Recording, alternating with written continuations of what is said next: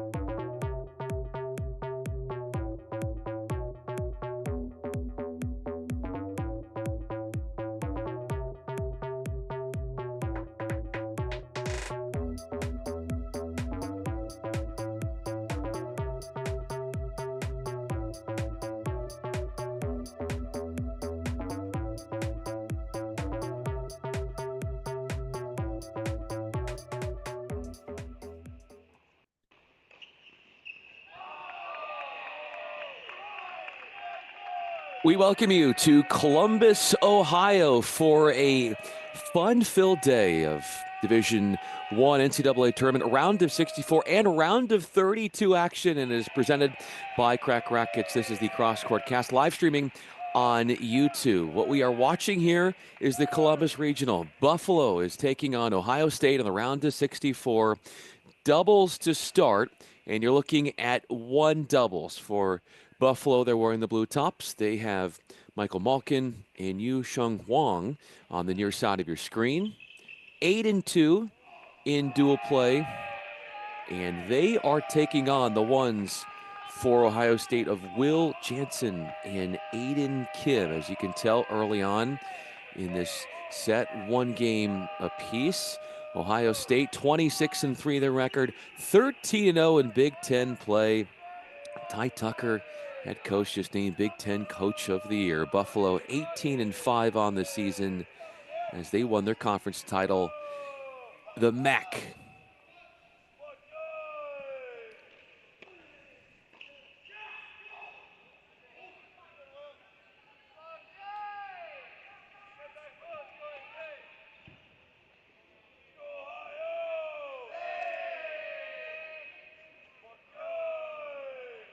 Wong serving, 6-foot senior from Taiwan. Malkin, his teammate, 6'5" sophomore from Germany.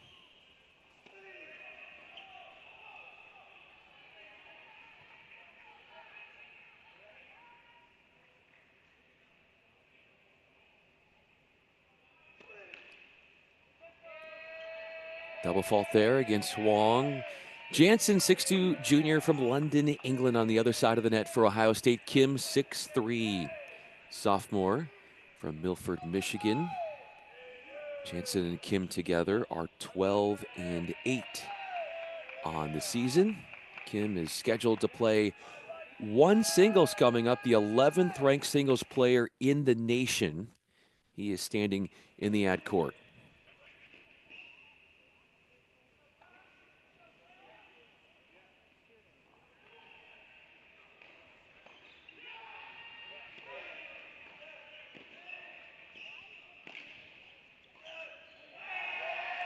Out of the sky, two-handed rip, short cross for Will Jansen. Jansen scheduled to play 3 singles when singles gets underway. Buckeyes winning their 19th consecutive Big Ten title. They are opening round matches. They are hosting for the 18th time in the last 19 years.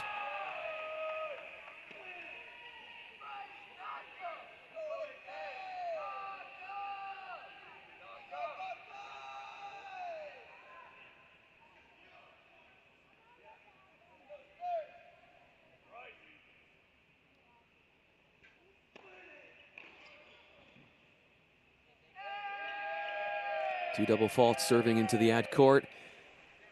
Spawns break chances at 15:40 for Huang in what is the second meeting in the NCAA tournament between Buffalo and Ohio State. The first one in Columbus 10 years ago. Opening round, Buckeyes swept Buffalo 4-0.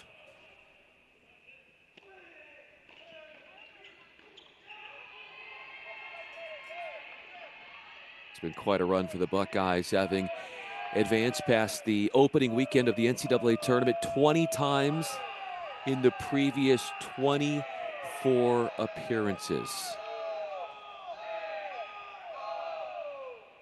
Second break chance for the Buckeyes.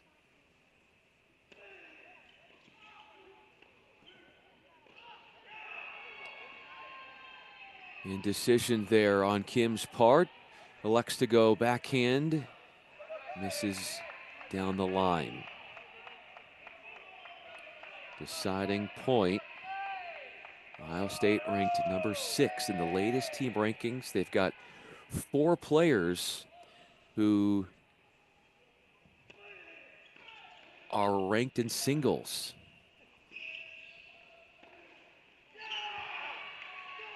Might have hit Jansen there. Either way you look at it, Michael Malkin has the point for Buffalo as they are able to figure out a way to win that game despite being down 15-40. Let's go over to two doubles here. This is Daniil Snyders and Rex Tang on the far side for Buffalo. And they are taking on Bryce Nakashima and Preston Stearns near end. Ohio State in their traditional red garb. Nakashima, Stearns, 6-4 together in duels play this season.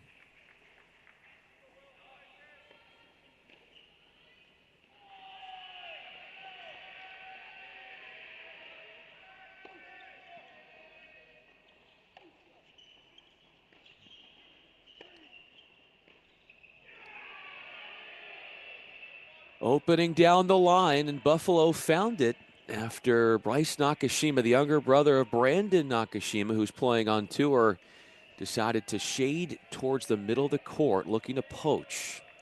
Left himself exposed out to his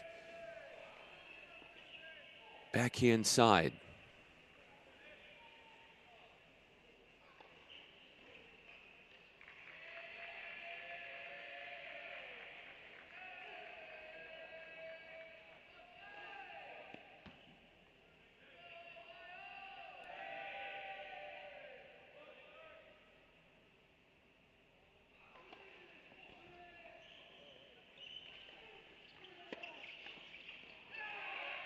The perfect place to redirect and take the volley and win the point of a 3-shot rally. That's Preston Stearns returning in the deuce court. Tang and Snyder's 5-2 in dual action. Snyder's 6-foot senior from Latvia, and Tang 6-foot senior from Taiwan.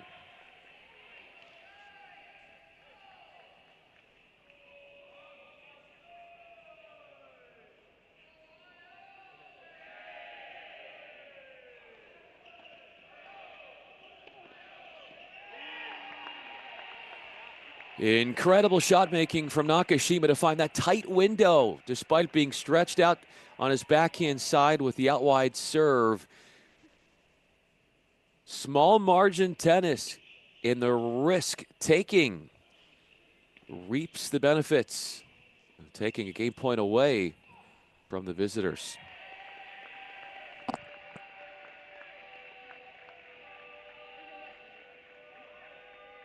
Three different doubles courts going on as they are contending for the doubles point before we get into singles.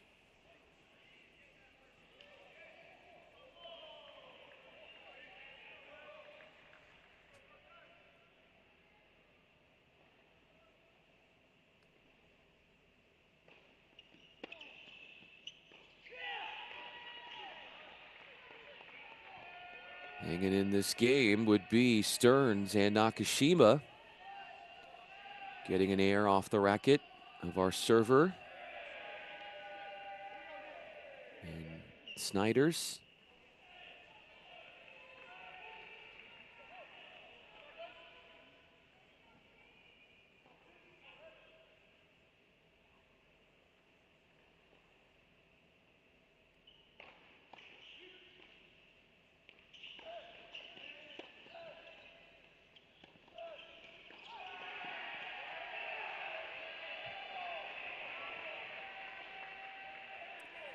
Winner between Buffalo and Ohio State will get to face Auburn.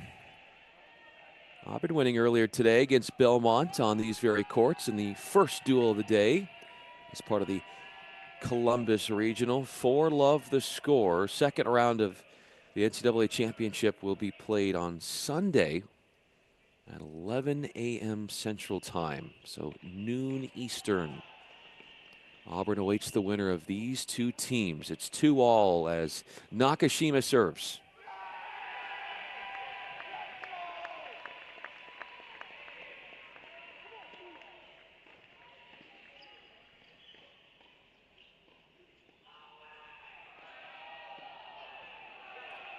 Quick to call it out, and it is. Nakashima got bailed out there just wide as he came forward and tried to move towards the middle of the court to cut off the cross court. Let's make our way over to court 3, our third and final flight of doubles. So we stumble upon Theodoros Bitsakos and Clement Main Guy, who are representing Buffalo there. Bitsakos, bottom left of your screen, 6'3" junior. Greece, Main Guy, 5'9" senior. To a decent start.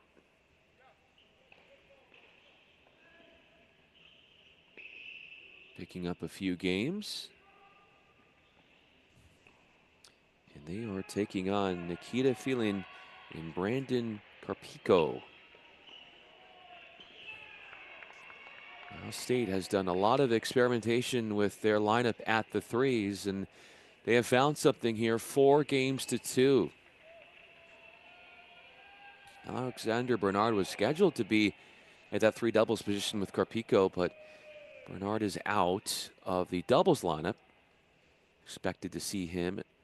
He is slated to be in at that 2 singles spot, 61st ranked singles player in the nation.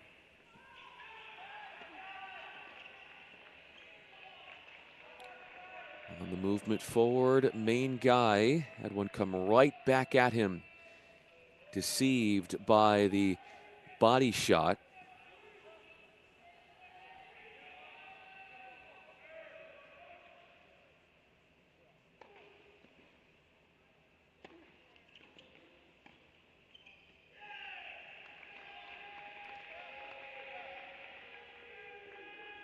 (13-0) mark in Big Ten play for Ohio State, and 9-1 in the regular season and conference play for Buffalo in the MAC. 9-1, 18-5.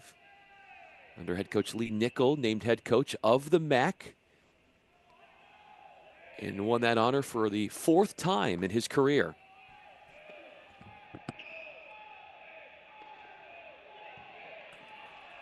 It really is a major turnaround story for Buffalo, as you saw Mitsako's put away the overhead. A team that not long ago was 0-10 in league action, and all of a sudden they turned things around. They're at the top of the conference, winning both the regular season and the MAC tournament championship title, the first time since 2017.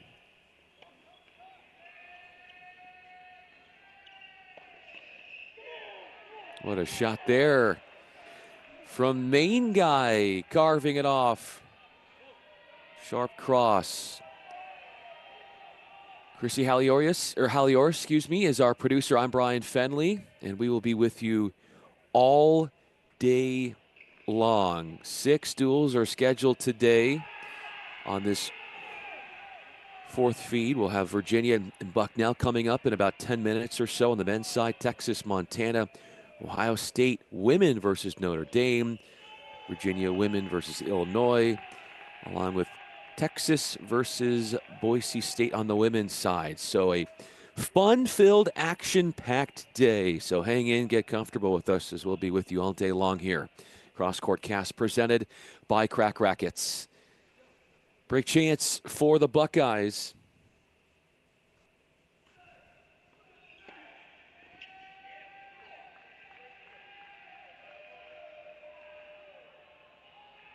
Serve was called out.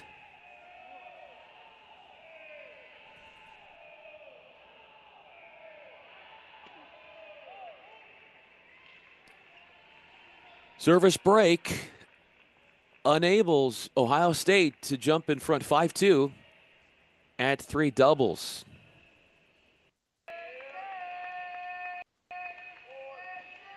Over to the ones, where Huang and Malkin on serve with Jansen and Kim of Ohio State.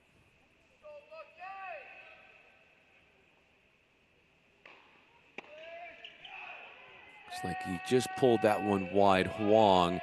Ohio State, one of 16 teams to be hosting. The top 16 seeds have the opportunity to host.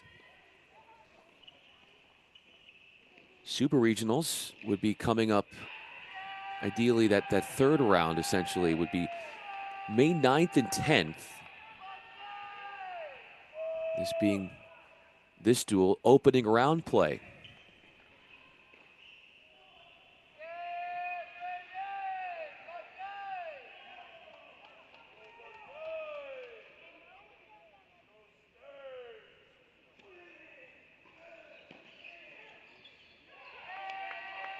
Big flip and flick with the forehand to instantly put the point away, as Huang came charging in behind the serve and had to absorb a cross court in transition. Love 15.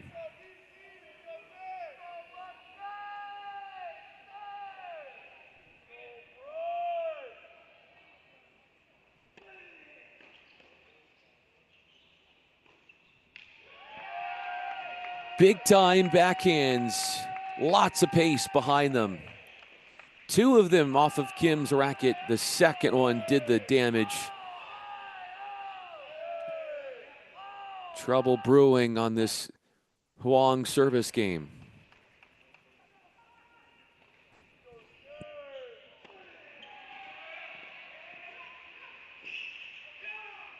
Out that one goes from Jansen. So many storylines in men's tennis going into the NCAA tournament. You've got top seed Wake Forest. They're trying to get their first national championship since 2018. Tony Bresky, their head coach, was named ACC Head Coach of the Year. Are they going to be going the distance? Could it be Ohio State? They're clearly capable in a formidable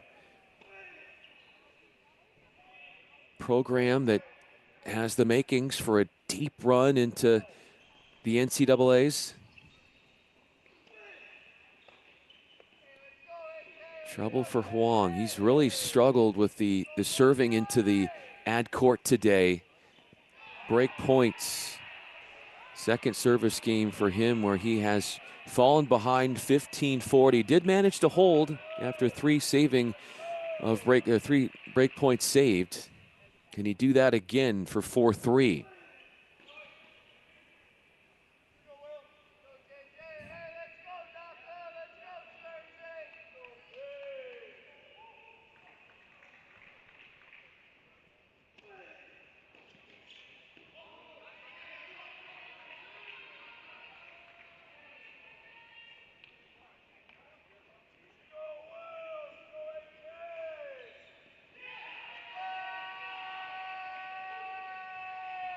Break point number 2 coming up. It is a 6-2 final. At the threes, courtesy of Ohio State, Feline and Carpico, meaning Buckeyes need just one of the 2 left courts to go their way to snag the doubles point. Buffalo putting up stiff resistance here on court 2. Preston Stearns is serving for the Buckeyes.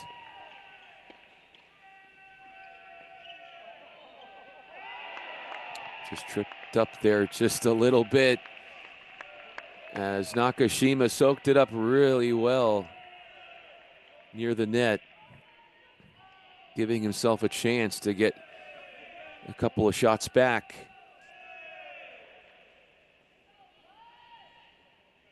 Nakashima has been playing lights out in singles, been playing a bunch at the 6s, absolutely dominant in that position all year long.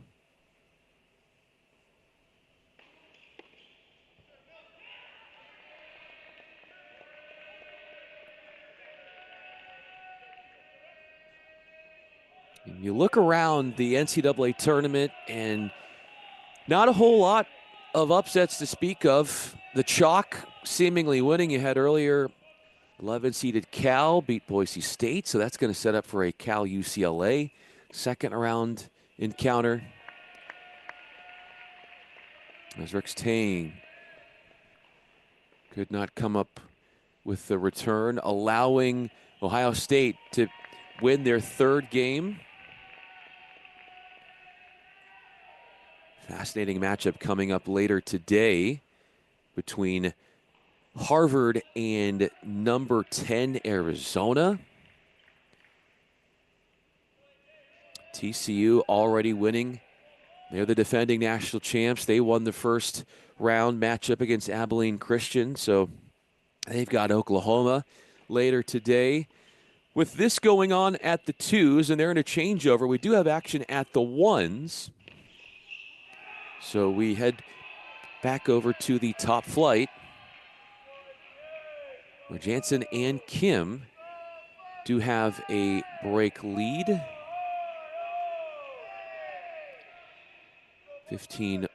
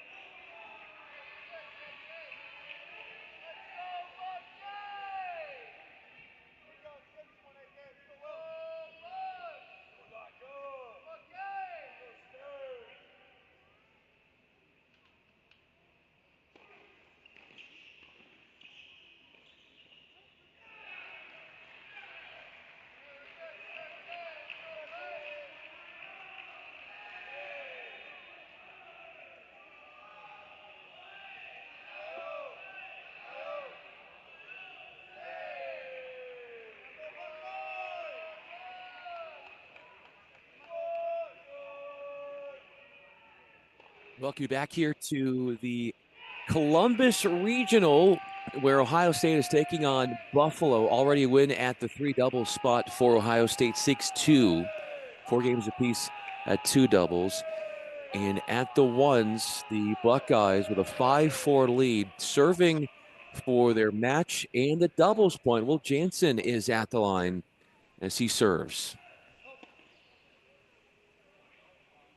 Will Jansen and Aiden Kim teaming up at that top flight for the Buckeyes, taking on Yusheng Wang and Michael Malkin of Buffalo.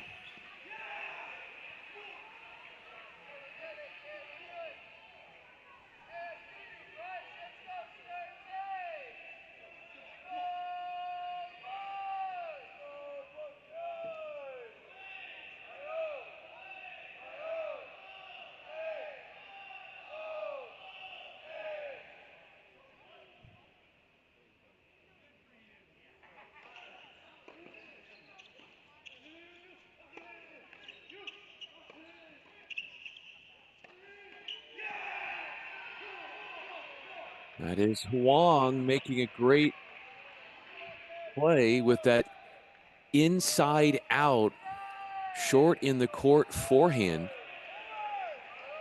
By the way, Virginia men and Bucknell have just started, so momentarily we'll also get you back out there to Charlottesville for that regional to show you what's happening there in a first round matchup between Virginia and Bucknell.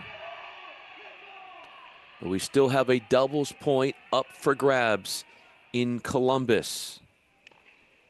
Buffalo standing at 18-5 on the year. Regular season and tournament champs of the MAC. Break chances here for Malkin and Huang. Body serve was extremely effective.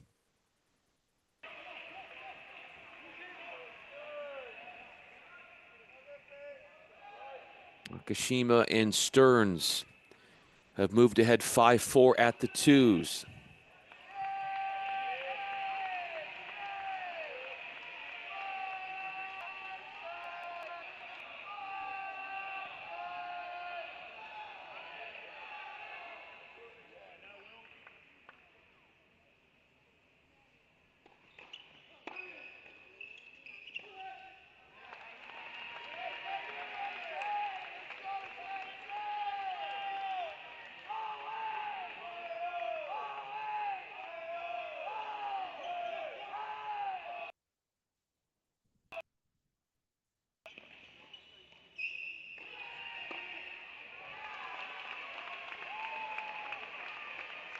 What a turn of events from down love 40, 4 straight points won.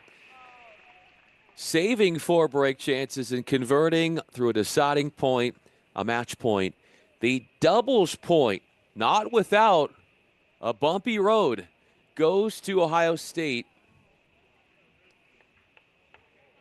with the win on court 3, 6-2 for Carpico and Villine. And then Jansen and Kim at the one solidify the doubles point for the Buckeyes. As you can tell, they are up 1 love in the overall dual score. Winner will be playing Auburn in the next round, which will be tomorrow. Auburn earlier today won on these courts 4 love against Belmont in the other duel as part of the Columbus Regional. We do know that in Virginia, they have started up early goings in doubles, Virginia men taking on Bucknell. So we've got that going on. Just to give you an idea of what else is coming up later on today, and manage your schedule appropriately so you can see all of what is taking place here all day long. We have Virginia versus Bucknell, also at 2 p.m. Eastern time, roughly. We'll have Texas men versus Montana. The regional final at Ohio State for the women, which would involve the Buckeyes. A regional final for the women in Charlottesville for Virginia, and the Texas regional final for the women. That will be at 5 p.m. Eastern time, roughly that start time. So that will be our sixth and final duel of the day. So waiting to get the cameras up and running on site there in Charlottesville. So as soon as we get that from UVA, we'll have that for you here on Crack Rackets Cross Court Cast, live streaming on YouTube. Want to also make you aware that there are 4 different feeds going on. So there are 4 different commentators that are covering this NCAA tournament with producers and everything across this country. So if you want, you can bounce around and listen and watch other college tennis with other feeds as we get the singles started here shortly from Ohio State, and then we are waiting to hear back from UVA in terms of getting those cameras up and running. And as soon as we hear back from them, then we'll have that for you as well. So a stacked day for you here, and as we prepare for singles, most likely we are going to be seeing at the ones Aiden Kim for OSU. Outstanding phenom, a sophomore from the state of Michigan, who played 1 season at Florida before transferring to Columbus in the summer of 2024. From yesterday, if you missed out, some of the key matchups, Wake Forest on the men's side as the top seed in the NCAA tournament. They won 4-1 over Gardner-Webb. So at 2 p.m. Pacific, 5 p.m. Eastern time, top seed of the Wake Forest will square off against Kentucky. That's soon to come. Also, we do have some other teams picking up wins. Mississippi State is set to take on in about 15 or so minutes. 12th seeded Mississippi State Bulldogs will be hosting Michigan State. So that's another one. We'll take a break here, and as soon as the singles is up and running, we'll bring that to you, and we'll also keep a watchful eye on Charlottesville, that regional. Hope to get the cameras turned on there on site so we can bring you the Virginia men taking on Bucknell. Chrissy Alioris, our producer, I'm Bryan Fenley. Stepping away for a moment. Cross Court Cast presented by Crack Rackets. Back with you shortly in Columbus.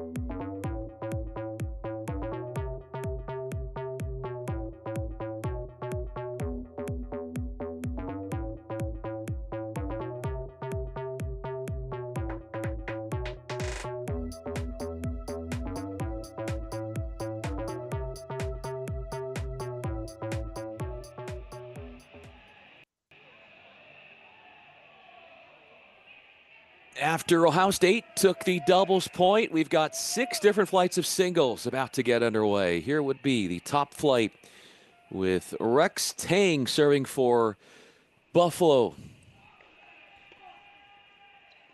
Excuse me, that would be Theodoros Mitsakos serving for Buffalo as he takes on Aiden Kim at the 1. So it's Mitsakos versus Kim. First game in this best-of-3 setter.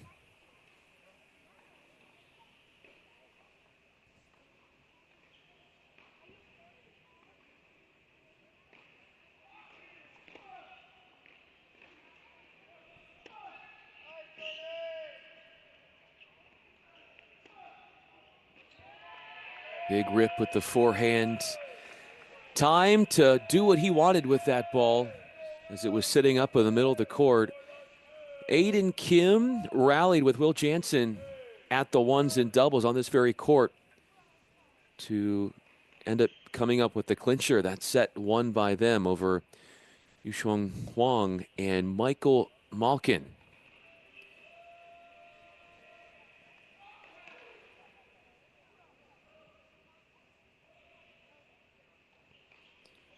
Mitsakos playing 3 doubles. He, along with Clement, main guy, fell 6-2 at the threes. That was the first double set to finish.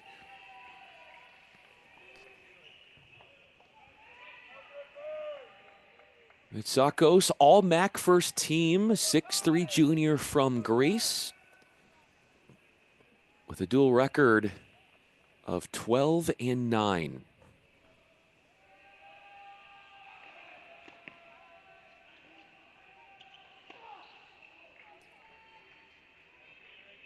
This Buffalo team is not exactly what you would call top-heavy when you talk about their singles lineup. They've got 125 singles victories combined on the year. That's across all those courts, all 6 courts over the course of the season. 6 players have double-digit number of wins on the season, so very much equilibrium across the board, producing points.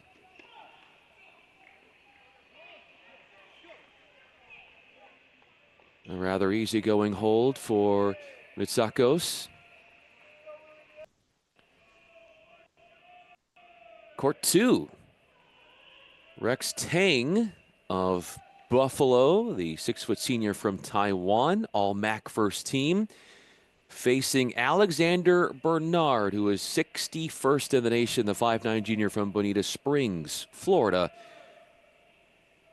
Bernard hatching break chances. Late to get to that T serve, flies it long with that lefty forehand. Bernard is 61 in the nation, but began the year ranked 46th. That was a season best for him.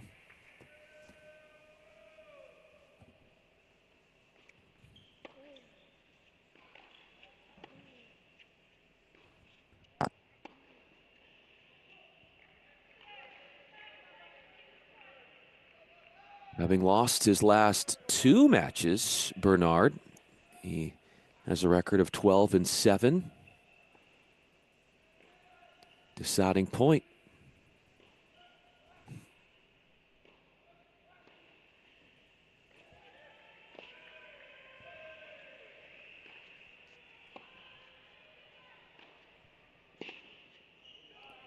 In a very advantageous position when he's got forehands, he's hitting on his backhand side. Rex Tang survives the scare and etches his name and his initials into that first game. A hold for him. Changing sides here. Getting ready for our second game. This would be 3. Make this 4 singles. 4 singles. Daniel Snyders of Buffalo versus Jack Anthrop. Jack Anthrop preparing to serve at love 1. 6'2" junior from Orlando, Florida, who has a team best 17 matches in a row that he has won. currently.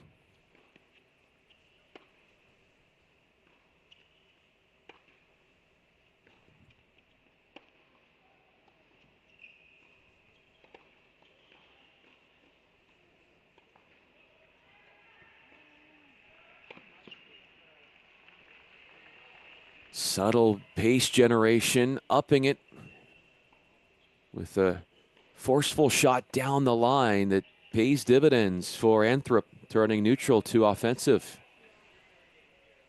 without much warning against Snyders,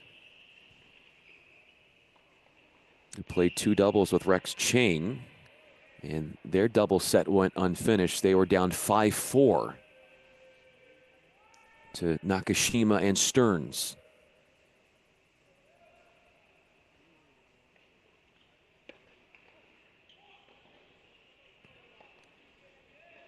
Snyders, 6-foot senior from Latvia.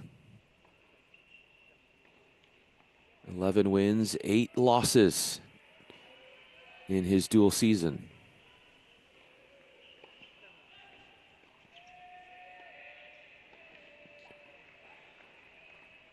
Just out of reach, trying to cover the line after attacking that corner.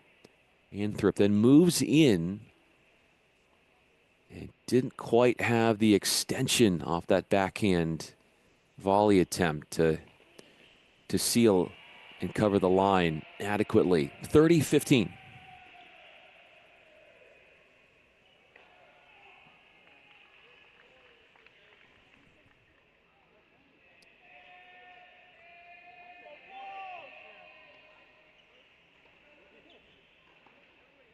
Buckeyes hosting opening round matches for the 18th time in the last 19 seasons. Both the women and men hosting regionals this weekend. We'll have the Buckeye women on our feed later on today, so that's something to look forward to. Anthrop using his supreme serving to carry him across the finish line with a hold for 1-all.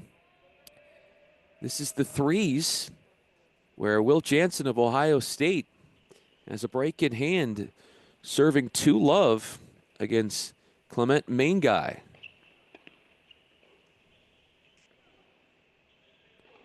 Will Jansen winning at the top flight of doubles with Aiden Kim.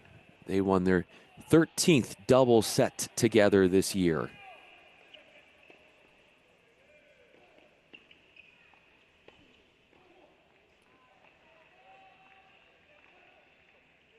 I'm guessing that one was in from Main Guy, as the 6'2" junior from London, England, Jansen, came running in, hopeful.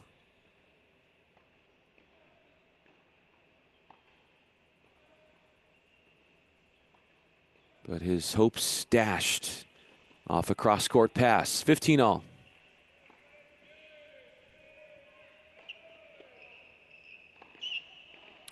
Got the floater and moves right in briskly and promptly finds angle while also taking time away.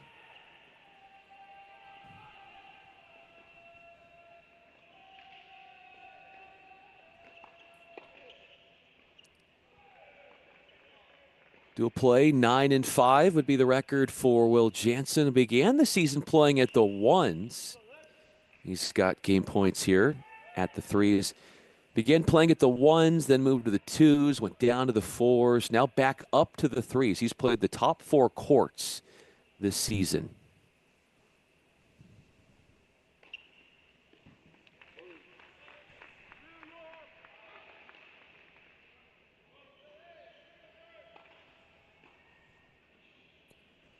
A serve for him, so Jansen has made it 3-love.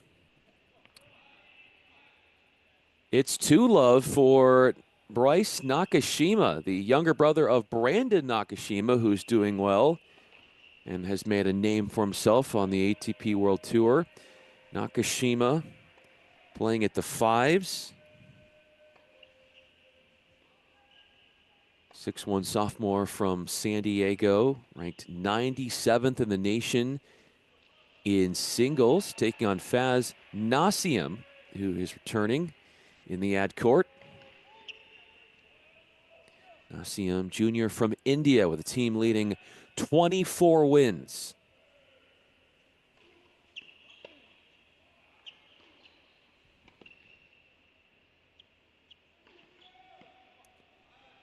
Interesting story for Nasim. He came to Buffalo after helping Tyler Junior College secure the 2024 Junior College National Championship, then moves into the D1 ranks and has led his team in number of singles victories in 2025.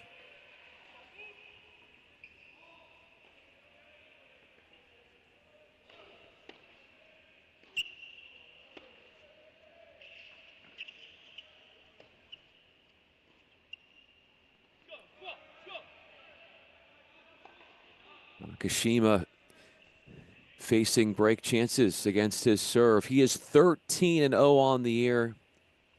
7 of those wins coming here at the fives. 12 of those 13 wins were straight setters, so he rarely drops a set.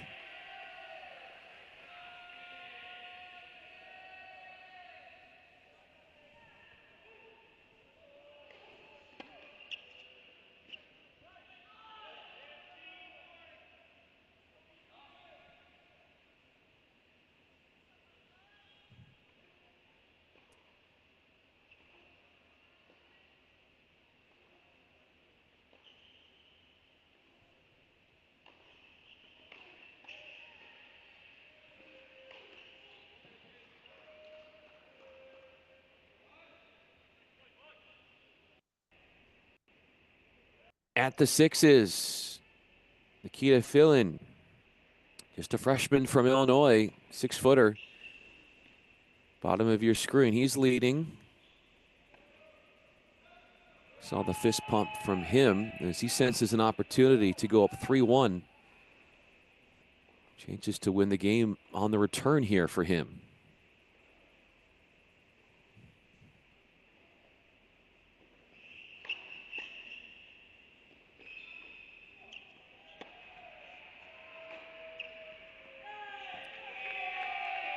Break a serve against Malkin. Michael Malkin playing at the 6th spot for Buffalo.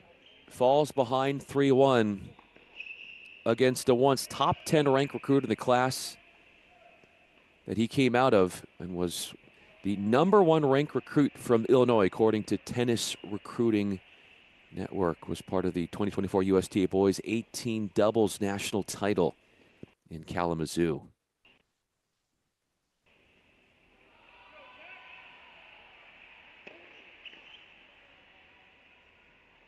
Playing just his 7th singles match of the year is Fillin. First one since April 13th.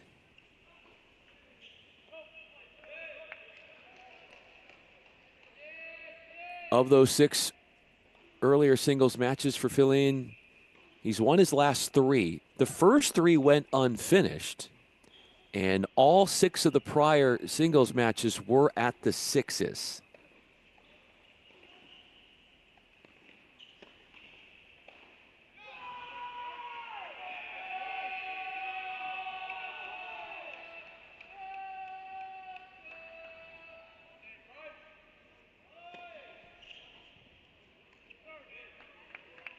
Serve comes right into the body there of Malkin. Could not get out of the way in time. Michael Malkin, 6'5" sophomore from Germany. 8 wins, 8 losses in dual play.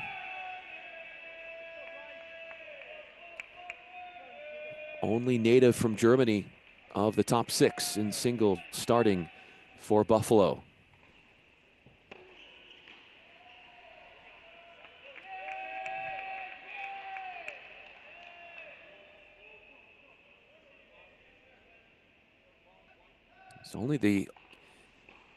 He's the only sophomore as well in the starting lineup in singles. 3 seniors for Buffalo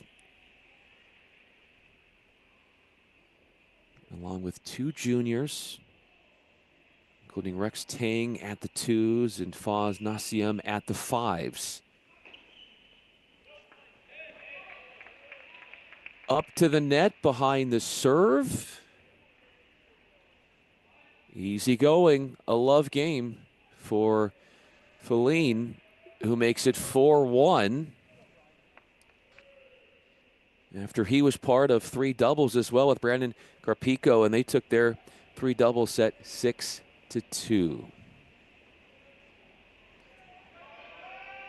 Soon to welcome on more tennis in other parts of the country.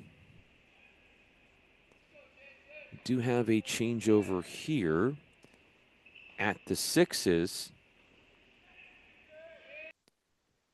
But soon we will be bringing in the Texas men versus Montana.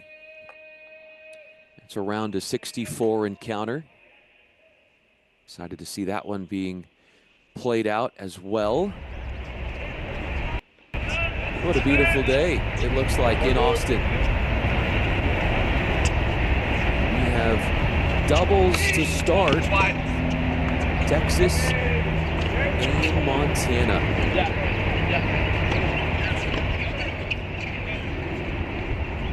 So we'll bring that action in as well as show you the current happenings at the Columbus Regionals. We take you back to the ones.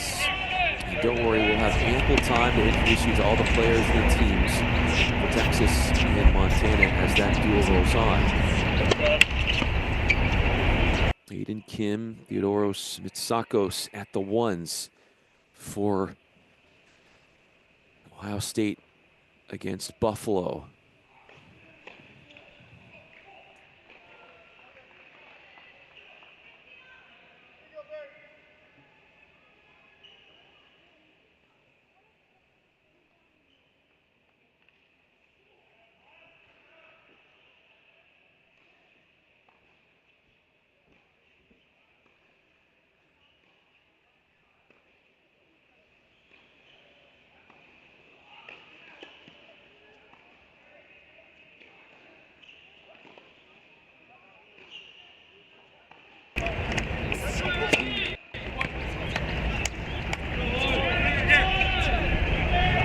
Montana Grizz, they are on the near side of your screen in that right box, the Big Sky champions. The Big Sky as the 3 seed in their tournament. Upset number 1 seed Northern Arizona 4-1 at the league's championship tournament in Phoenix. Taking on the 3-seeded Texas Longhorns, 25-4. They received an automatic bid into the NCAA tournament by winning the SEC title, paving way for them to host the Austin Regional. Montana and Texas, they have never met, so this is the first meeting between these two. Montana is standing 19-6. That's a new school record for most dual wins in a season at 19. Led by head coach Jason Brown, Big Sky Coach of the Year.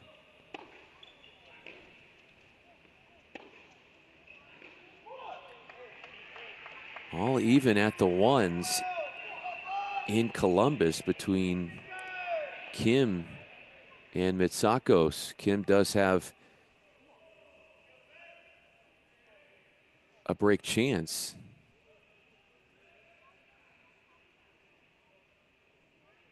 Break points against Montana here at the 2 doubles position. Tom Bittner and Ivan Tanberg for Montana are on that screen. Taking on Jonah Braswell and Sebastian Gorsny of Texas.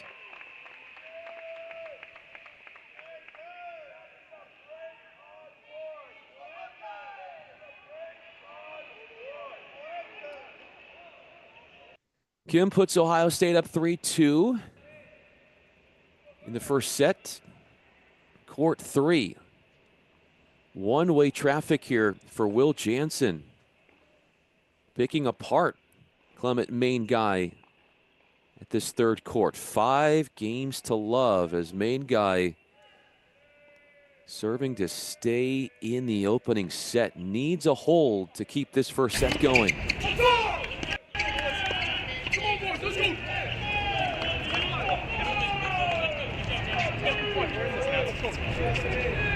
Guy all MAC second team recognition this year. 14-5 in dual play. 5'9" senior.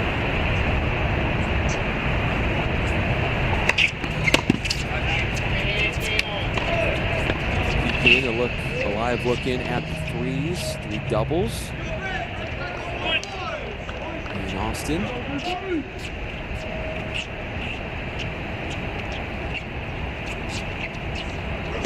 Wilkinson and Duncan Hall there for Montana. Gary Bailey, Sebastian Erickson for the Longhorns.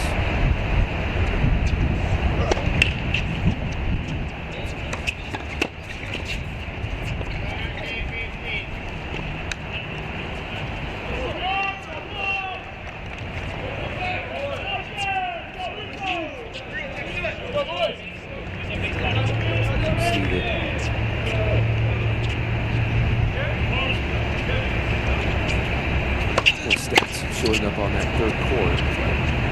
But what we can tell you, at 3 doubles, McCall and Wilkinson, there you go. McCall and Wilkinson, 16-8 in dual action. Both freshmen out there. What an opportunity for 2 freshmen for the Grizz. McCall, freshman from New Zealand. Wilkinson, freshman from Ireland.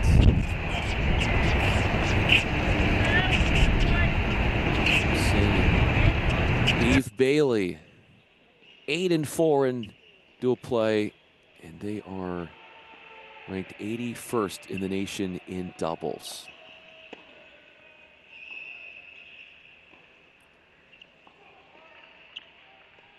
Have a frozen screen there in Austin, but they've got a big rally here on court 3, indoors in Columbus.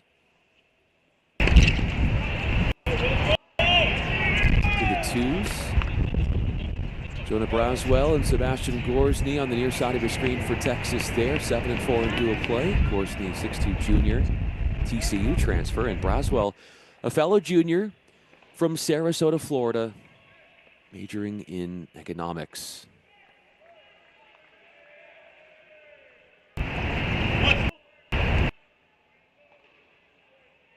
Game point for Main Guy to get on the board at court 3 for Buffalo.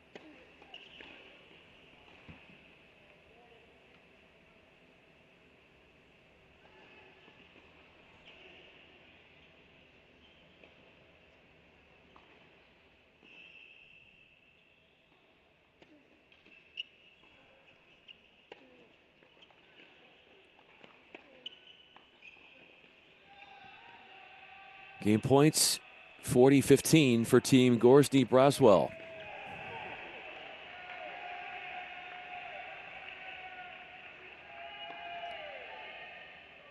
They are taking on Tom Bittner and Ivan Tanberg. 10-5 in dual play. 2 juniors, both from Germany, both standing at 6'5", Bittner and Tanberg for the Grizz.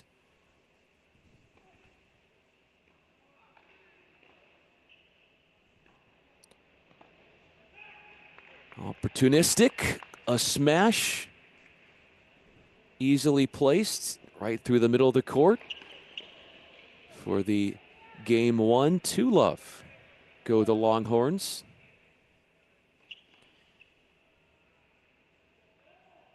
(5-1) is our lead at the threes, as Ohio State continues to battle on against Buffalo. Will Jansen is a hold away from making the first set his and his alone. In the meanwhile, closing in on making the first set his as well at the sixes is Nikita Fillin, the freshman, as he takes on Michael Malkin, coming up on a 30-all score. Malkin just a sophomore, so two underclassmen battling it out at this sixth flight.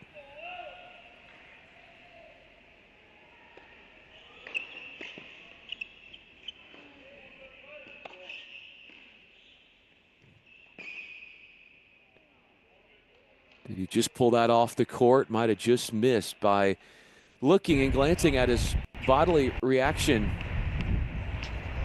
Indeed, it was out. Ran it down from one side of the court to the other. Deciding point playing out at the ones.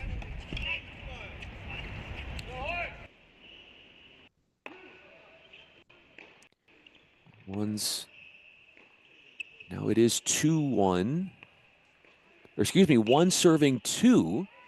Texas is on the near side.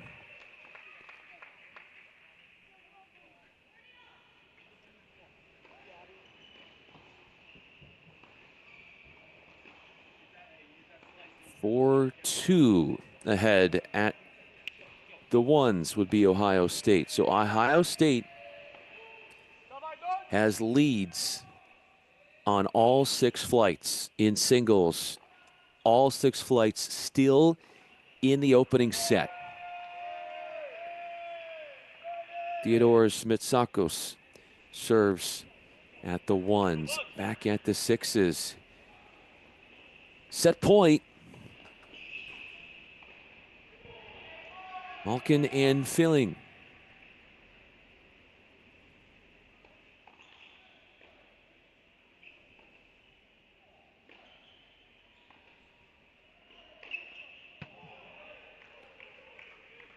That's one way to take away the anguish of facing a set point against your serve, is just go T, serve, ace.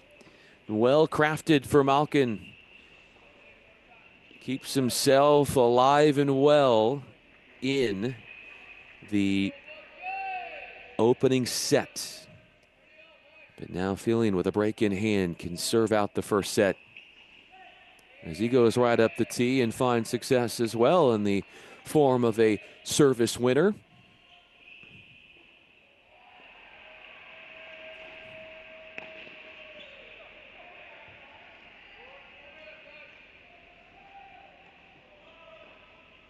Winner between Ohio State and Buffalo, going tee again. Goes Fenley. Winner between Ohio State and Buffalo will face Auburn tomorrow at noon Eastern in the second round.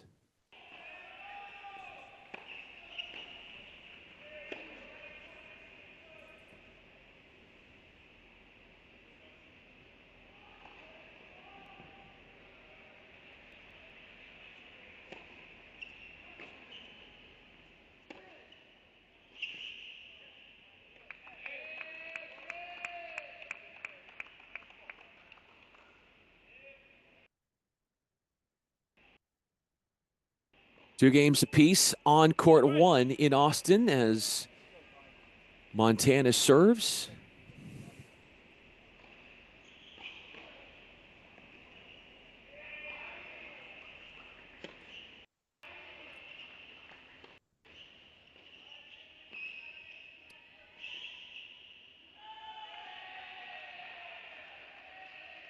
A smash off the high bouncer. Temperatures splendid at Austin right now, 77 degrees, mostly cloudy skies. No rain in the forecast all weekend long. 5-1 ahead go the Buckeyes. Bryce Nakashima taking on Fez Nassim.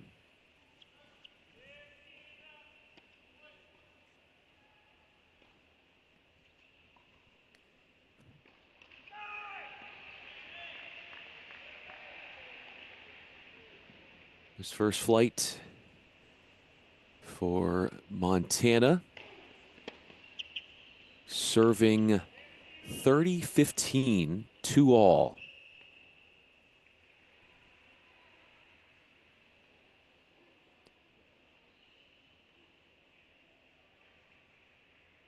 Fernando Perez for the Grizz is teamed up with Baltazar Vigar Nordas, and they are 9-8 in dual play together.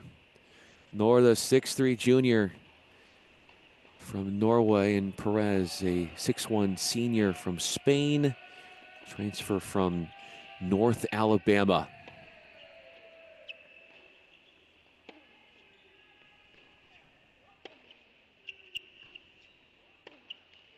Taking on Timo Legault and Lucas Brown of UT. They're the 10th ranked doubles team in the nation. 10 wins, 11 losses in dual play. Legault, SEC Player of the Year, Men's Tennis Player of the Year, scheduled to play at one singles.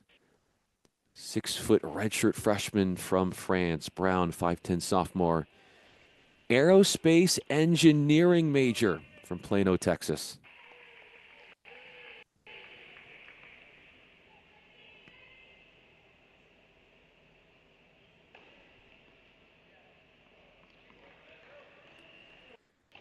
For a Grizz team that has never played UT, they are not making it easy. They come up with the hold at the top flight of doubles. 3-2 go the Grizz.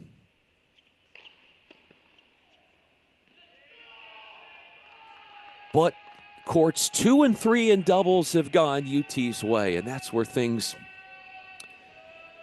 have gone much more in the Longhorns' favor. Sebastian Gorsny, Jonah Braswell up 4-love over Dom Bittner and Ivan Tanberg.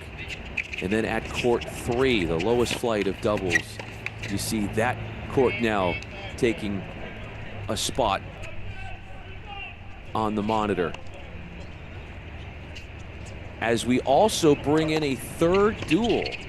Here comes Virginia taking on Bucknell. So 3, this is the magic of Crack Rackets cross-court cast. 3 different duels in 3 different parts of the country, all NCAA tournament play, all at once. And live streaming on YouTube.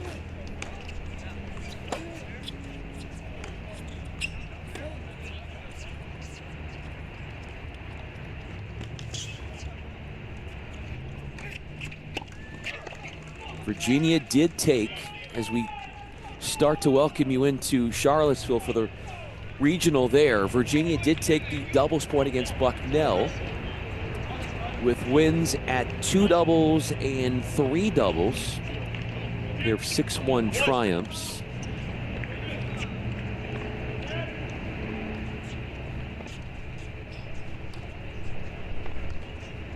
Into our opening sets in singles now between Bucknell and Virginia.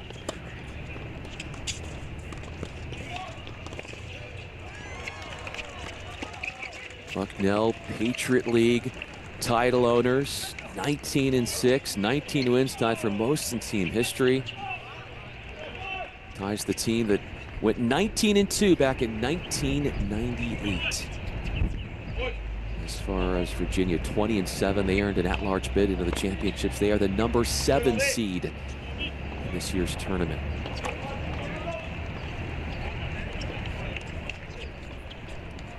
Rafa Hodar, 6'3", freshman from Spain on this court. Up early. Highest ranked singles player in the ACC, moving up to a career high number 4 in the nation. He is receiving against a very formidable and capable opponent in Amar Tahirovic, junior from Germany, who is 33-3 on the season. You've got Hodar, who is the outstanding phenom from Spain for Virginia. And then you've got the Patriot League Player of the Year in Tahirovic against him, looking at a game point.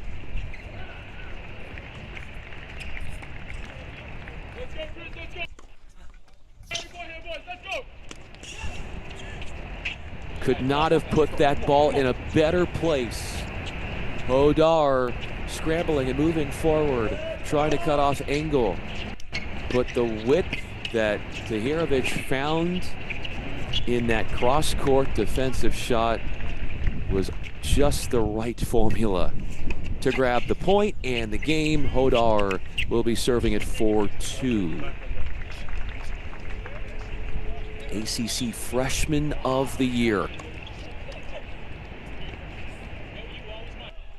Here's Hodar, becoming the 8th player in program history for UVA to earn that honor.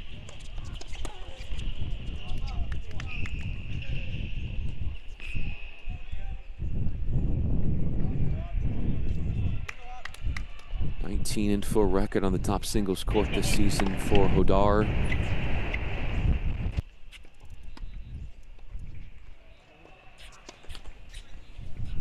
Great crowd on site in Charlottesville to watch this one unfold.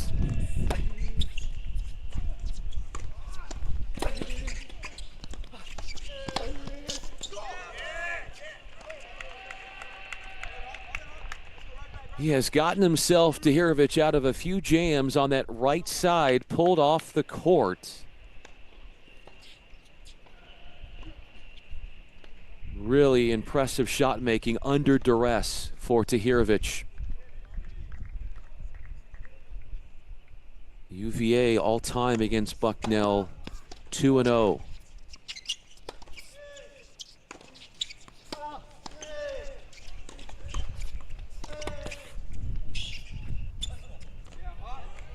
That one travels long after a big crack off the forehand for Hodar.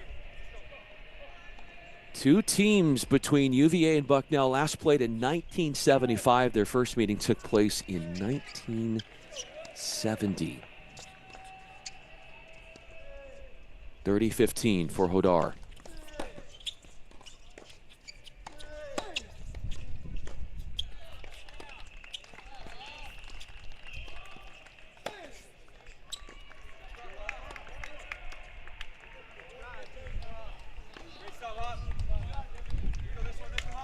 This would be on your screen, the big screen. Round of 64 action, opening round play. Charlottesville Regional. Charlottesville Regional is UVA hosting for the men and the women this year.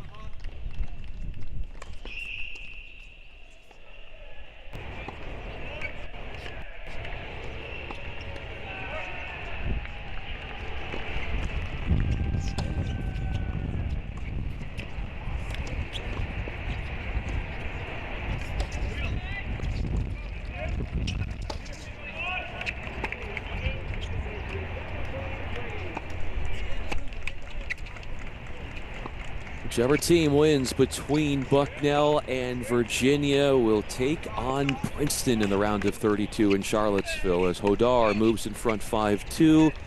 Princeton, the Tigers earlier today, swept St. John's to advance to the second round. Our two singles battle in Charlottesville. Now up on your screen. It's Keegan Rice for Virginia, up 5-1. He is returning. 5'10" freshman from Canada. The 9-10 record on the season, taking on Adam Stavrakis, junior from Greece, who brings a 24-match winning streak into the NCAA tournament, with a record that stands 35-3 on the season, but things have not been easy for him today.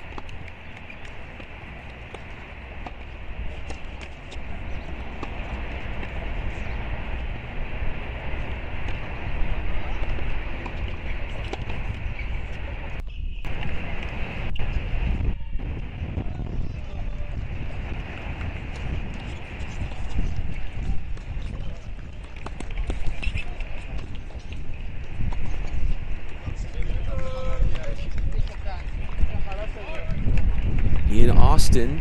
Doubles rages on, bottom left of your screen. Court 2, Gorsny and Braswell serving 4-1 for UT and at 30 all. First of 5 games for Texas at Court 3. They're up 5-2. Eve Bailey and Pierre-Yves Bailey and Sebastian Eriksson 5-2 ahead versus Duncan McCall and Johnny Wilkinson.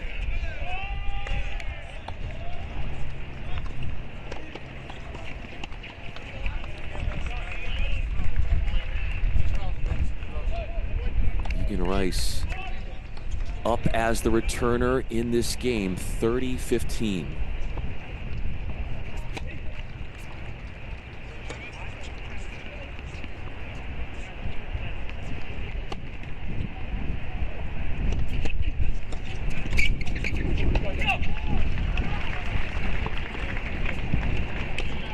Kicker to the backhand, suiting Stavrakis well for 30 all. He has dropped only 5 sets since November 8th. That long, successful streak is on extremely shaky ground.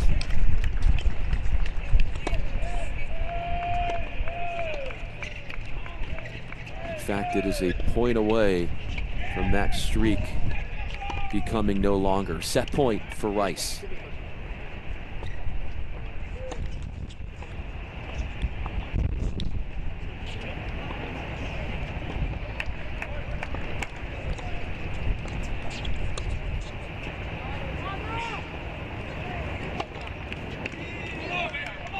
First set goes to Rice. So he goes up 1-0 at the 2. Sodar has taken the opening set at the 1, 6-2 against Tahirovic.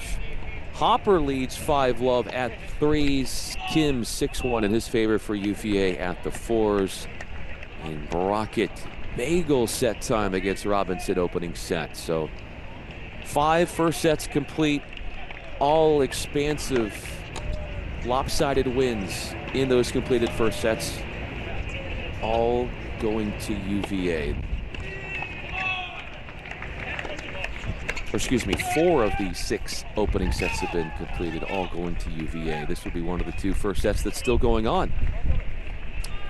And this is where we find Liam Kilmer at the 3s for Bucknell.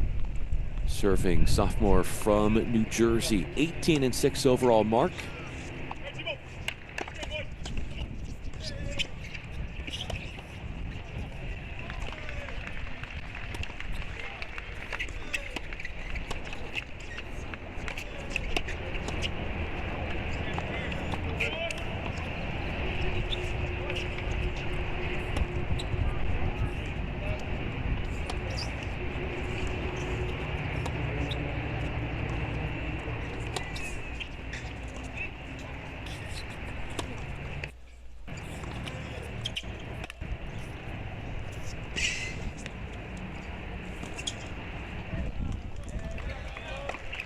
This pump for Kilmer, who proves to be steady from the back, not going for too much on his shots, just trying to keep that ball in play and moving the ball around a little bit, and finally wheels the point away from James Hopper, 6'1" grad student,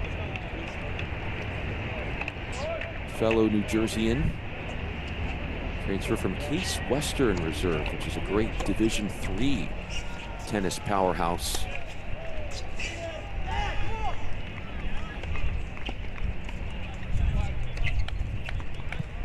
A slight boost of confidence for Kilmer. Avoids giving up the bagel set.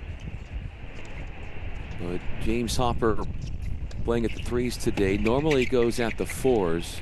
9 wins and 9 losses in dual play. Has a big opening here to salt away the first set in his favor.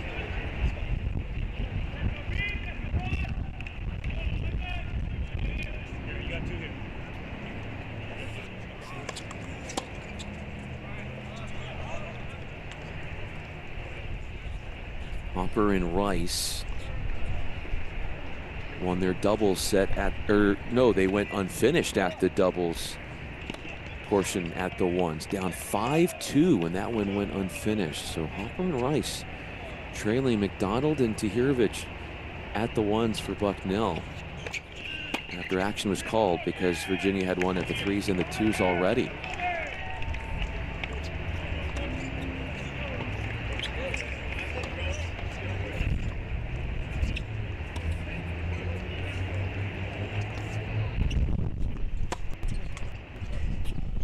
This would be the fours in Charlottesville. Princeton awaits the winner of Bucknell and Virginia. That second round match will be tomorrow at 1 p.m. Eastern time from Charlottesville. Jung Kim, 5'10" freshman from South Korea.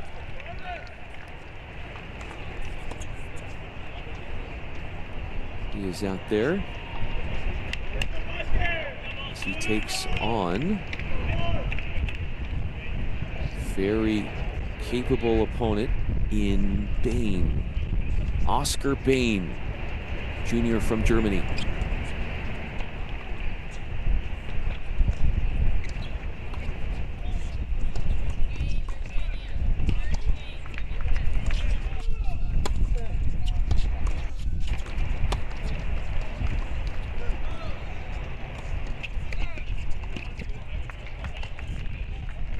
Kim on the far side of your screen in the big box, freshman from from South Korea, holds a 14-5 record in dual matches this season.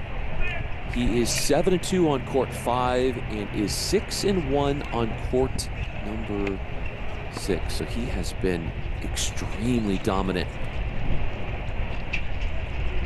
at the 5s and the 6s, and now gets a bump up to the 4s today.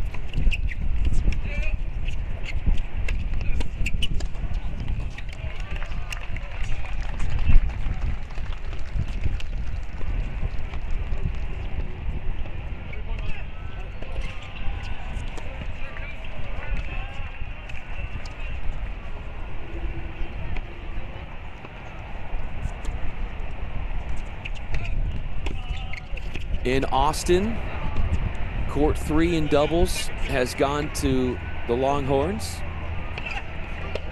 meaning they just need one of the two left remaining sets on whether it's court 1 or court 2 to go their way, in order to pilfer away the doubles point from Montana. This is court 1, bottom left of your screen. We'll go in brown for UT. Facing Norris and Perez of the Grizz.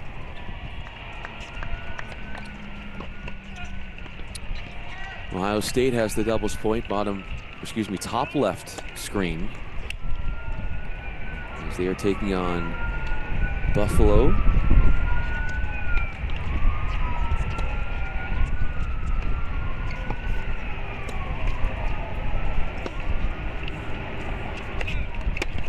Excellent touch there for Bain, for Bucknell to come forward and gracefully put that one away before the bounce.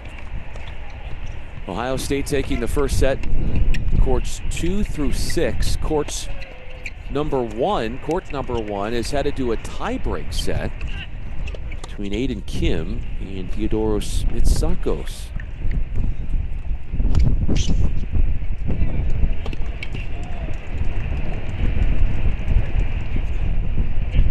Using pace, Kim moves around Bain to fork up in air off of his racket. Texas just 2 points away from winning the doubles point, up 5-2, and it's 30 all. Court 2, bottom left of your screen.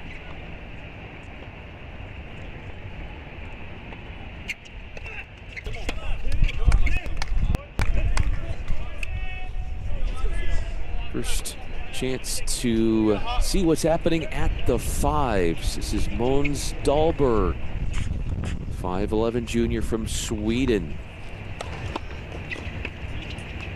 facing a break chance.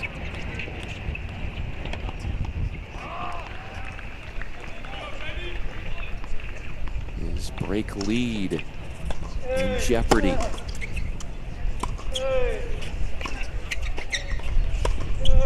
Facing Brendan McDonald.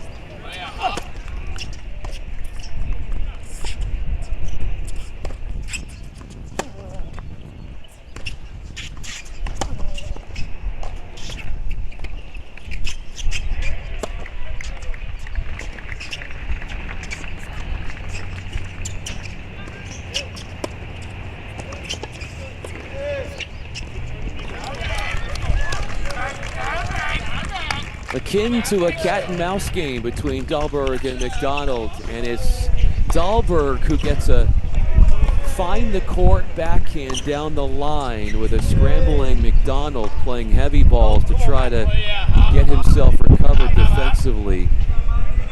Dahlberg was the one dictating and attacking. Deciding point for 5-3 for Dahlberg against Donald, the junior from New Jersey, who is 12-9 this season.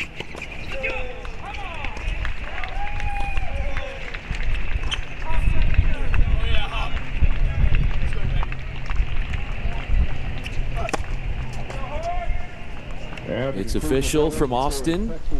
Texas has garnered the doubles point with wins at court 3 and court 2.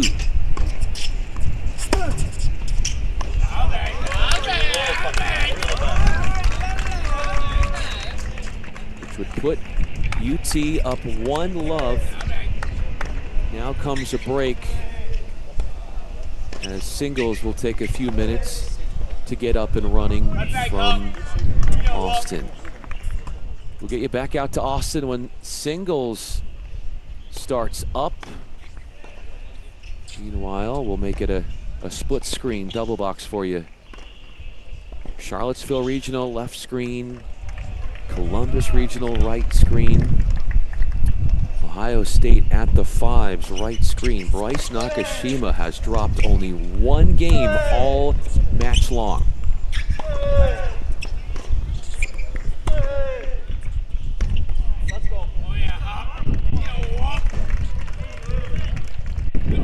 Nakashima wearing the red tee on the near side of your screen, taking on Faz Nashim.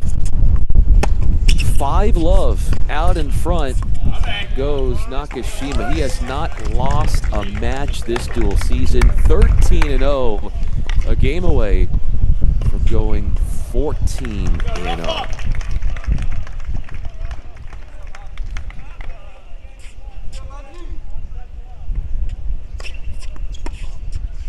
Donald is serving for Bucknell at 3-5 on court 5.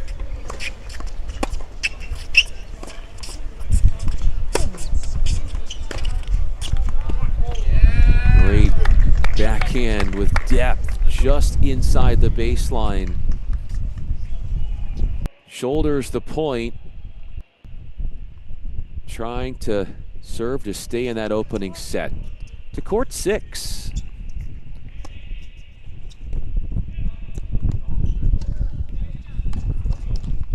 Sixth and final flight of action here. And it is all UVA. The only bagel set that we have had between Virginia and Bucknell has come at the 6s.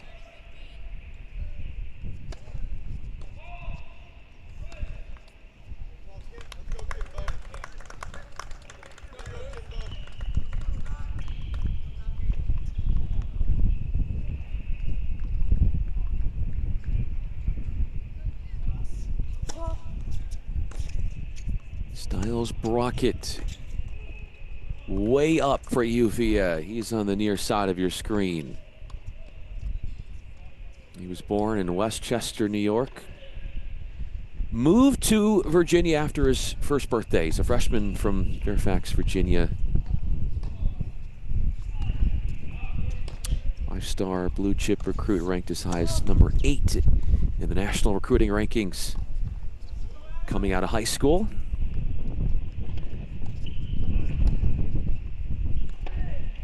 He is facing Will Robinson.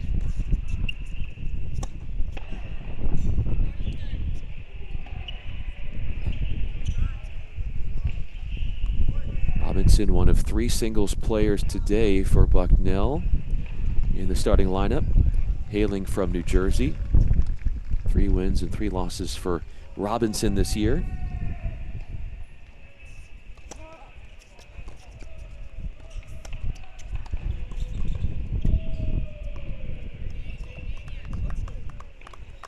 Pushed it out as Brockett found a forehand to then allow him to venture forward, forcing an error off of Robinson. 2-1 Brockett. At the 5s, we're watching Bryce Nakashima in Columbus, Ohio, amid his what he hopes to be last game of the match.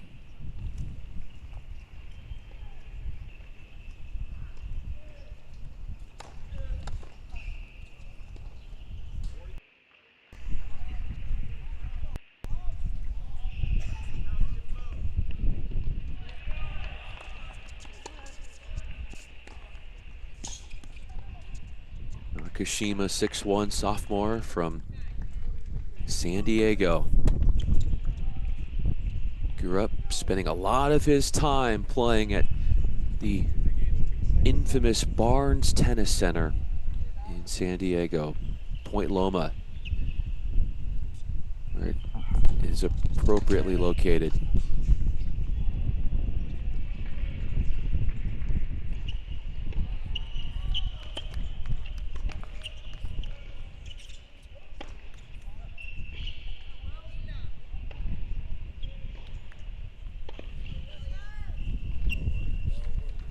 Look at that. You never see that coming. And by the time you recognize what's coming at you, the ball is past you, and there's nothing you can do.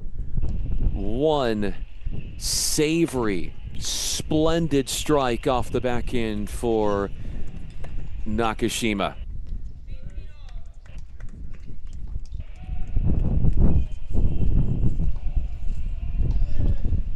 Set point for the San Diegan, as all 6 singles matches are still going on between Buffalo and Ohio State.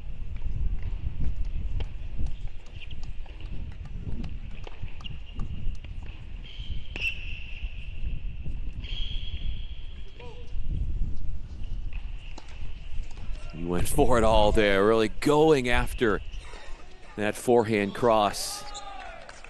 Wanted to end it in a thrilling way.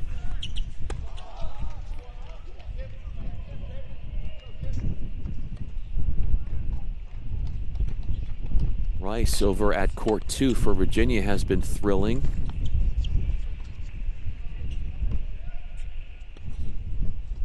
As he is head-to-head against Steph Rakes.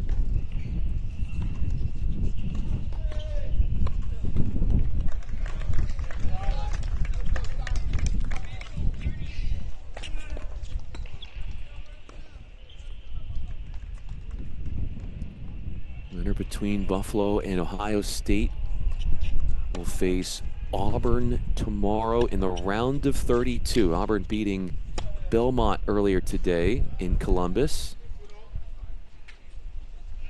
That round of 32 matchup will be noon Eastern tomorrow, as mentioned, in Columbus.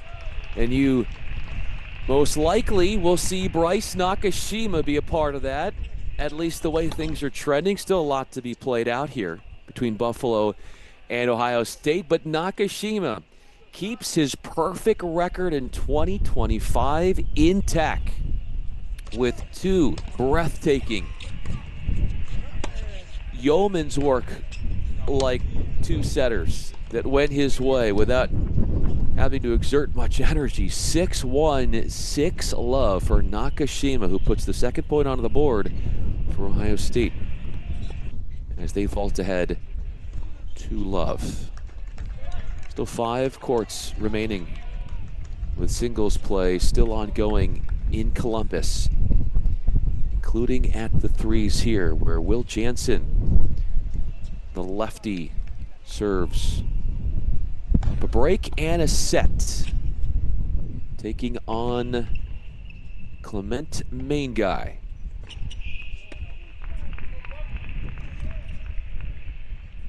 Forced to try something out of character after the mad dash of Jansen, stampeding to the net off the serve. That threw off Main Guy.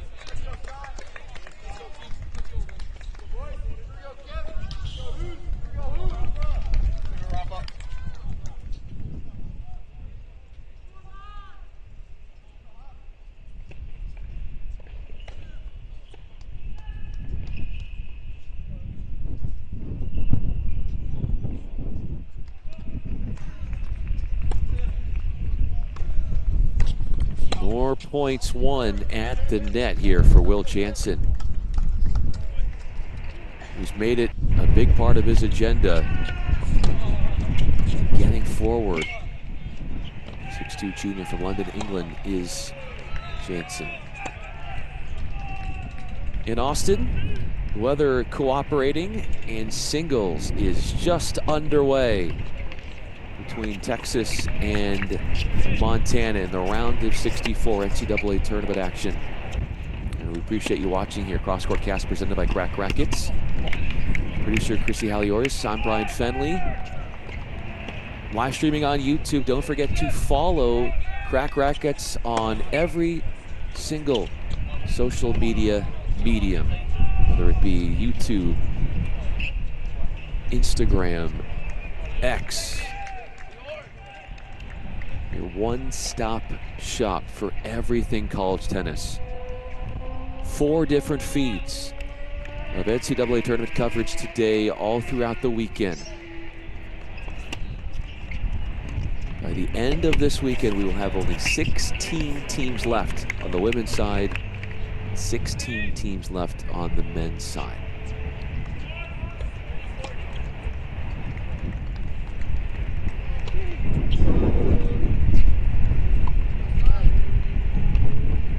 Taking a spot in the bigger box of the 3 is Rice and Stavrakis. Second highest flight from Charlottesville.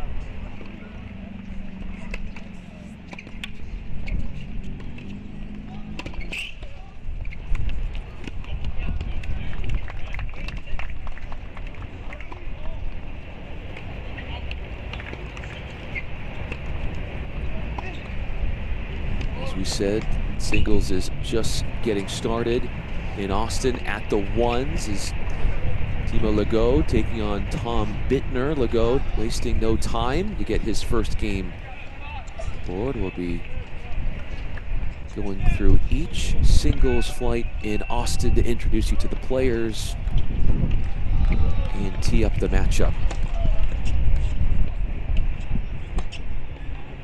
Game away at the threes in Columbus. Will Jansen is for putting a 3rd point on the board. Jack Anthrop has just put that 3rd point on the board as I speak right now, winning at court 4 for Ohio State, 6-2, 6-2. 3-love, Ohio State goes ahead against Buffalo. Main Guy serving for Buffalo, top left screen. 30-love. It's 15-love, excuse me, he serves. But could it come down to Will Jansen being the one to clinch? Main Guy has other ideas.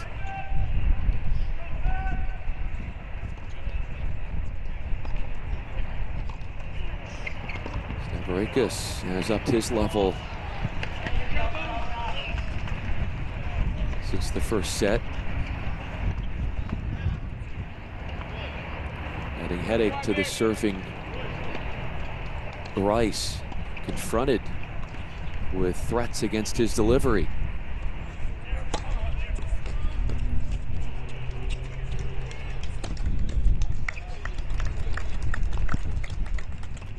Forehand winner off the +1.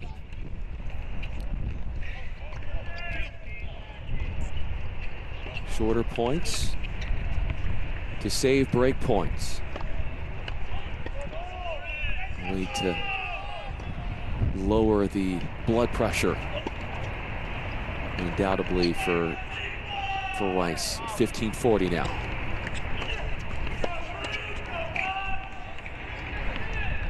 He is going to drop his serve with a deeper return to the backhand. He misses thereafter.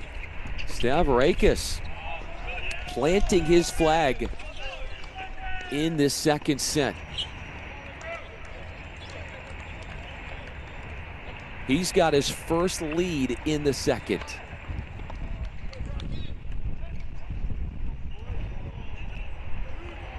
On the charge forward in Columbus, Jansen misses.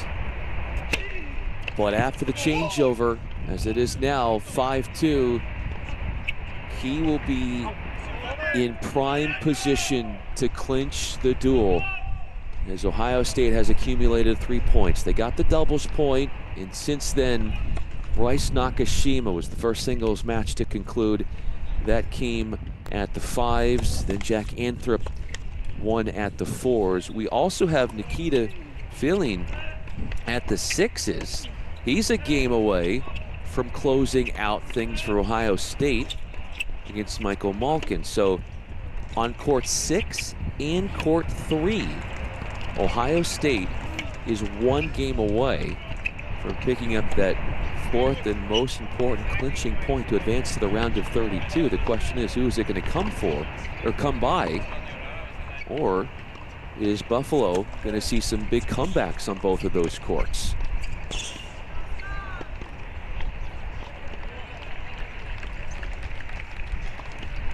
So obviously our attention on courts 3 and 6 as Jansen begins his service game.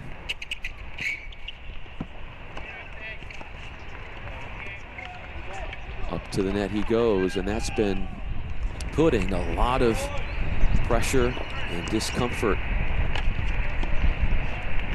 upon his opponent, and main guy feeling uncomfortable hitting from the baseline with his opponent at the net, with opportunities offensively limited. 30 love after the service winner. Malkin has a game point at the 6s for Buffalo.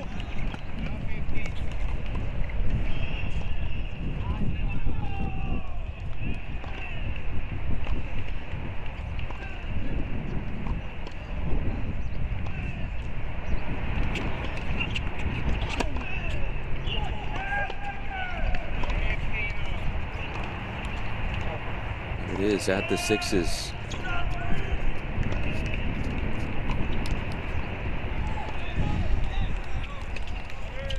It's Michael Malkin serving at 40-30.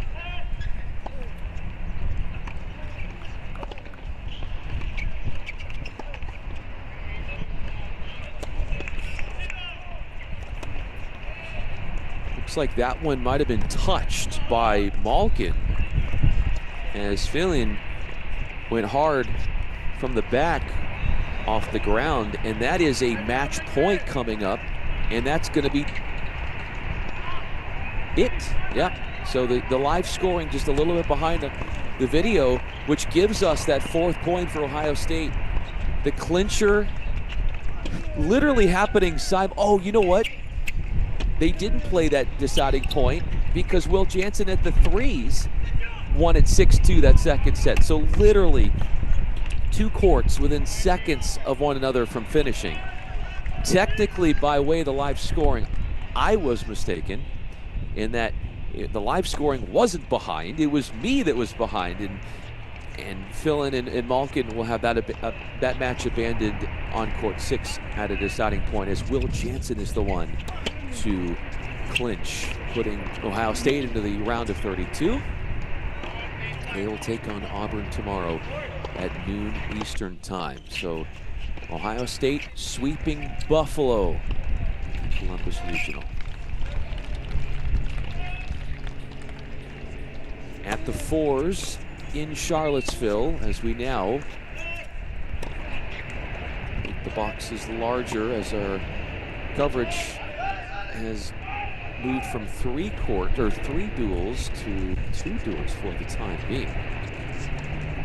That is soon to change. Bring you up to speed on our schedule the rest of the way. So we've got a couple of big ones coming up at 4 p.m. Eastern Time, Ohio State Regional Final Women. So 4 p.m. Eastern Time, Regional Final, Virginia Women. And Texas Regional Final Women at 5 p.m. Eastern Time. So those are to come, plus the 2 on your screen here on this 4th feed. Glad to have you along with us all day long. Appreciate your support of college tennis and crack rackets. Unprecedented coverage here, cross-court cast, NFL red zone style. Starting point at the 4s, Jae-Jung Kim of Virginia. Also be making the rounds, checking in on all the different 6 singles flights happening in Austin between Montana and Texas. That is a round of 64 opening round duel between those 2 teams.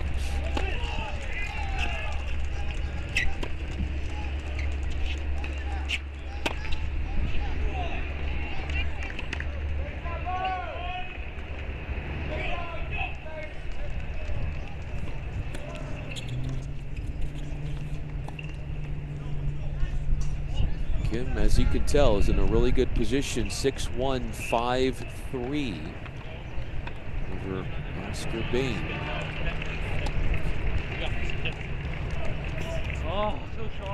Kim is on that near side.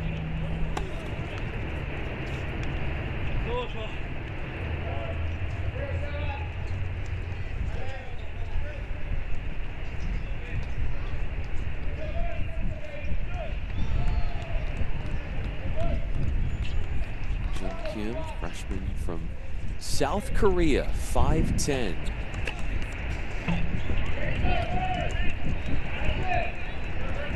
"13 of his 14 wins on the season have been on either courts 5 or 6, so he is up a flight here. No let up in his game.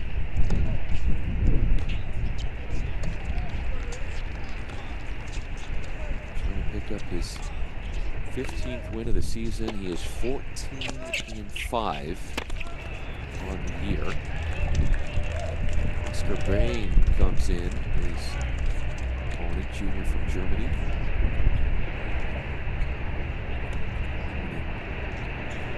10 straight matches. Some serious jeopardy as he flies the backhand off the court.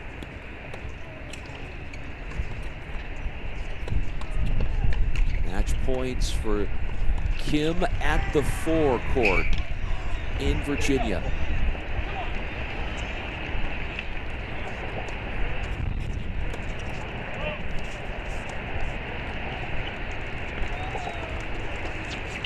An exquisite passing shot for Kim as he rolls at the 4s. 6'1", 6'3" over Bain to put the second point on the board for the Cavs in their first round NCAA tournament duel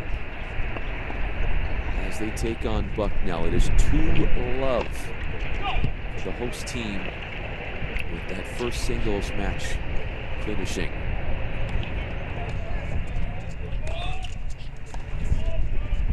But have after slow starts on most of the first sets for Bucknell, they have come in and they've got leads in the second set at the ones, the twos, and the threes. They're on serve at the fives and the sixes as well. So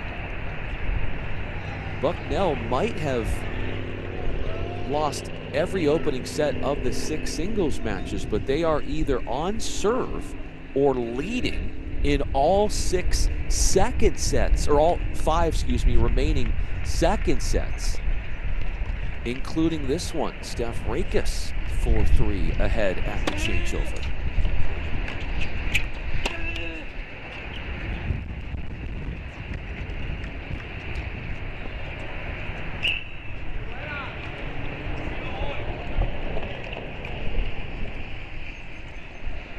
Court 6 in Austin. Evan Burnett of Texas up against Motis Lesjek of Montana. 40-30. In the third game.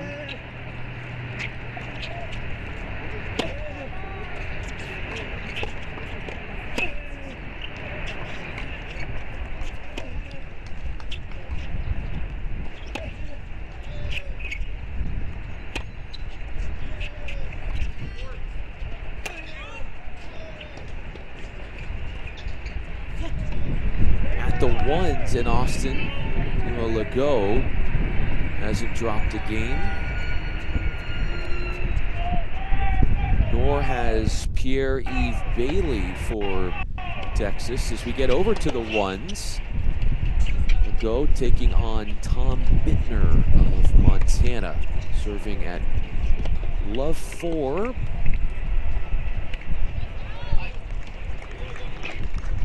6'5" junior from Germany. 13-5 on the year. Court 1. First team All Big Sky in singles.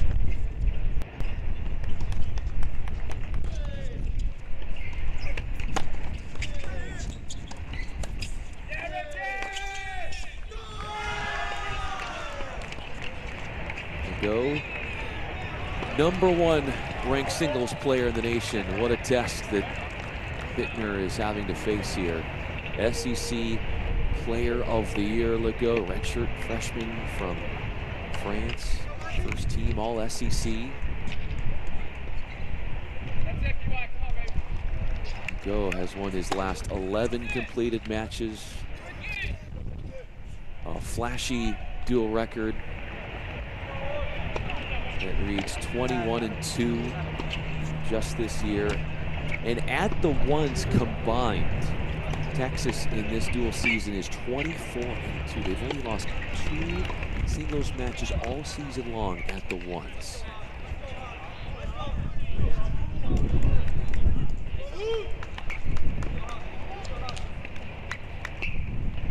Tahirovic, what a turn of events on court 1. Could be forcing a third set with how things are transpiring.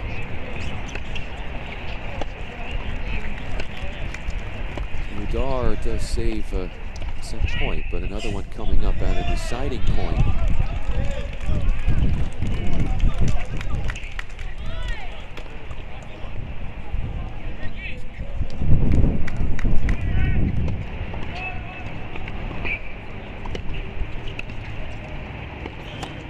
Slab of break chances for Legault at the ones.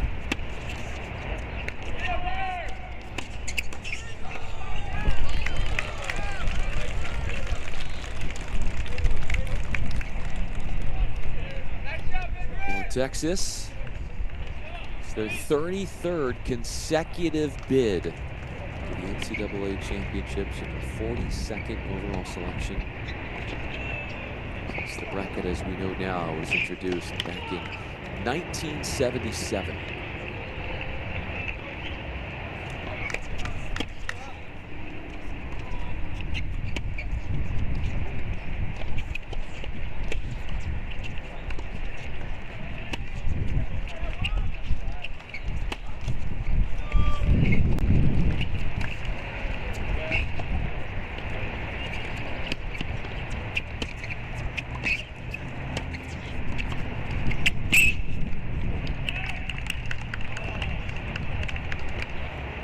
Game 1 on the return for Hodar at the ones as he saves 2 set points, serving in that 3-5 game. Still a break behind. Stavrakis is a break ahead as Rice serves for Virginia. 3-5, 15-30.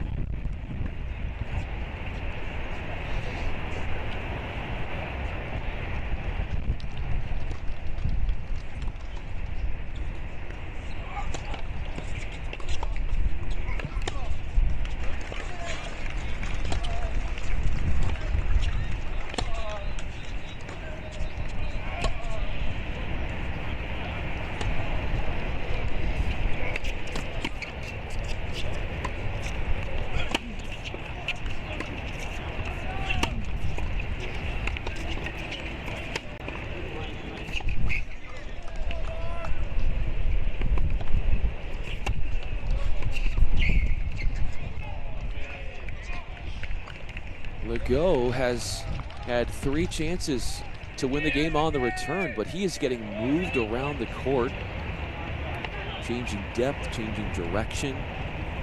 Is Bittner forcing Legault to hit an overhead off the bounce from near the baseline and then having him rush in and hit a shorter ball. He's not getting the same type of shot. Consecutive hits. Allowing Legault to get comfortable in this game. Stavrakis getting comfortable in his game and getting comfortable in that second set. He has forced a 3rd set at the 2s.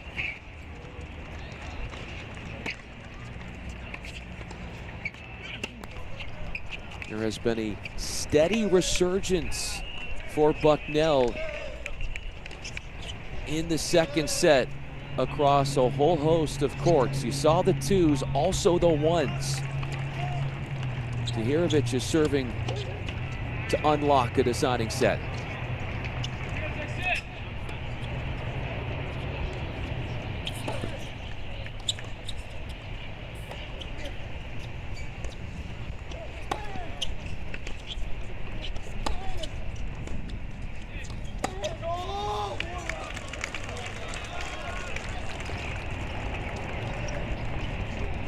Tahirovic, Patriot League Player of the Year honors, and was named All Patriot League first team for the 3rd straight year.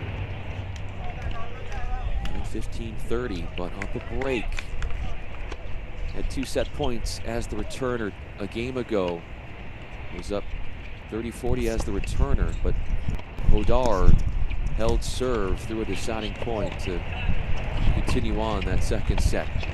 A match point and a finish right on cue for Brockett. Perfect timing, and we get you to it. 6-love, 6-3. Robinson comes up short against Brockett. Just a freshman. Shining, giving Virginia a singles point, which would be their 2nd singles point, add on the doubles point, and UVA is ahead 3-love.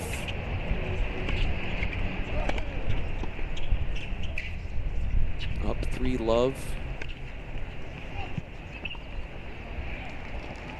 Over on court 1, Hodar has break chances to take the break lead away from Tahirovic in what could have been and what could still be a serve out the second set game for the native of Germany.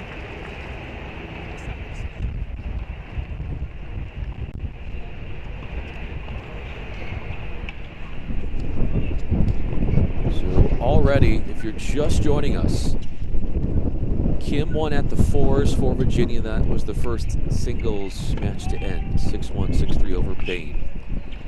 Brockett takes care of business, 6-love, 6-3. Coupled by wins on courts 2 and 3 in doubles. Virginia had 3-love. It's the first meeting between Virginia and Bucknell since 1975. UVA is 2-0 all time. It's 2-0 all time against Bucknell.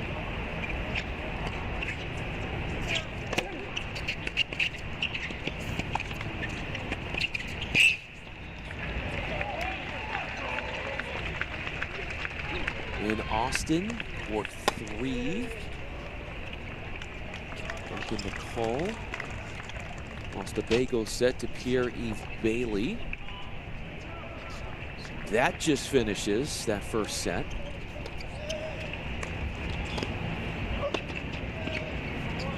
Gar making a comeback late in the second set at the ones for the Cavaliers. Here at the fives in Austin, Sebastian Eriksson has set points for a bagel set against Chris Shane of Montana.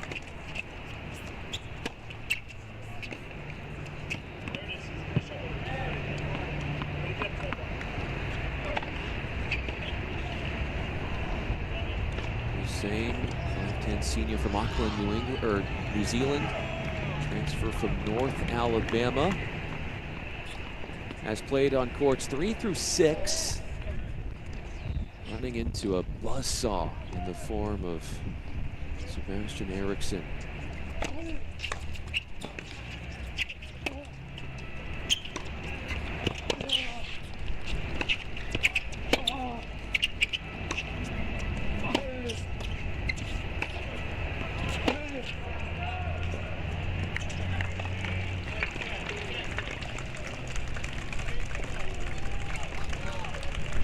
Freshman from Sweden, Sebastian Eriksson, standing at 5'10", has claimed the opening set without giving up a game. Eriksson coming into today 13-5 on the year. He is looking all the part. So Texas has bagel sets won at court 3 and court 5. Timo Legault has set points on court 1 as the returner. 5-1 he leads against the serving Tom Bittner, who is at 15-40 at the line.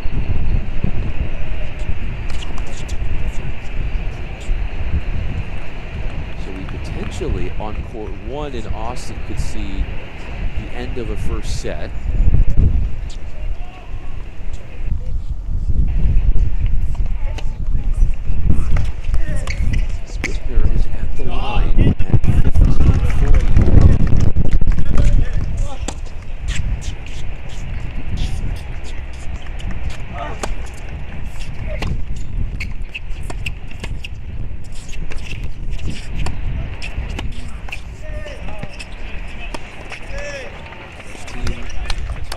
Big Sky, 6'5" junior from Germany, Tom Bittner. But he lets the first set slip away. Legault jumped out and won the first 4 games. 3 games later, he's got the first set in his pocket. Legault, the #1 ranked singles player in the nation, giving up just 1 game en route to taking the first set. Sets won in the opening set for Texas at the 1s, at the 3s, and the 5s. Up a break. Montana is at the 6s. Montana's down a break at the 4s. Fernando Perez, the Grizz, is facing Jonah Braswell, who's up 4-2. Also Sebastian Gorsny, which is where we go here at the 2s, is ahead 4-3. Balthazar, Igor Nordis.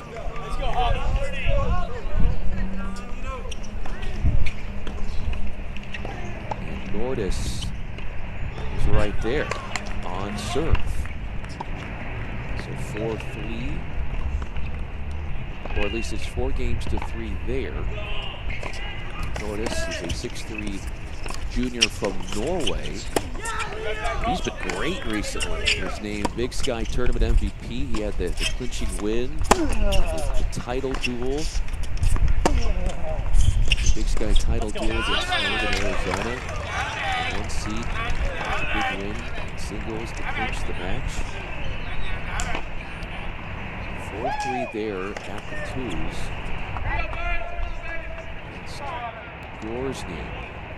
First team All-SEC, 6'2" junior from Austin, Texas, formerly of TCU, transferring to the Longhorns.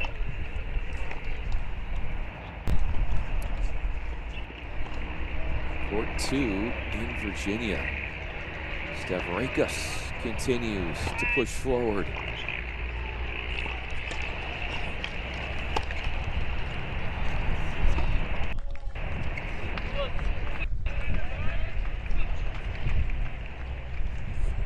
Rice serves for Virginia, the freshman for Canada.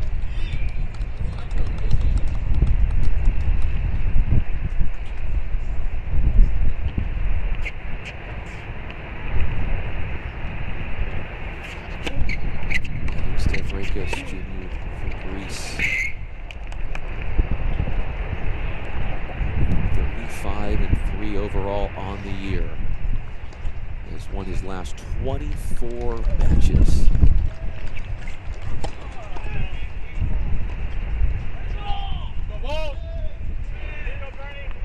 At the fours in singles in Austin.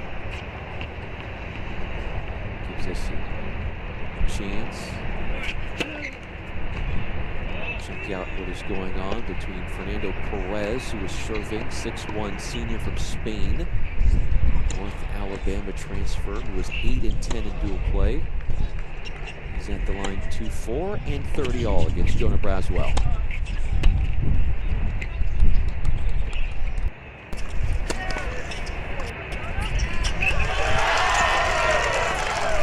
Braswell teamed up with Sebastian Gorsny in 2 doubles to win their double set 6-2 over Ivan Tanberg and Tom Bittner. Braswell and Gorsny are the 66th ranked doubles team in the nation.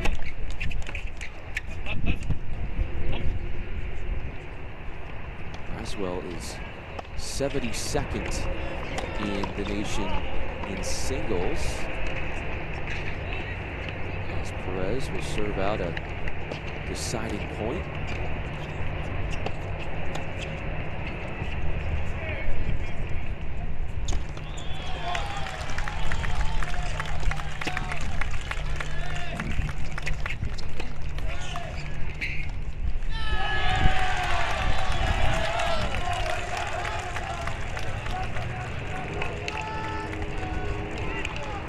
Game 1 for Perez, saving a few break chances. Perez gets the job done against Braswell, the native of Sarasota, economics major, for junior, who is 13-5, his dual record. We're playing a second set tiebreaker on court 1 in Virginia between Tahirovic and Hodar. Hodar was down 5-3, saved 2 set points in that 3-5 service game. Then 5-4, Tahirovic could serve out the second set. He gets broken. We've been on serve since, 2 holds spanning games 11 and 12, and off to a buster we go. With Virginia leading 3-love, if Hodar wins, they would clinch their match.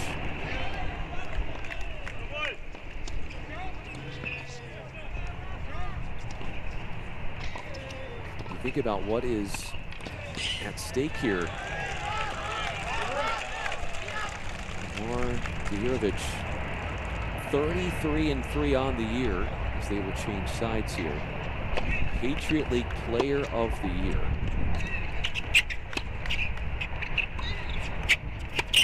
89th in the nation in singles, taking on the 4th-ranked player in the nation in singles, Hodar.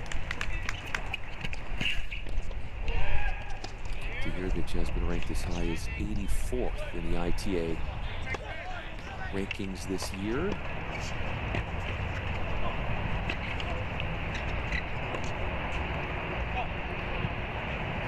Hodar. 6'3", freshman from Spain. In return position. It's the junior from Germany.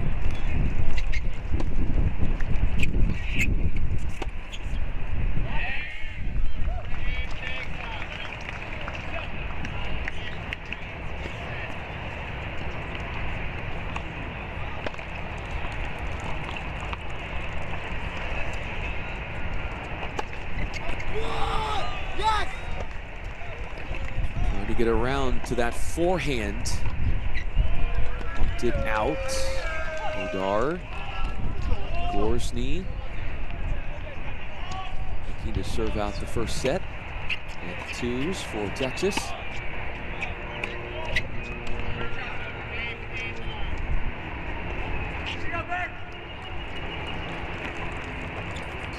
Gorsny, 26th in the nation in singles. First team All-SEC.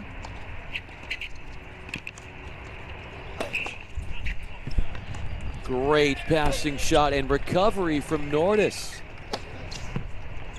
Gorsny thought he had the net closed. A little sliver of space down the line, and Nordis found it.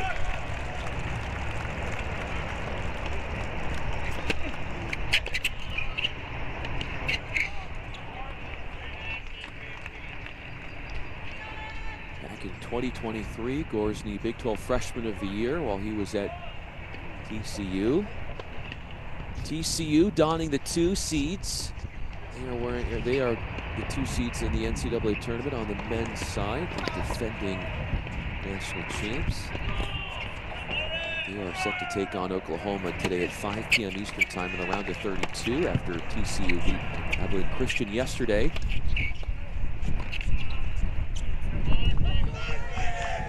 What a story here brewing though on court 1 in Charlottesville. Tihirovich is not making life easy for Hodar.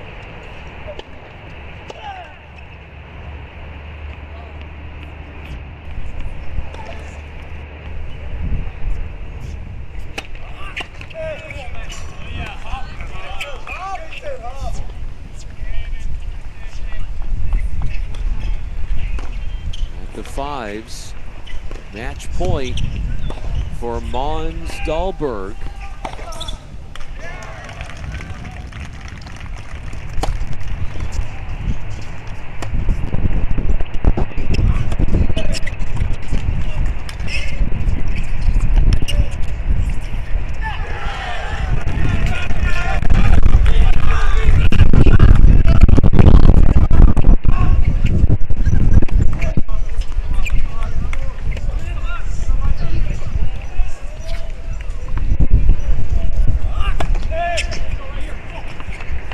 So we've got the 1s we're keeping an eye on with that tiebreak set.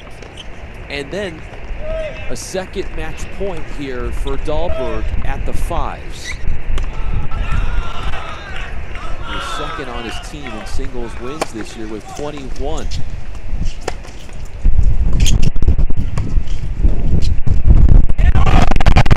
What an exquisite passing shot. No quit in McDonald.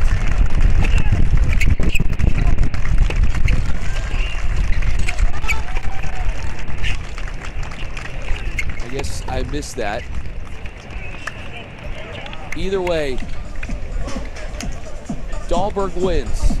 Might have had one player thought of on one side, but was on the other side. Anyway, it is Dahlberg winning 6-3, 6-2. So that would make it a clean sweep for Virginia as they win their first round encounter taking out Bucknell, improving to 3-0 all-time against Bucknell. They had met Bucknell today for the first time since 1975. Now our attention focuses solely on what is taking place in Austin.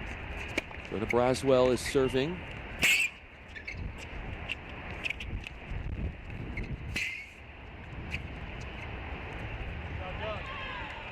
Braswell ranked 72nd in the nation in singles.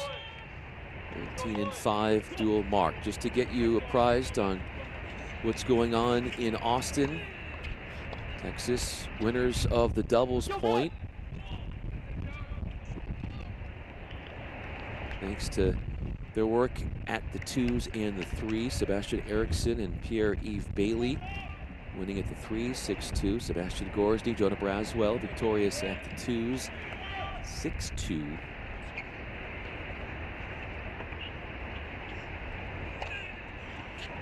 Four first sets complete. All of those going to UT. This is one of 2 first sets that is still in the works.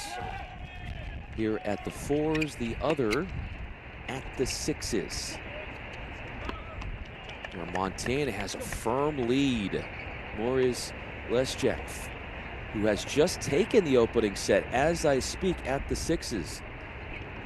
Montana with a good showing at the 6s. 6-2, first set goes their way against Evan Burnett of the Longhorns.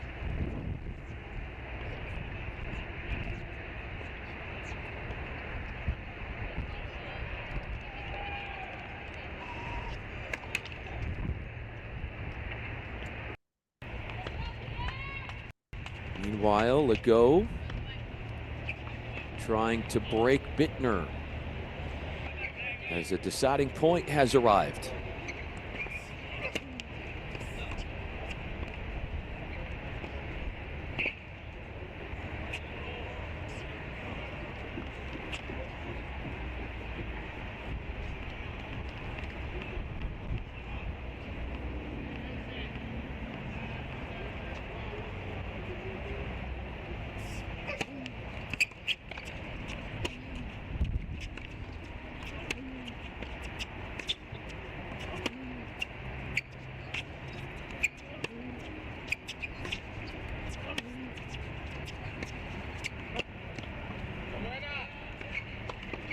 With that win moments ago for Virginia, the 7th seed in the men's bracket over Bucknell, 4-love. The Cavs will take on tomorrow at 1 p.m. Eastern time Princeton in the round of 32. Princeton, as part of the Charlottesville Regional, came up with a sweep of their own over St. John's, 4-love.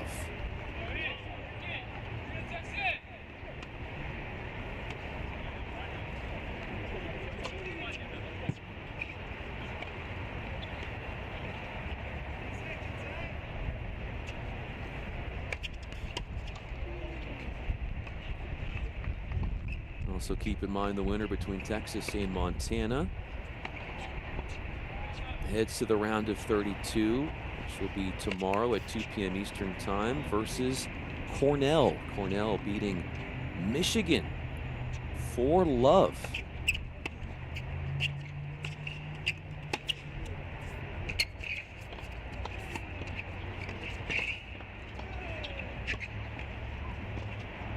Bittner keeping that ball low to force the air off of Legault.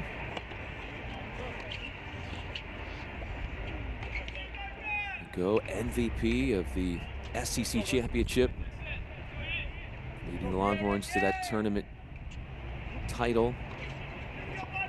And in doing so, moved up to #1 in the nation in singles in the latest ITA rankings, which came out back on Wednesday.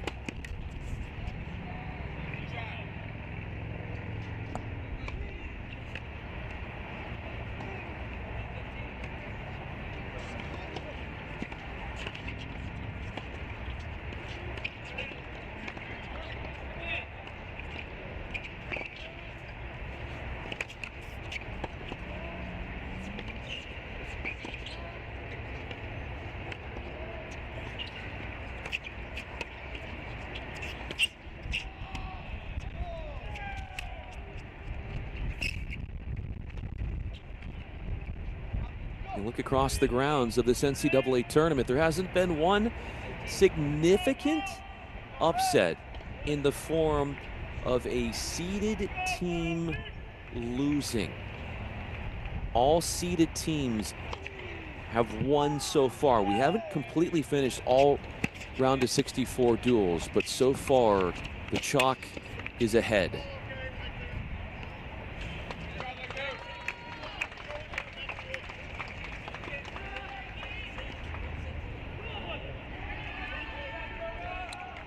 Ahead here at the ones is the #1 player in the nation, Legault. Redshirted last year, freshman phenom he is as a redshirt freshman. 2-1. He goes ahead. The Frenchman in set 2.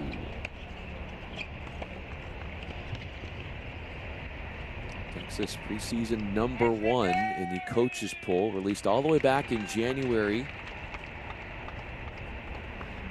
Longhorns not only winning the SEC regular season title, they took the tournament championship in what was the program's first season in the SEC. Right where they left off from the Big 12 into the SEC. Texas reigning supreme in that conference, from one conference to the other. There's the big story at the sixes, where Montana has a lead of a set.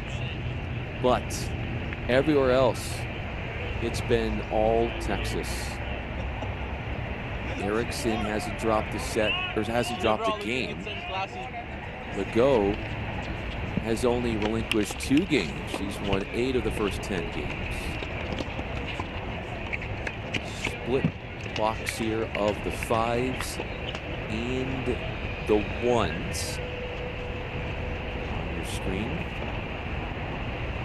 For planning purposes, at the top of the hour, we will be having Ohio State Regional Final, the women's side. Also at the top of the hour, 4 p.m. Eastern, Regional Final for Virginia on the women's side. And then 5 p.m. Eastern time, our final duel on feed number 4 here will be the Texas Regional Finals. So they will be, like the men, women are hosting in Austin.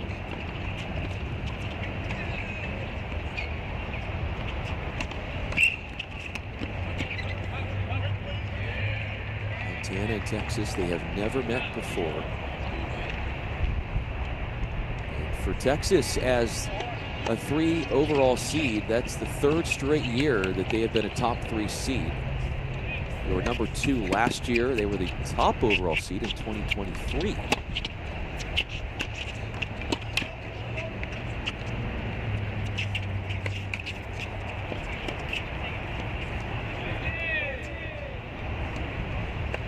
Out from Chris Zhang, native of New Zealand, from Montana, left box. Speaking of the top seed this year, would be Wake Forest. They won convincingly over Gardner-Webb 4-1 in the opening round. Coming up at 5 p.m. Eastern time, the top seeded Demon Deacons will have Kentucky to face in the round of 32. Kentucky beating Old Dominion by a sweep back on Friday.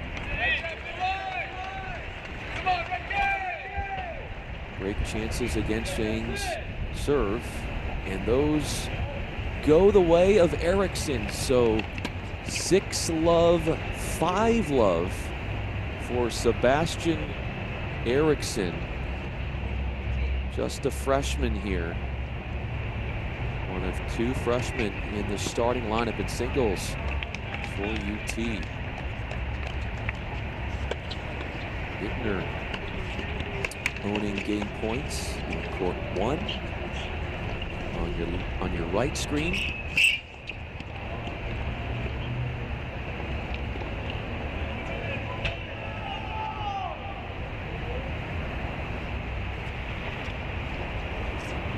there's also a regional that's about to start in San Diego, where the 6-seeded San Diego Toreros will be facing UC Irvine. It's Legault stepping in and taking initiative with the forehand. Had a chance to cover and be on site at the Barnes Tennis Center in Point Loma for the Big West Championships. And saw UC Irvine come up with the win there. And they were the 2 seeds. They knocked out the top seed, UC Santa Barbara. And you thought to yourself, UC Santa Barbara is a team that was ranked right around 30th in the nation, that you felt, well, maybe if a couple of things go their way, that they could get an at-large selection. But a mid-major conference like the Big West, it is extremely hard to get multiple bids beyond the automatic bid, and the Gauchos missed out.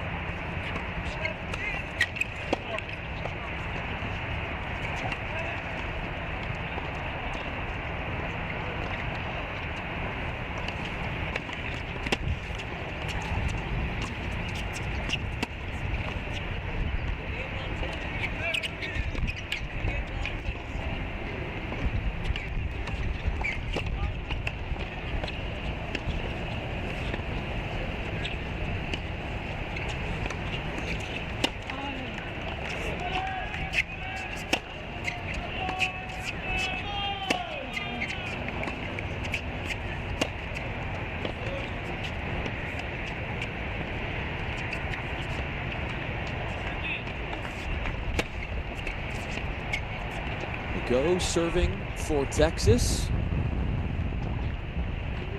In the right box, 2-all up a set, 6-1.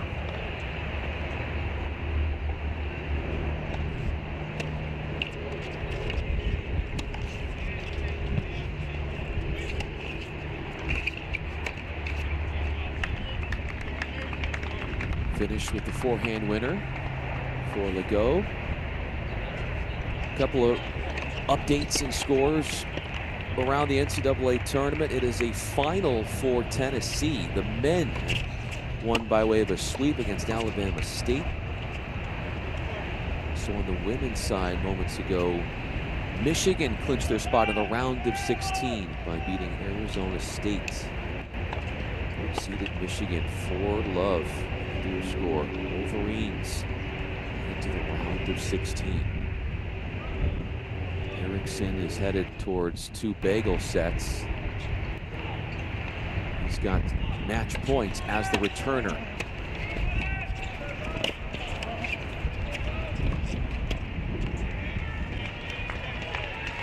Out it goes from Zhang, giving the 2-setter without dropping a single game to Sebastian Eriksson at the 5s. The freshman from Sweden ups his dual record to 14-5. Puts another point on the board for Texas, their first point won in singles. 2-love ahead of the Montana Grizz. Erickson makes it a 2-for-2 day. He won at 3 doubles and at 5 singles. 2 wins for him. Taking care of business.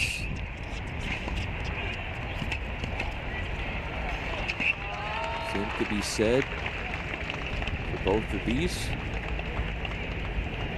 singles players for Texas at the 1s and the 3s. At the 3s, Pierre-Yves Bailey coming off the chair. Had a bagel set.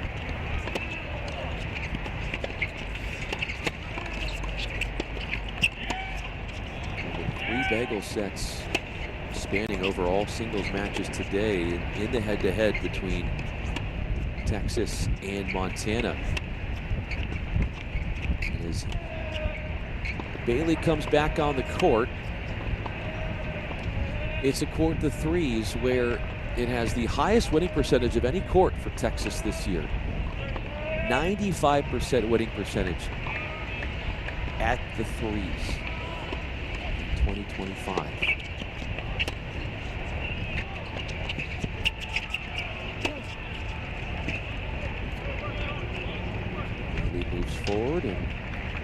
course, is the issue. Fourth-year player from Belgium, economics major, first-team All-SEC. Texas on the year at the threes, a combined 18-1. That's how they've gotten that 95% winning percentage.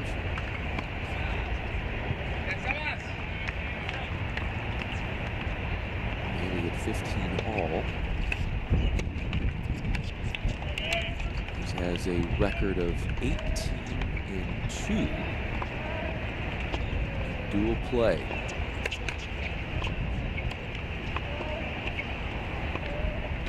Side of the screen, left box. It's Duncan McCall, freshman from New Zealand, Big Sky freshman of the year.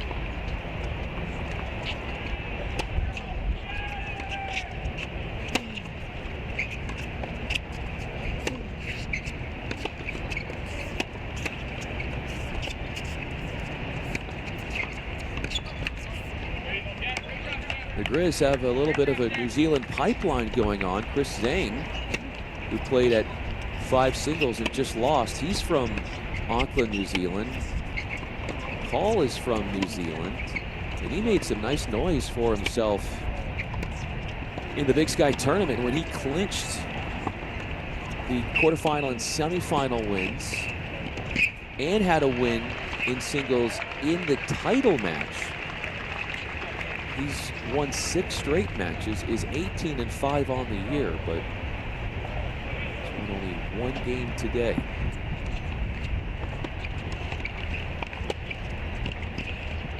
That's too good. Get that extension out with the forehand to cover the line. Softly put it in the court. Short. 30 all.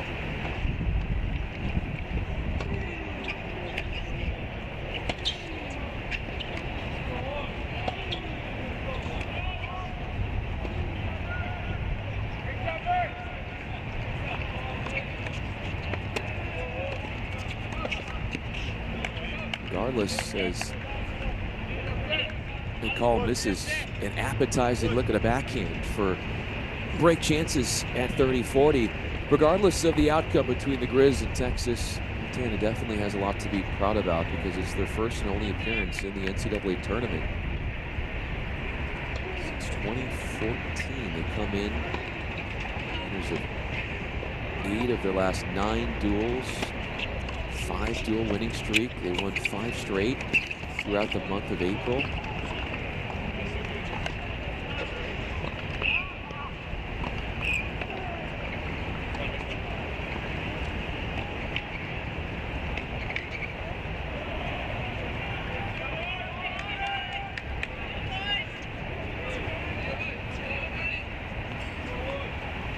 Side point, folding at the threes.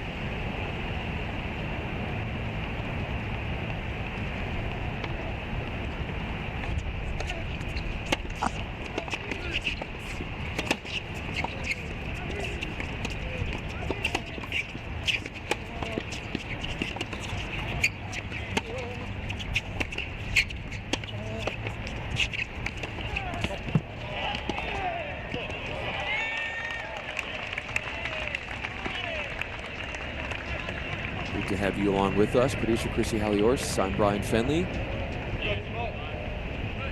Cross Court Cast is presented by Cracker Rackets. Wall-to-wall coverage of the NCAA tournament, only seen here by way of Cracker Rackets, and we are live streaming all day long throughout the weekend on YouTube.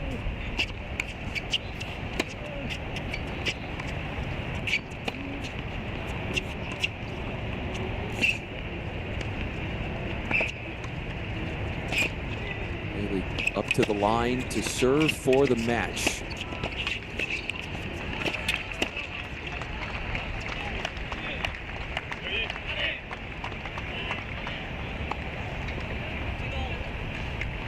If you're just joining us, Virginia men have already won 4-love against Bucknell.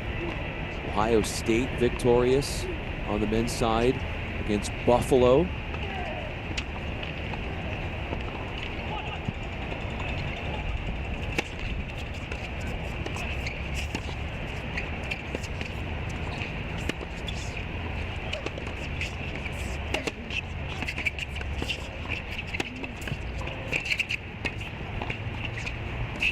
daring attempt down the line. Did that go for McCall?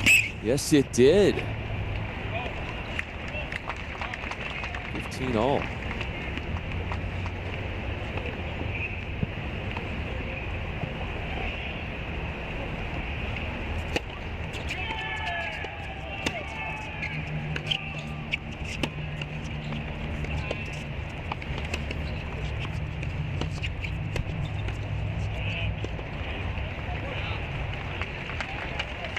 Gone for too much, rolling that forehand. Nope, that was good.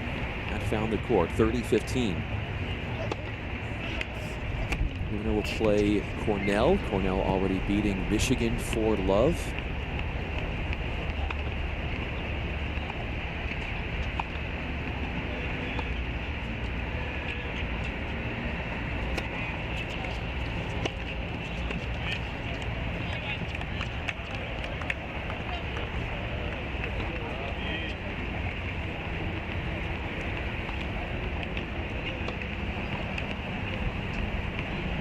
Points for Bailey.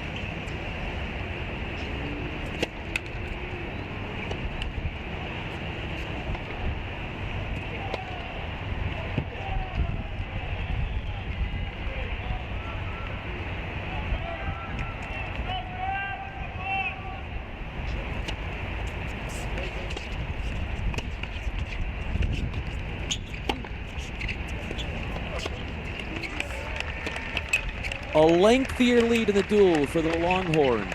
Jumping in front, 3-love as the third court is complete. 6-love, 6-1. Bailey over McCall. The 3 seeds have their third point. And the numbers will tell you how Bailey got to just about incomparable, hard to deal with, one-sided nature of his match.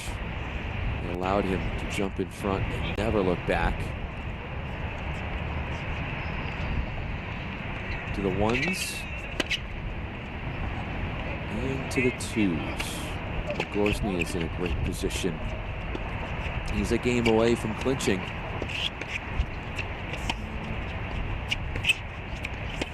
Longhorn fans very much used to their teams hosting opening rounds of the NCAA championships. It's the 8th straight year Texas has hosted, and 10th time in the last 11 years.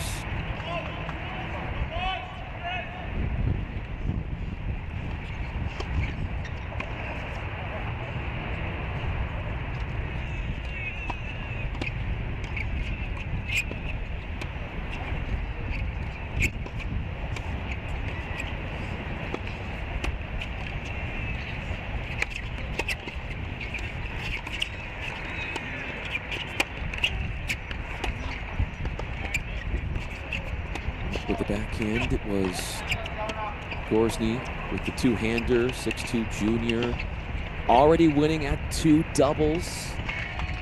Teamed up with Joda Braswell, trying to go 2-0 on the day if he can find a way to come out on top here at the 2s for UT.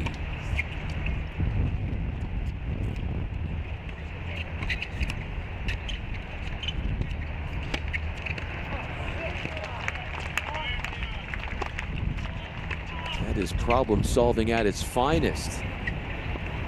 Freelancing and unconventional play.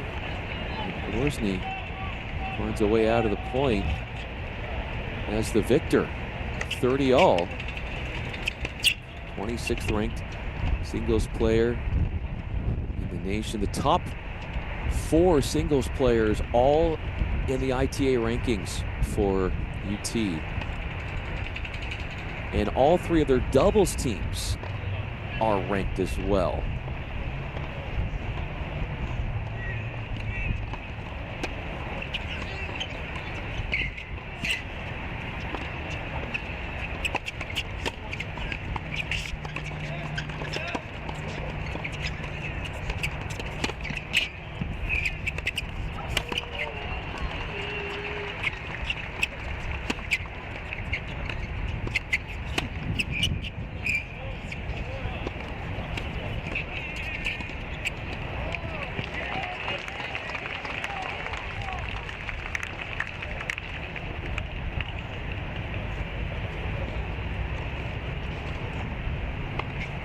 Match points for the duel. Longhorns eyeballing a sweep against Montana.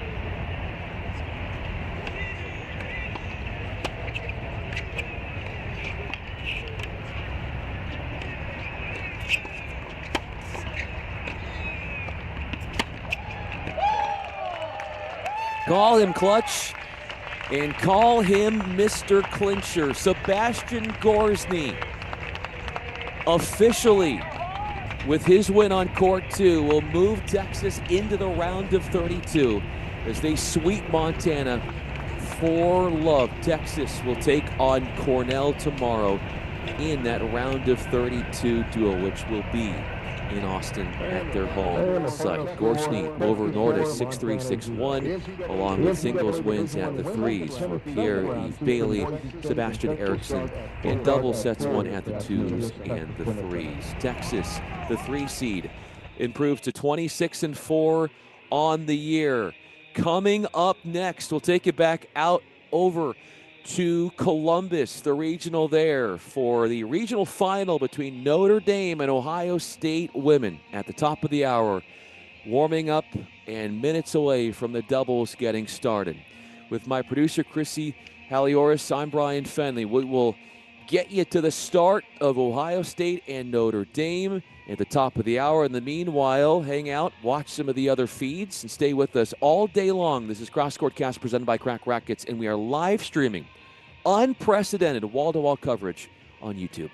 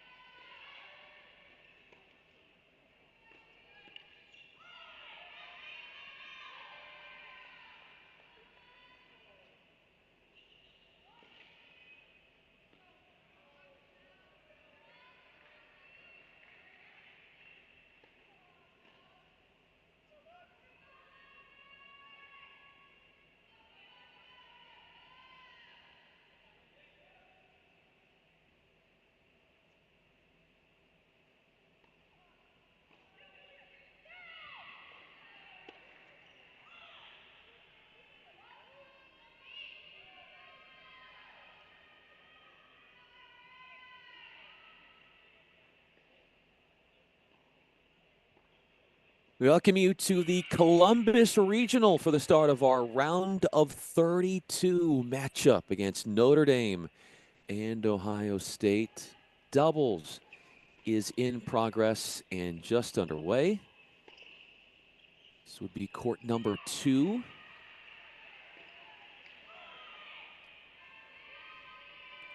Out there for the Buckeyes now, Nishino and Audrey Spencer as they take Nebigosh and Riley Hanford of Notre Dame. So 3 different courts of doubles taking place. Ohio State making its 11th consecutive and 21st overall NCAA tournament appearance in program history. First round, the Buckeyes beat Buffalo 4-love with that doubles point they took. They also had singles courts won on courts 1, 5, and 4.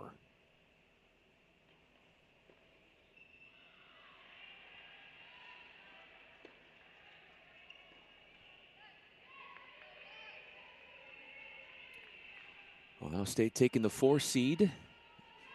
And by winning the Big Ten tournament, they got that automatic berth into the NCAA tournament and facing off against an extremely talented Notre Dame team, 23rd in the nation. They are 21-5. They reached the quarterfinals of the ACC championship. Would fall 4-1 to 12th ranked NC State. So we're bouncing around. I'm Bryan Fenley. Chrissy Halliors is our producer. And we are working our way through NCAA tournament coverage on Cross Court Cast presented by Crack Rackets. This is the top flight of doubles. Dia Chavez and Luciana Perry taking on Akari Matsuno and Carrie Beckman. Beckman, 5'8" senior from Louisville, Kentucky for Notre Dame. Matsuno, junior, 5'6" out of Illinois.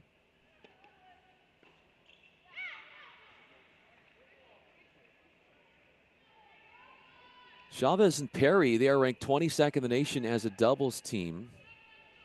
The top 2 doubles teams are ranked for the Buckeyes. Chavez, 5'9" sophomore from Canada. Perry, a fellow sophomore, 5'4" out of Pennsylvania. Notre Dame serving for a 1-all score.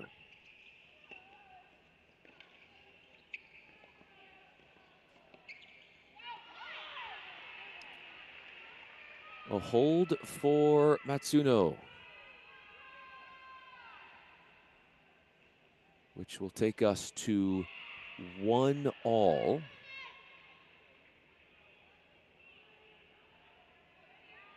Matsuno is expected to play the top singles court. She is all ACC singles, 3rd team selection this year, 58th ranked singles player in the nation. She comes across and her teammate Beckman there with the finish at the net. Matsuno, bottom right of your screen.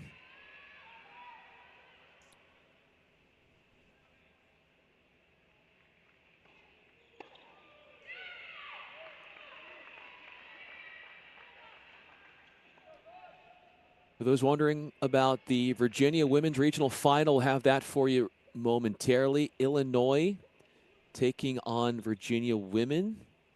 So we will get you out to the Charlottesville Regional in a short amount of time.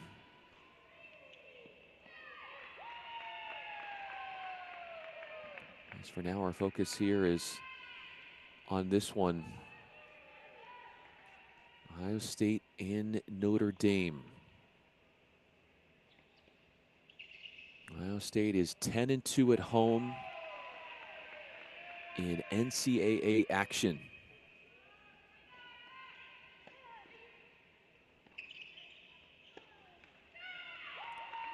Coming in down the line, the forehand to the net moves Beckman, but Matsuno misses off the ground.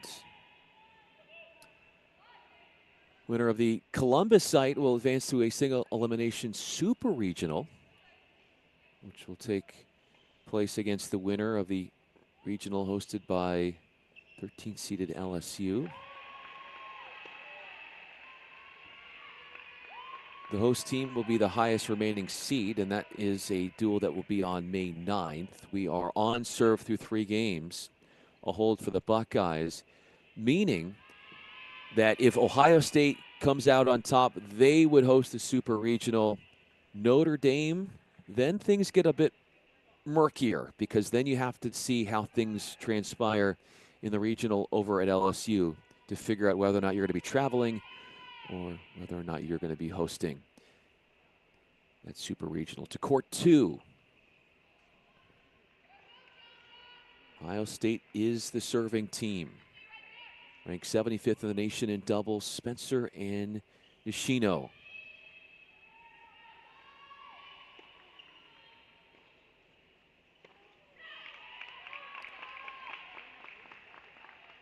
Yoshino, 5'4", freshman from Japan. Spencer, 5'10", sophomore from Canada.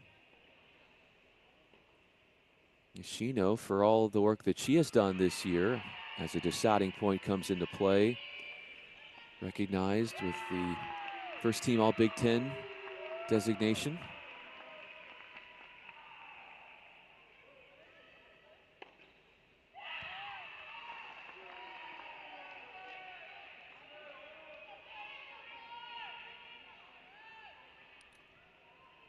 Sydney Ratliff and Danny Schoenle are the threes for the Buckeyes. The Buckeyes have 5 singles players in the latest ITA individual rankings.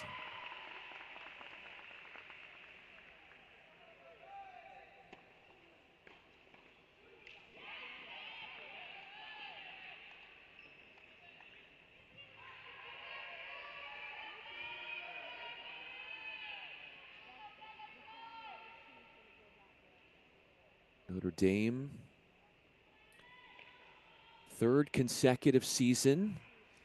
They're playing in the 2nd round of the NCAA tournament.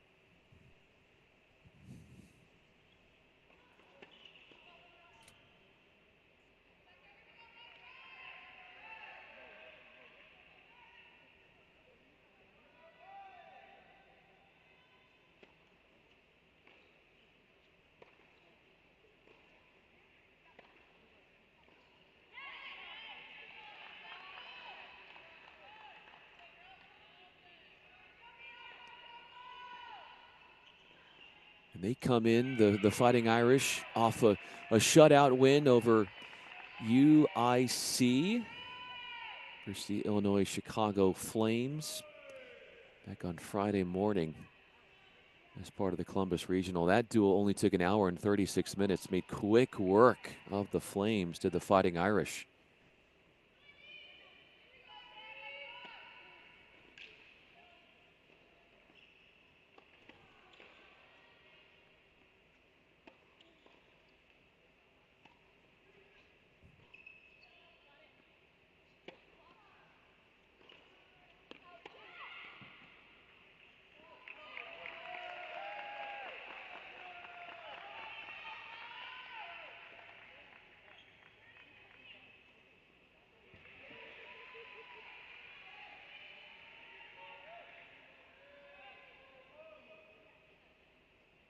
(21-5) stand the Fighting Irish.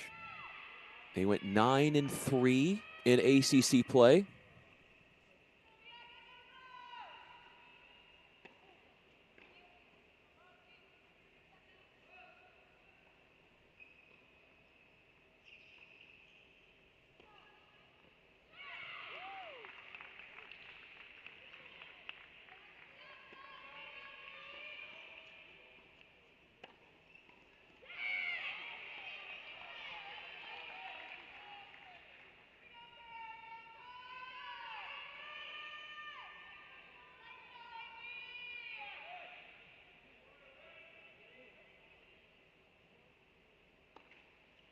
Game points for Notre Dame, a program that has over 800 wins in its history.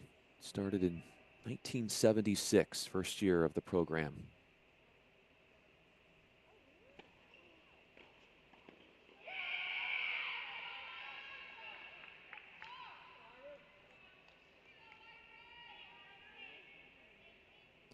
Two one. On serve we are at the twos.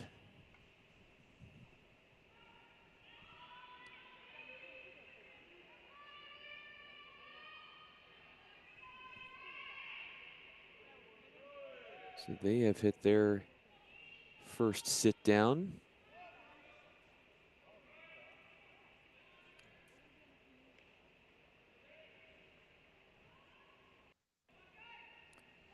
While they take a break, it's Ohio State up a break here for one at the ones.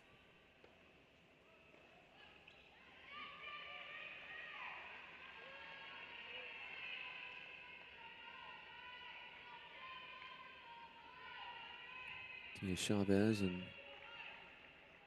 Luciana Perry of the Buckeyes. Both first team all Big Ten selections. On the far end, returning as Matsuno, who will be playing one singles for Notre Dame, serves.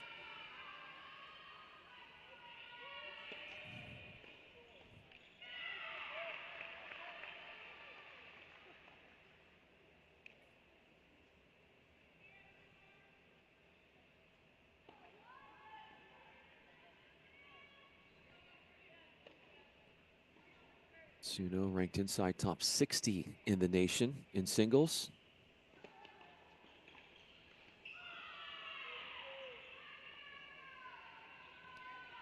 She and Beckman are 67th in the nation in doubles together, 7 and 5 in dual play. Works it around with that backhand. Matsuno Jr. from Illinois. Winning records for all three doubles teams for Notre Dame. They're 7 and 5 at the ones, 8 and 5 at the twos, and 9 and 5 at the threes.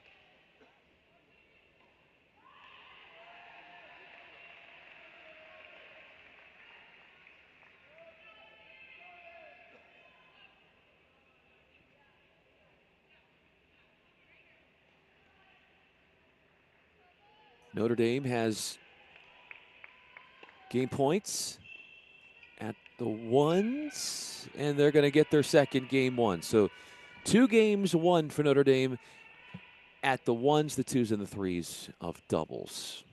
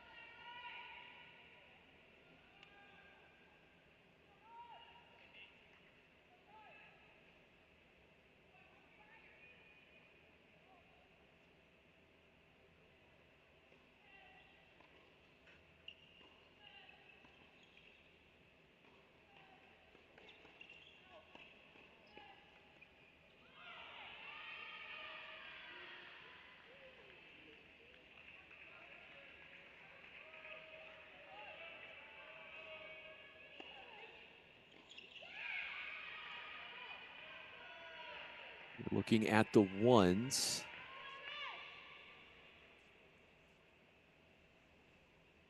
Maybe Ghosh and Riley Hanford are at the twos for Notre Dame. Team that is 8-5 in dual play together. But this Beckman-Matsuno pair for Notre Dame, they won their first round doubles set against UIC 6-love. They did not drop a game, and they've dropped 4 games in their double set in the round of 32 against Ohio State here.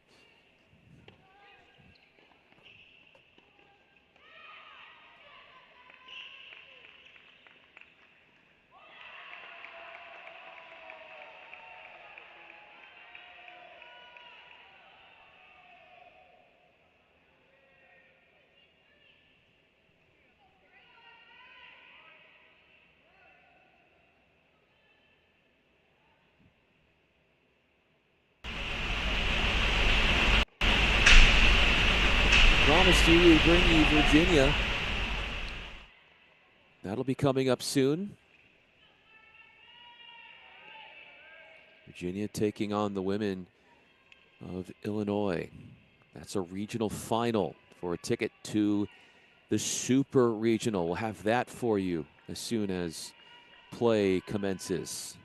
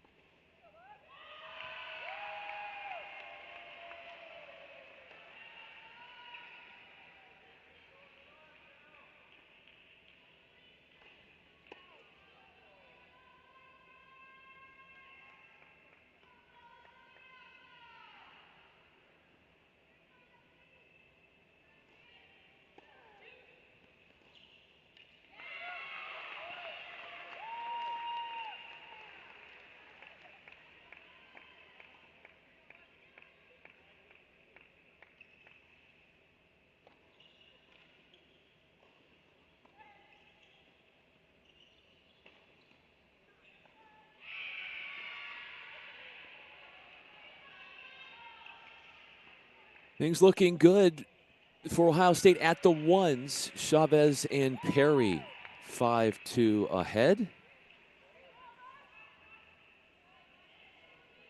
It's 3-2 Notre Dame in the second court, second flight, and it's 3-2 Notre Dame at the third flight. So Fighting Irish, while things aren't going their way at the ones, have encouraging things to show for at the twos and the threes of doubles.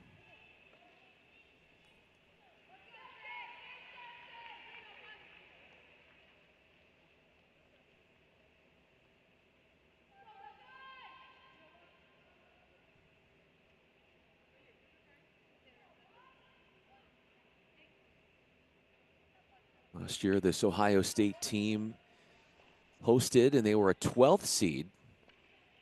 And they got beat in this particular round. They got beaten in the second round at home against Vanderbilt. It was a 4-3 score after beating Toledo in a sweep in the first round. So trying to get back to a super regional, the Buckeyes. Last time they were there would be in 2023 after wins against Xavier and Vanderbilt.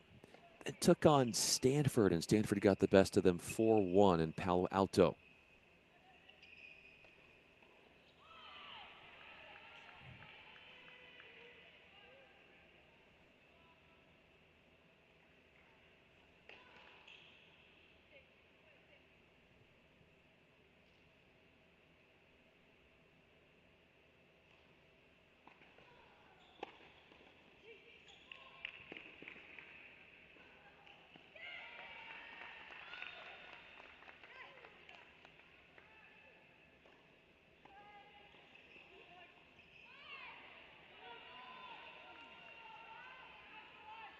Virginia soon to come, so stay tuned for that. Also later on, we will bring you the Texas women versus Boise State.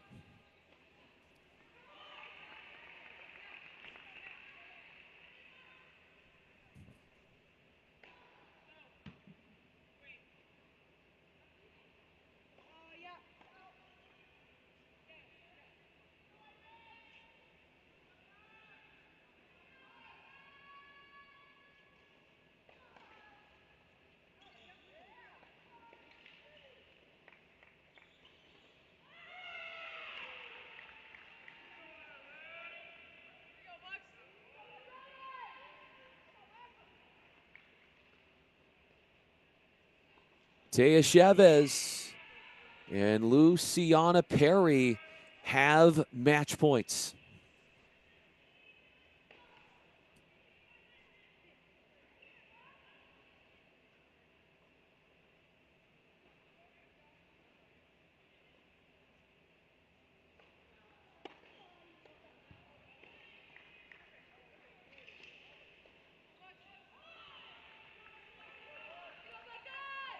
Match point number 2 coming up. Elsewhere on the grounds, Libby Ghosh and Riley Hanford up 3-2 against Sadri Spencer and now Nishino.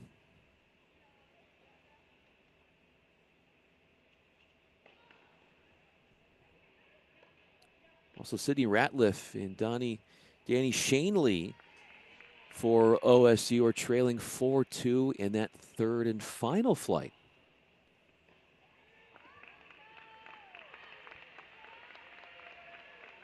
Chavez and Perry. The break, a serve, and a double fault will be the final play, the final point of that first set, wrapped up by Ohio State. 6-2 at the threes. Just mentioned this. Notre Dame is ahead.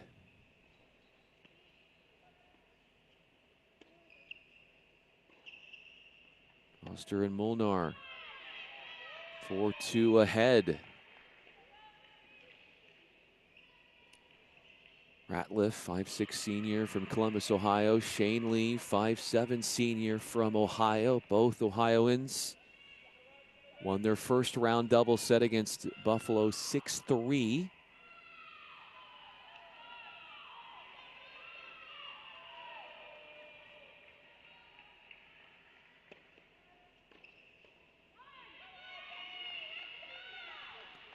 Foster, 5'5" junior from Wisconsin out there for Notre Dame. Molnar, freshman from Ladera Ranch, California.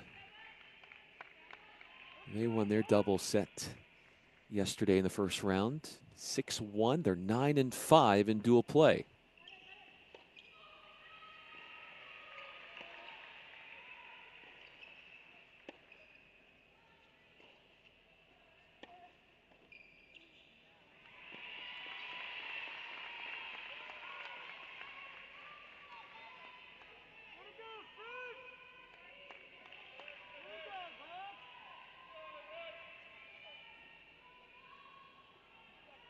Buckeyes beating Michigan in the Big Ten tournament final.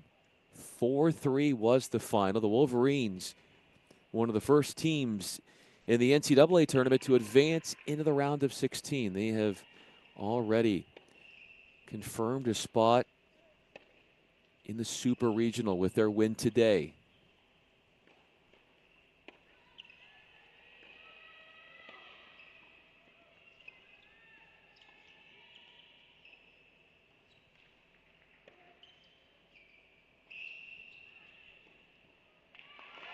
Had it all open for her to finish with that backhand sharp angle, but then could not figure out how to finish off the point at the net. Deciding point here. Pivotal point. A real jarring moment. Decisive moment in this match.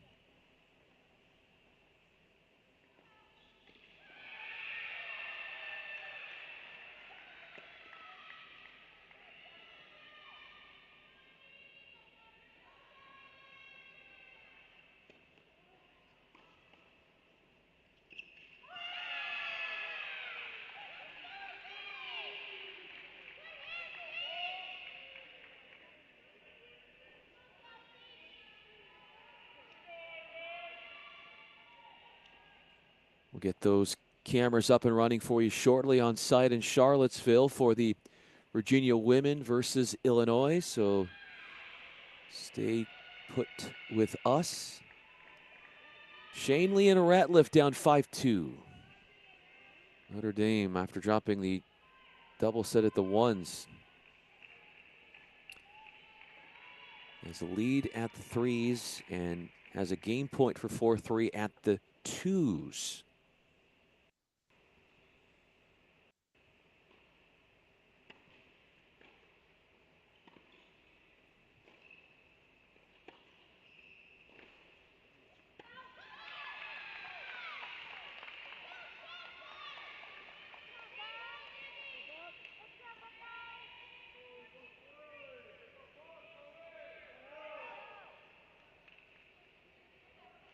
Notre Dame jumps ahead 4-3, as you can see there at the twos.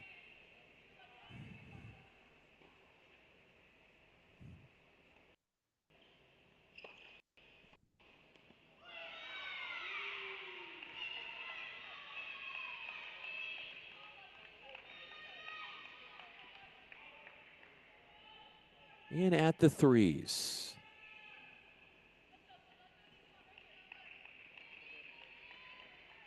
Ohio State hunting for a hold to stay in contention in this set. And that is one way to sort of elevate the mood on that court if you're a Buckeye, with a put away of that type of nature. 15 all.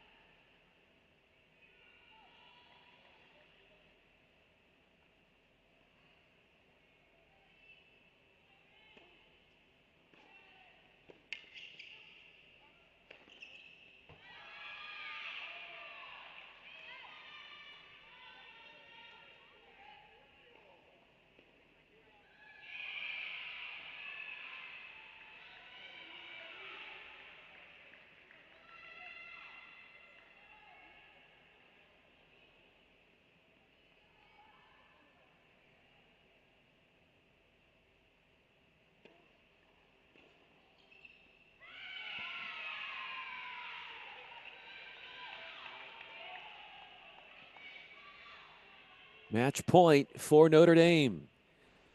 Poster and Molnar.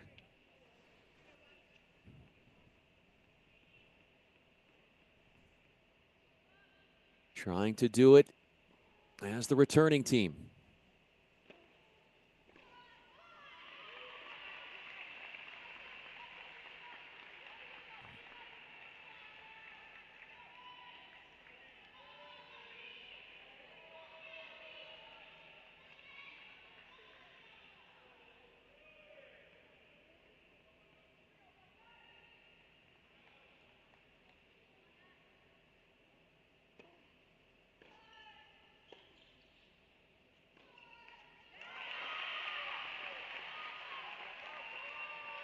Shanley and Ratliff escape harm's way, dodge the danger, manage to protect their serve, and then live in their hopes of staying alive in this double set.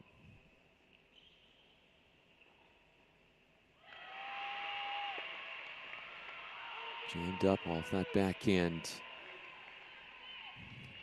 Kick serve up the middle.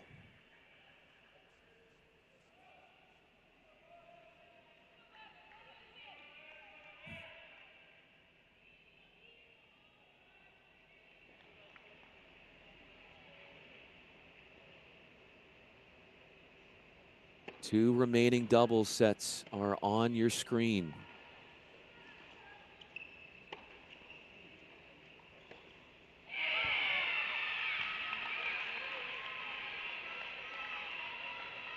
Virginia and Illinois just underway, the women. Doubles only a few games in, and as soon as we have the cameras up there on site in Charlottesville, we will have that action to bring to you as well.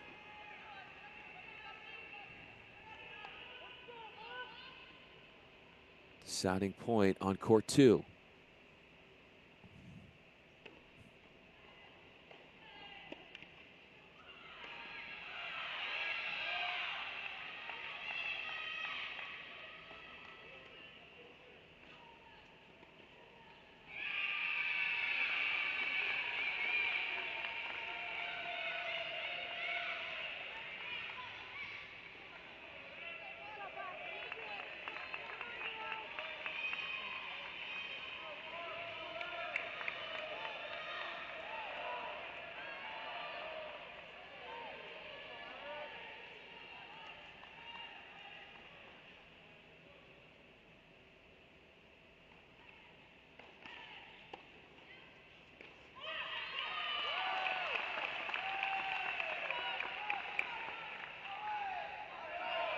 Notre Dame has 5-3 leads on both courts.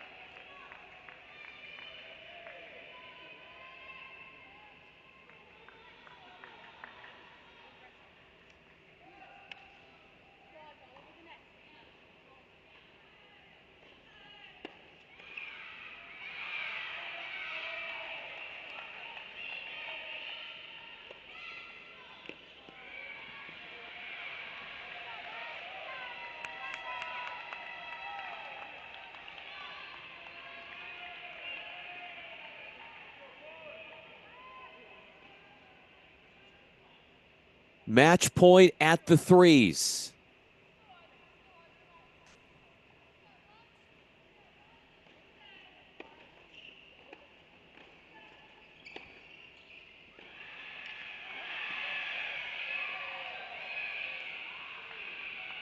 An exquisite down the line finish that gives Notre Dame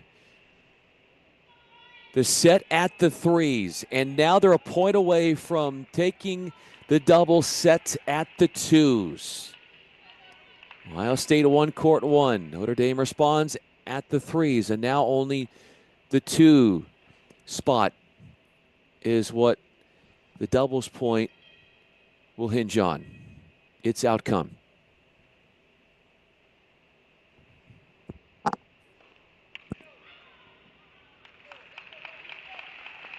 Excellent serving out wide to record the ace.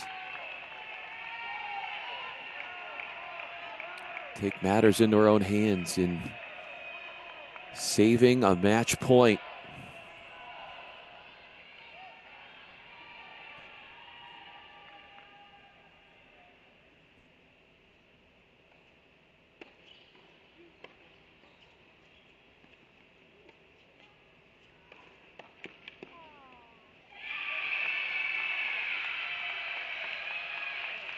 The visitors of Notre Dame have taken the doubles point.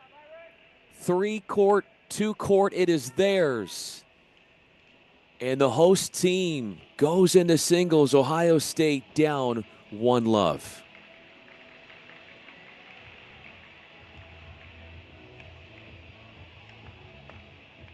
You're still waiting for the Virginia cameras to get up and running so we can bring you that. Virginia women duel against Illinois. Don't forget as well, coming up, we will have the Texas women versus Boise State. Stay tuned with us here in a few minutes. We will bring you the singles from Columbus. For Chrissy Halioris, I'm Bryan Fenley. Stay with us here Buckeyes and Fighting Irish singles is next on our stream coming up.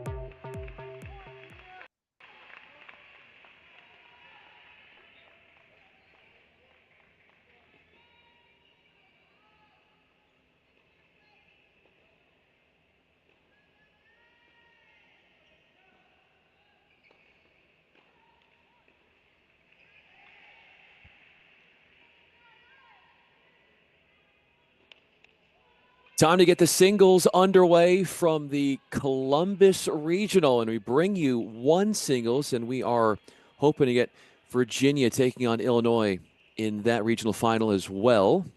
So stay tuned for that. In the meanwhile, our focus will be on this regional final in Columbus. It's Ohio State versus Notre Dame. Notre Dame taking the doubles point. They are the 23rd ranked team in the nation, and at this one singles position for them, it is Akari Matsuno, all ACC singles third team selection. She is the 58th ranked singles player in the nation, 5'6" junior from Illinois, who lost in the top doubles flight, teaming up with Carrie Beckman, 6'2", to Taya Chavez and Luciana Perry. Chavez and Matsuno meeting not only in one doubles, but in one singles as well. Chavez with a break in hand serves.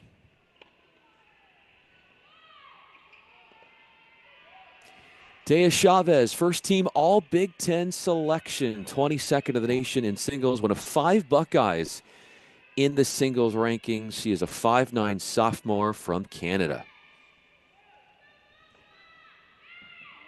Hitting her spots, 11-1. Her dual record on the year, won a 2-setter in the first round against Buffalo at the 1 spot, 6-4, 6-1. Luciana Perry is at the 2s. She has held in the first service game, ranked 9th in the nation in singles. She is returning, representing Ohio State, also a first team all Big Ten selection. Vying for a point, facing Bianca Molnar, freshman from Ladera Ranch, California. 11 wins and 2 losses in her season, and she won at the 2s yesterday against UIC, 6-3, 6-2.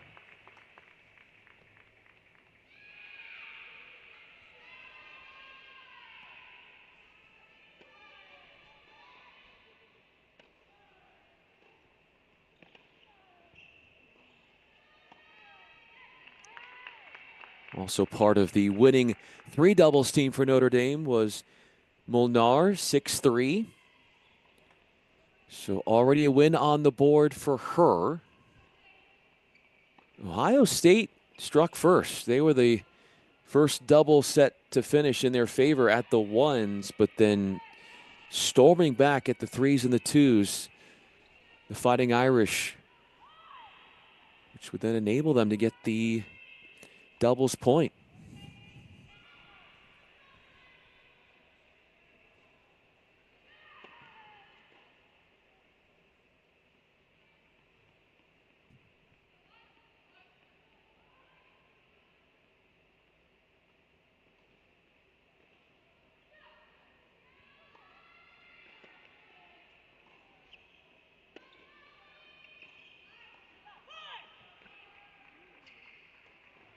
Serving is Molnar. Second meeting this year for Ohio State and Notre Dame. Last meeting came in February on the 7th. Buckeyes were 17th in the nation then. Notre Dame was unranked, and the Buckeyes won 6-1.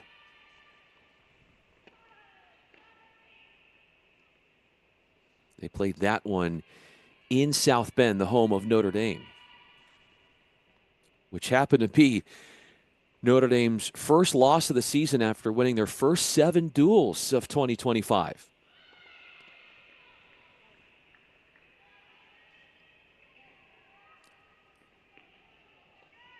Getting in her own way a little bit with the double fault is Molnar, allowing the entrance of a deciding point. Ohio State won the doubles point in the earlier meeting this year against Notre Dame.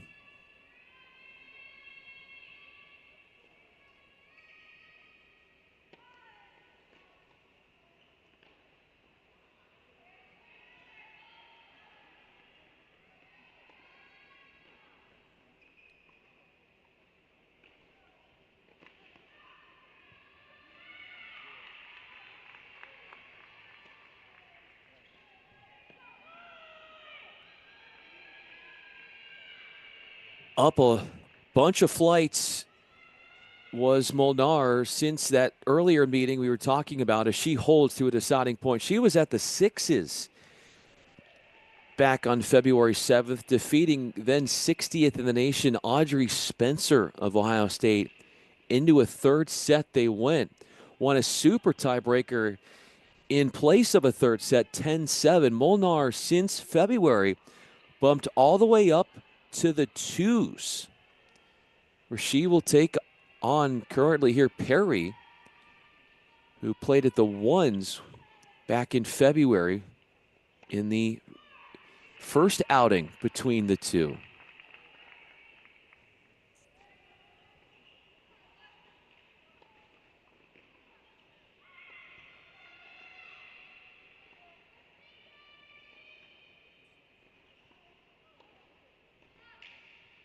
Ohio State has won the last 5 meetings against Notre Dame.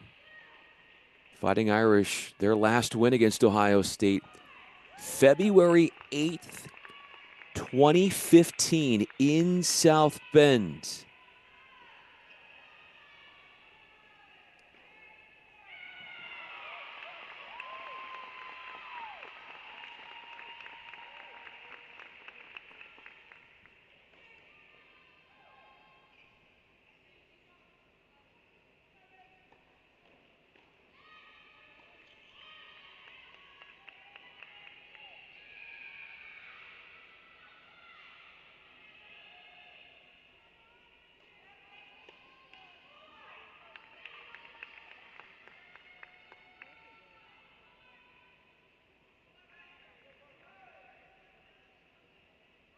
Coming up at the top of the hour, approximately top of the hour, Texas women will face Boise State in a regional final. We'll have that for you here on Cross Court Cast.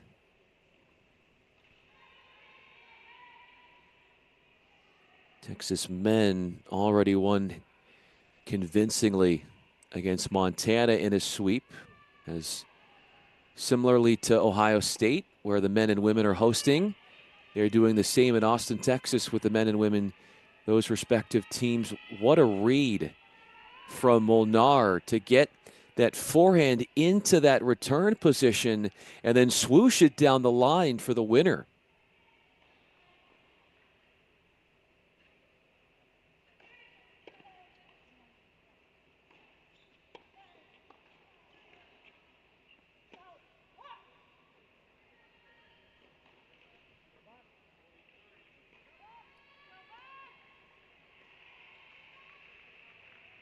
Molnar, as we talked about, played 3 doubles for Notre Dame.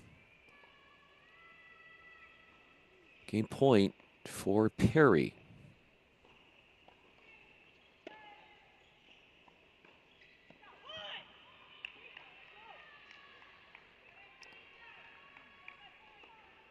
Game point, another one, but also a try at a break point with a deciding point at play. Perry, 9th in the nation in singles. That was her ranking when these teams last played in February. It is the same ranking here now. First team All Big Ten selection.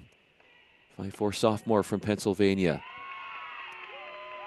Jams up the forehand, continuing to serve to the forehand. That takes guts, and it works in Perry's favor. She holds to go up 2-1 after she went unfinished in her first round encounter at the 2 spot against Buffalo. It was a 6-2, 5-3 abandoned match. She is 17-3 on the year. Here we go. Exciting to bring to you not only the Texas duel taking on Boise State, but beautiful sunny conditions now, cooperative weather outdoors in Charlottesville with singles to start. Illinois versus Virginia, right box. Ohio State versus Notre Dame, left box. We're going to introduce you to all of the singles players on both courts, both matches, both duels, all 6 flights. At the 4 spot for Ohio State, that 4's position, that can be a match that is watched on the left side of your screen. Jana Posner, she takes on now Nishino.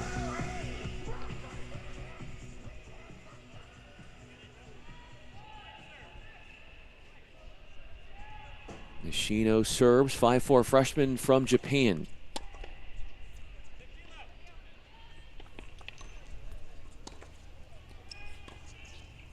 You reckon that she'd play a big part in Ohio State's chances of trying to win this duel and advancing? 13-2 is her duel mark on the year. First team All Big Ten selection as well. And we take you to sunny, cloudless skies in Austin, Texas, where Boise State and Texas are just underway. They are vying for a spot in the Super Regional. The ones are starting. Court 1, Virginia, all 6 flights of singles at Virginia. Furthest along would be Ohio State in their matchup here against Notre Dame. The Ohio State men already took care of business, winning 4-love against Buffalo, which happened to be coincidentally the first round opponent for the Ohio State women as well, and they won 4-love.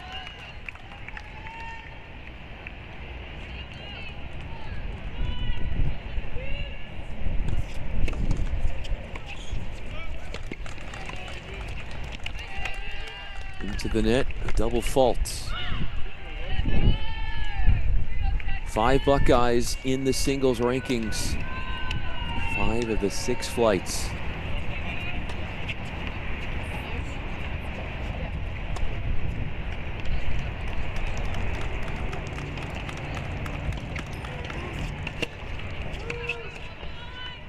We'll show you some of court 6 in a moment.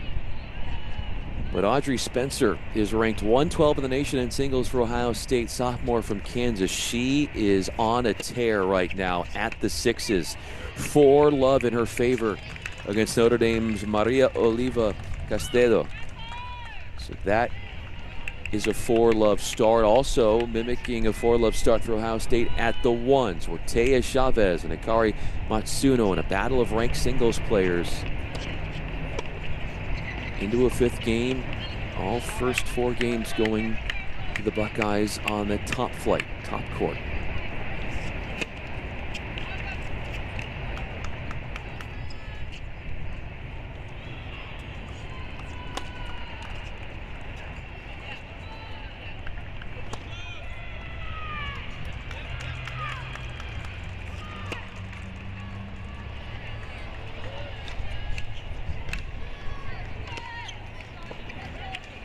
Ohio State women, they are a 4th seed.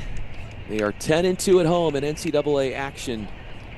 It's the 3rd time the team has been seeded among the top 4, and first time since 2017.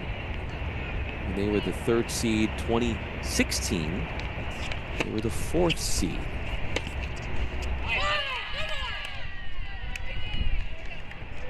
Under head coach Melissa Shaw, Buckeyes are 13-10 in NCAA play.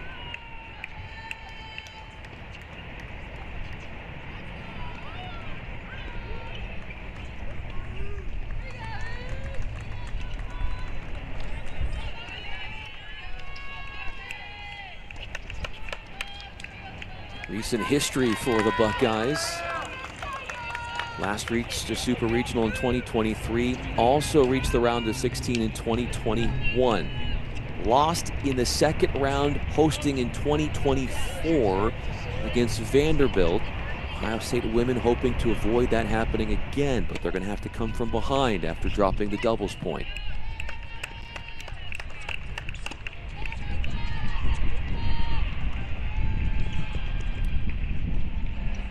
Now Nishino and Bojana Pozder at the 4s.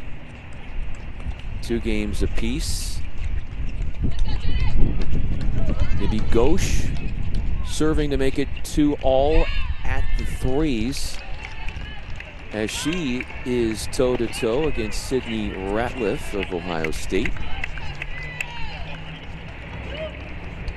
All 6 flights are still in the first set in singles in Columbus as we work our way over to the 5s, where Shelly Berezniak of Ohio State trying to consolidate the break for 4-2 in her favor, facing Riley Hanford of the Fighting Irish.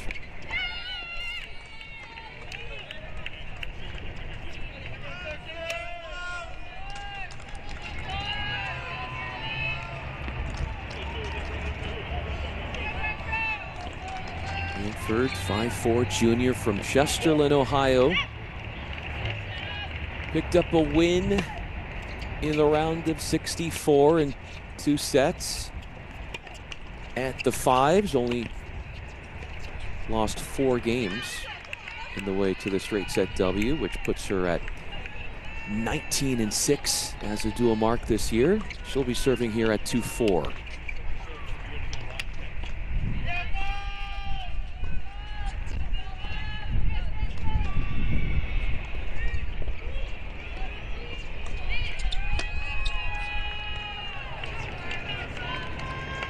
Chords count, but the serve goes out.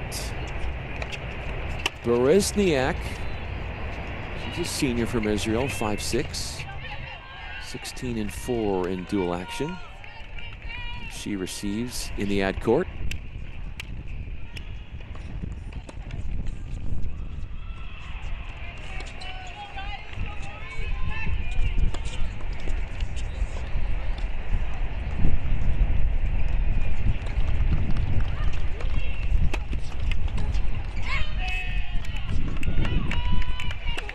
Push that one wide for Berezniak. First round win for Ohio State. Women against Buffalo. For love. The clincher coming on court number 4. Courtesy of Nishino.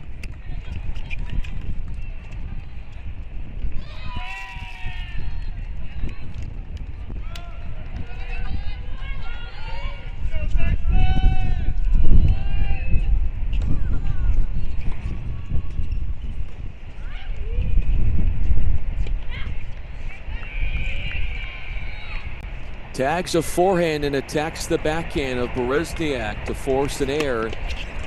Sent long.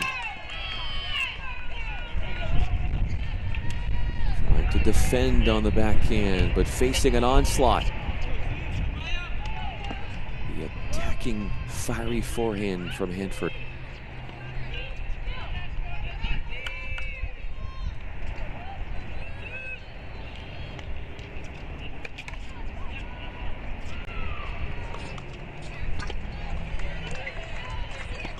That was exquisitely done. A lovely taking the return on the rise in early, and there is nothing that Hanford could do. That was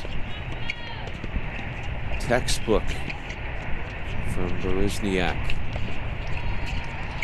for an Ohio State team making their 11th consecutive appearance in the NCAA tournament. Really going after these returns and looking for winners, or at least giving off the impression of trying to get offensive off of these returns. Hanford walks into a game point.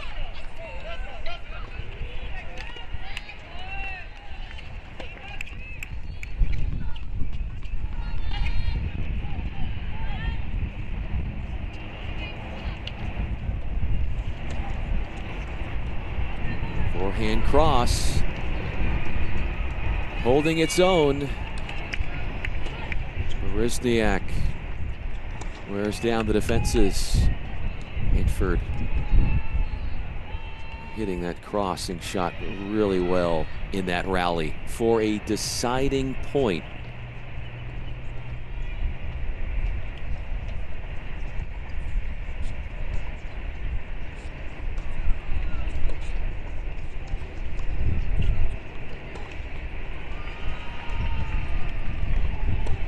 Offs up the serve. Hanford giving Berezniak a 5-2 lead at the fives.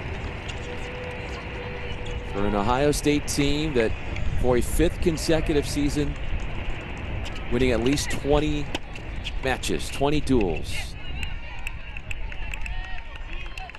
Standing tall now at 22-3 on the year. An automatic berth into the NCAA tournament by winning the Big Ten tournament title. It's the 4th tournament title in the Big Ten won by the Buckeye women. Also winning the Big Ten tournament title in 2016, 2017, and 2021. So a changeover here at the fives. At the sixes, Audrey Spencer has a set point.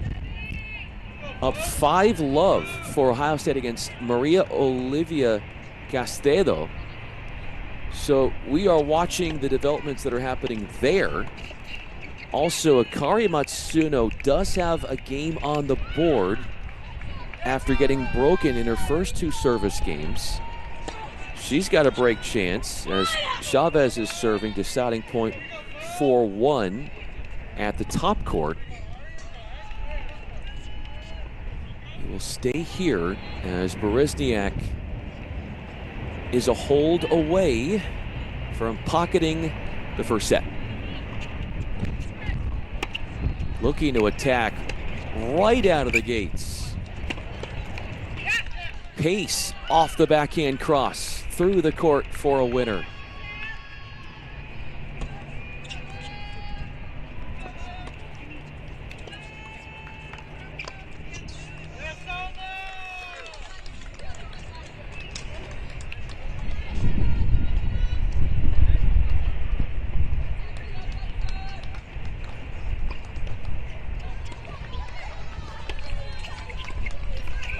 All out going for that shot was Hanford.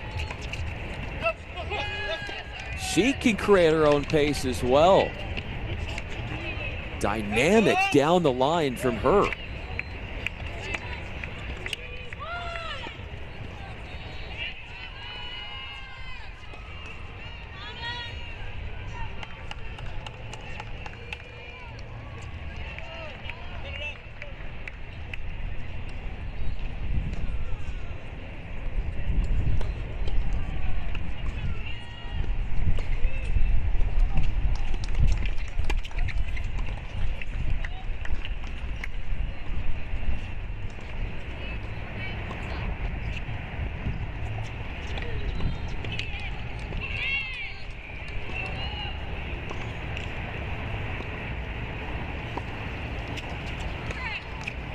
Just joining us, this is a extremely fun part of what we get to do, because top left of your screen, Charlottesville Regional, bottom left, the Austin Regional.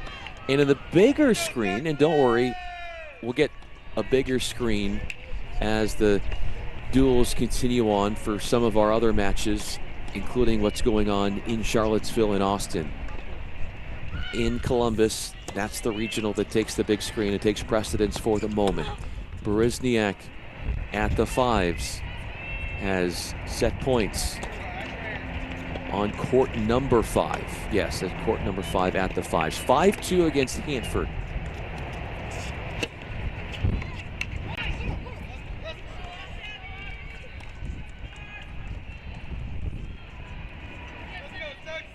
When you get to the backhand that well off the return, it is going to throw you off your game.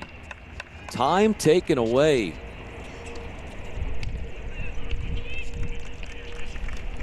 An obstacle in the path of Berezniak as she hopes to cement the first set.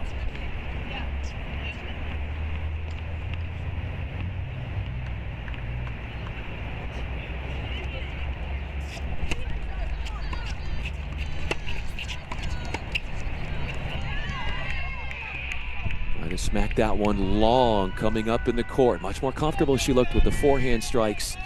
Backhand, lost control. Also lost control that service game as she gives it up. Hanford has her third game on the board.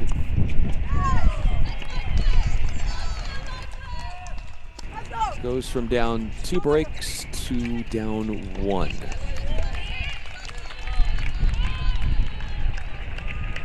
That is, if she can consolidate a break to try and get it to 4-5.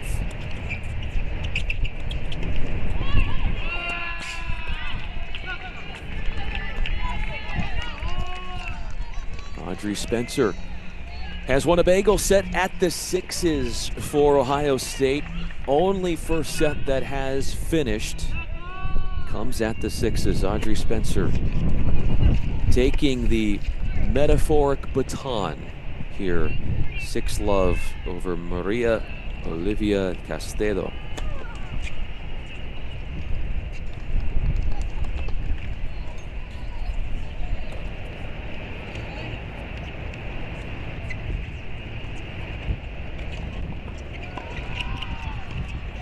An exemplary display of trying to work it around the net presence of Hanford. Curling a forehand around. Sizzling cross-court passing attempt. And a graceful execution of it as well for love 30.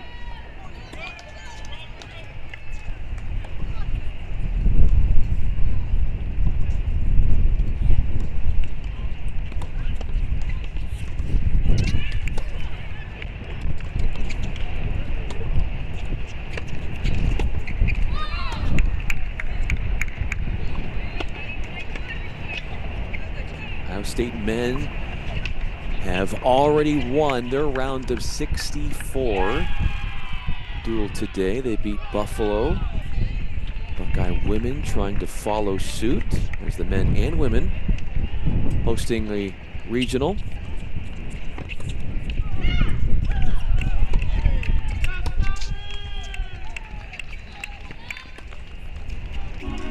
It's a service break and a love break at that. Berezniak capitalizes. She has a 6-3 first set to lay claim to. So while that's going on at the fives, we've got a ton of stuff to show you in Charlottesville, as well as the latest from Austin, Texas, where the Texas men have already won. Women hosting and trying to do just that. Carry on what the men had done and winning a duel today. Women looking at trying to make that happen, but Boise State stands in their way to the top flight in Columbus. Chavez serving for the first set. Took the first 4 games. And since then, the last 3 games have been 3 straight holds, but did break Matsuno twice to start the match. Taya Chavez, first team All Big Ten selection. 11-1 is her dual record.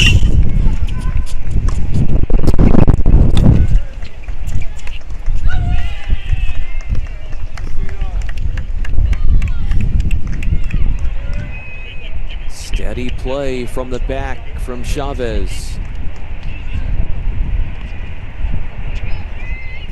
Using the backhand and changing directions with it. Pointing back the forehand, bringing it a little bit into the court to make life uncomfortable for Matsuno.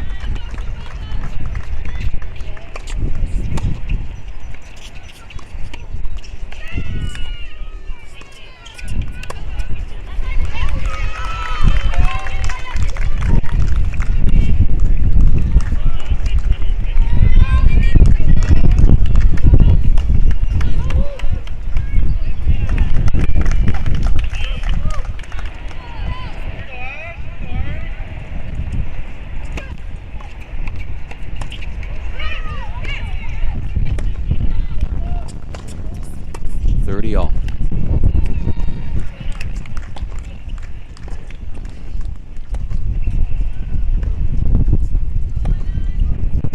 One point away. Chavez from locking up the first set.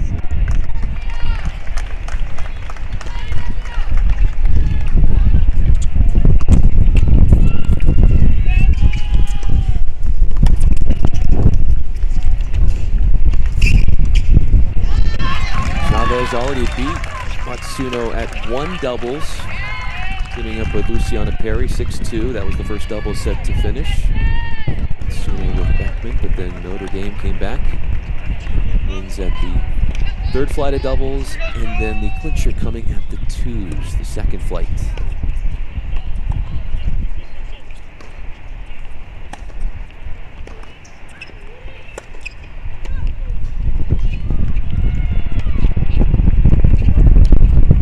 Corner took a really aggressive crack at a backhand.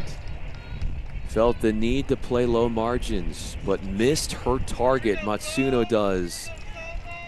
Spelling out, that does a 6-2 first set that goes Chavez's way. His first set at the 2s has been going Luciana Perry's way, but Molnar trying to get in the mix of things, and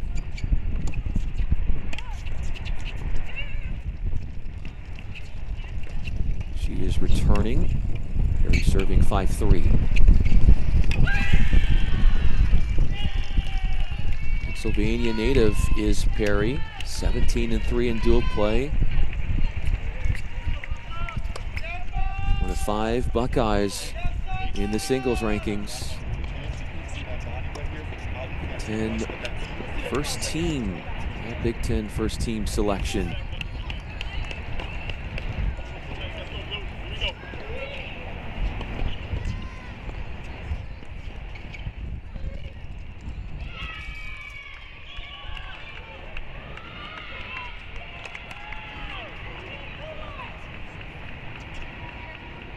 Need to run with her first ball off the ground, off an aggressive return to serve, but hangs in the point.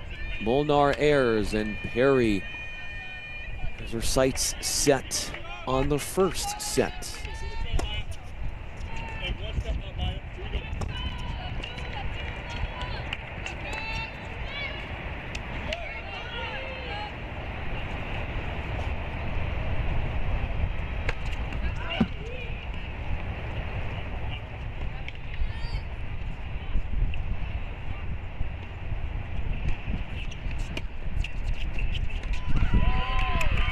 A thrilling way to end that point and the game along with the set, as it's Perry who just finds that offense out of nowhere, well disguised, and rips the forehand through the court.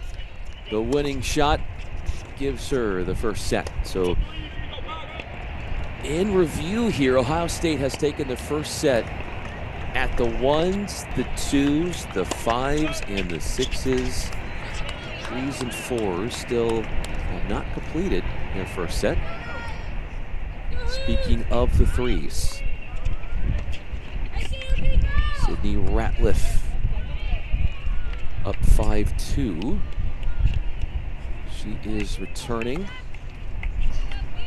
ranked 75th in the latest singles poll published by the ITA.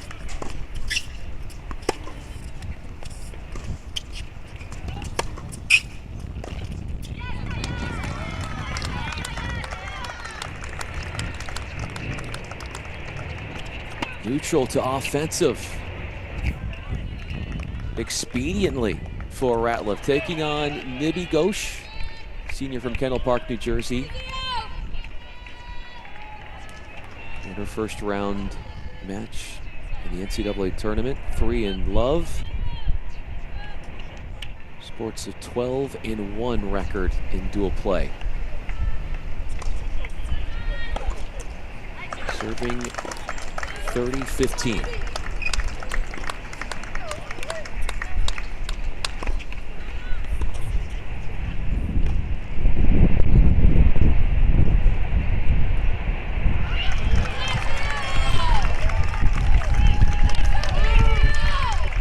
Unbridled strikes, full of pace.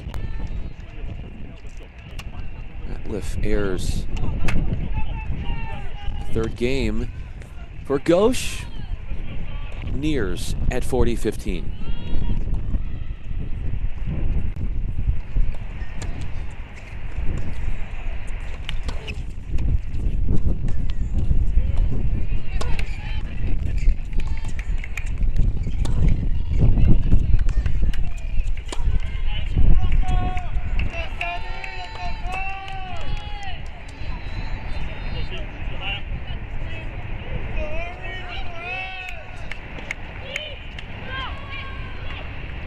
In attack mode off the return.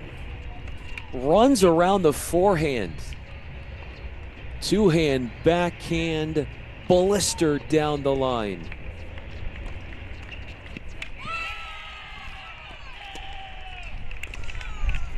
The right read and the fortitude to go down the line with such gumption.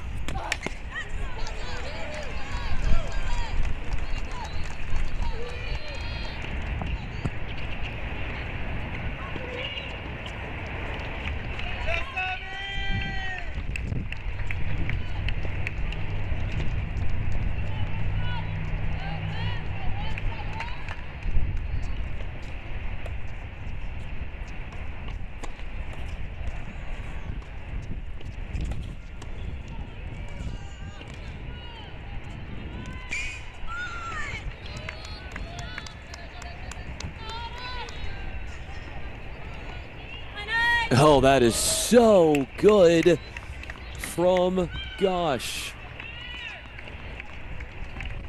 Tried to change it up with the forehand drop shot. Ghosh got there. Did what she wanted with it as well. That was impressive. Rundown speed and execution off the redrop. 5-3. Ratliff can now, behind her serve, claim the first set.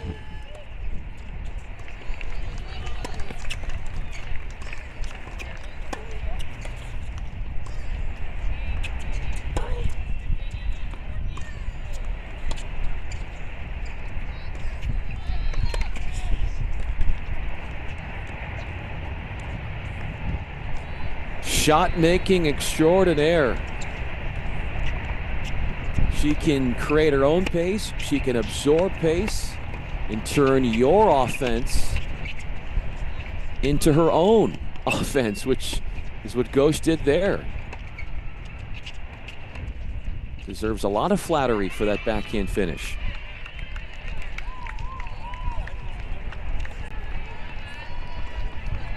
Coming in off the cross-court forehand and then gets past cross-court. An agonizing result if you are Ratliff.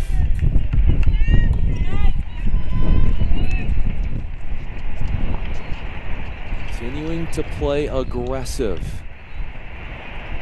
Ghost sort of playing Ratliff's game here, and it's working so far in this game.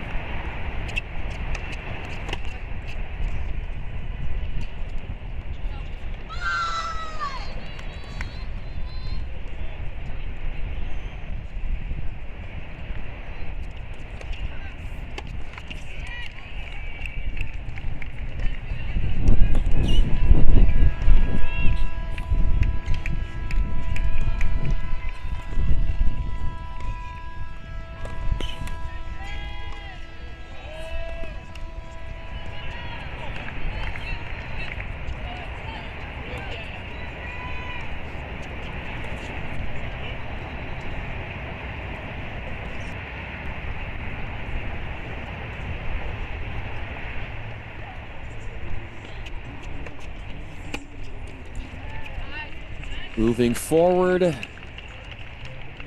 drives the ball into the corner. Off the swing off the forehand side, 30 all. Doubles point is still for the taking in Austin. Update in Austin, court 2 in doubles has already been won by the Longhorn 6th Love. Court 1, bottom left of your screen, they're a game away.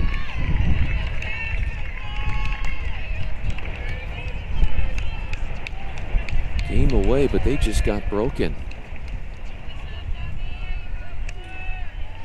Or now they're serving, excuse me. So now they'll be serving at 5-3. So it was a hold for Boise State.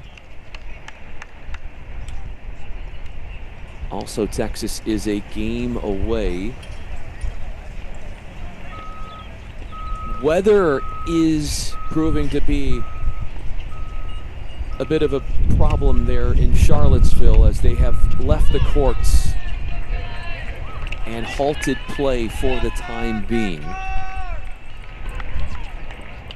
Rain was not an issue in Charlottesville when the men played earlier today, also yesterday when the women played, but there was, looking at the forecast Saturday, the possibility of thunderstorms coming. So we'll continue to monitor what's going on in Charlottesville and bring you the latest as soon as we hear it. But in the meanwhile, while they are in a quote-unquote holding pattern, we'll bring into a bigger focus the festivities in Austin. Texas versus Boise State.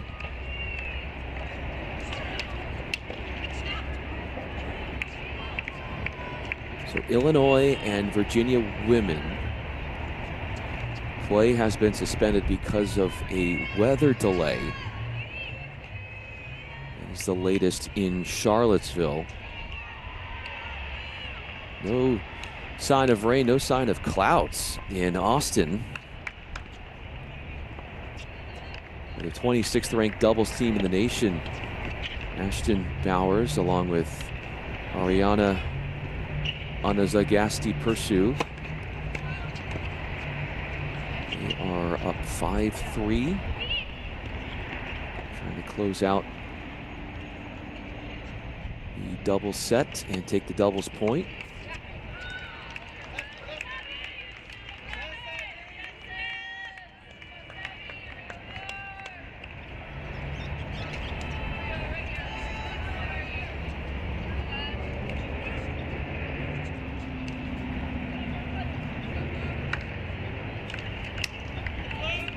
Boise State 20-5.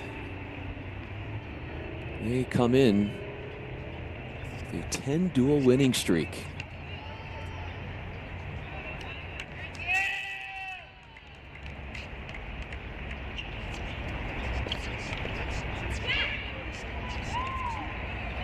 Berezniak is serving on court 5 in Columbus. Deciding point.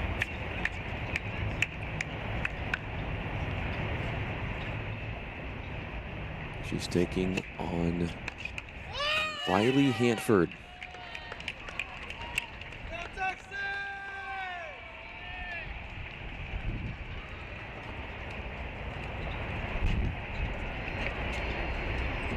And at the conclusion of doubles, the score is... So it's official, court 1 Texas clinched 1. for UT. They have taken the doubles point.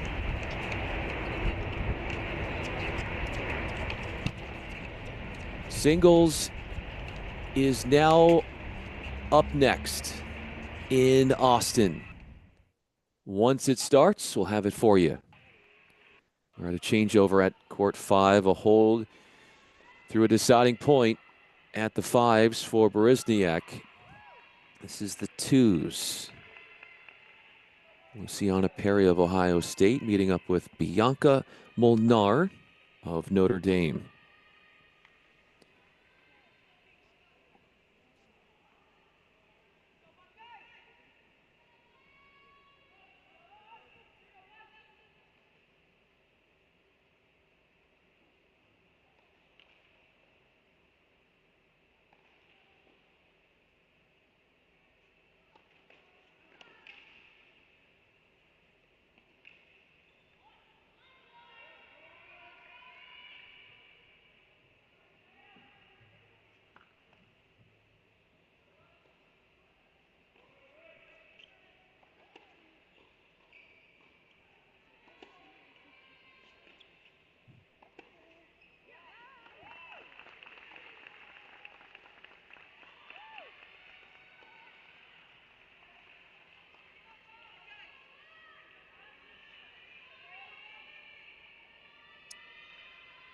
If you're just joining us and looking for that Charlottesville regional final between Virginia and Illinois, weather has stopped what was an outdoor experience for fans, keeping an eye on what's going on. Perhaps they move indoors. If they do, we'll let you know. We also have cameras indoors as well, so that wouldn't necessarily be a problem, although it is fun being outdoors in Charlottesville. What a great venue they have. Indoors in Columbus at the regional final here between Notre Dame, who beat UIC, University of Illinois Chicago, to get into the second round. Ohio State beat Buffalo to get into this round of 32 tilt.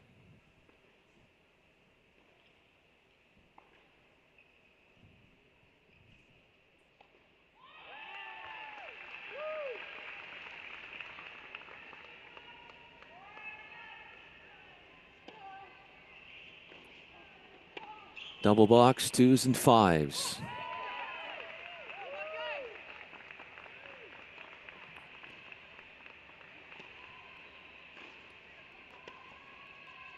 First set going to Sydney Ratliff at the 1s, or excuse me, at the 3s for Ohio State over Nibby Ghosh. They're playing their first game of the second set now. Ohio State, 7-5 winners of the first set on court 4.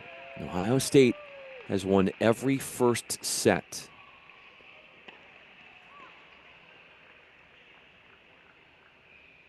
Even at the 6s, where Audrey Spencer lays claim to our first and only bagel set, where she is up 6-love and game points away from 4-1 against Maria Olivia Castedo.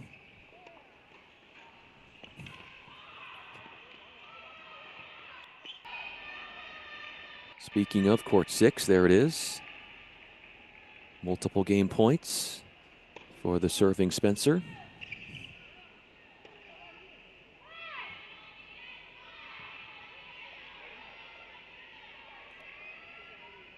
Spencer, just a sophomore from Kansas, ranked 112 in the nation in singles. 10 wins, 7 losses in dual play. Had a win yesterday in the first round of the NCAA tournament.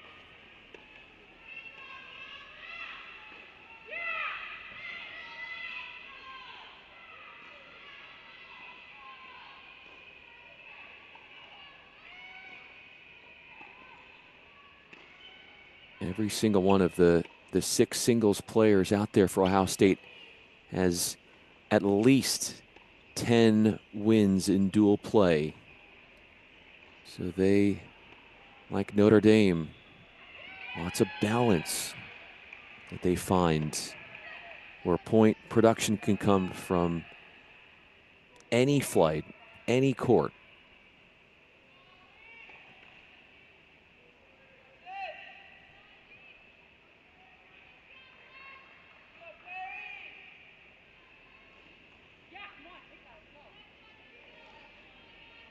Is it going as planned at the 6s here as we now bring Andre Spencer into the spotlight?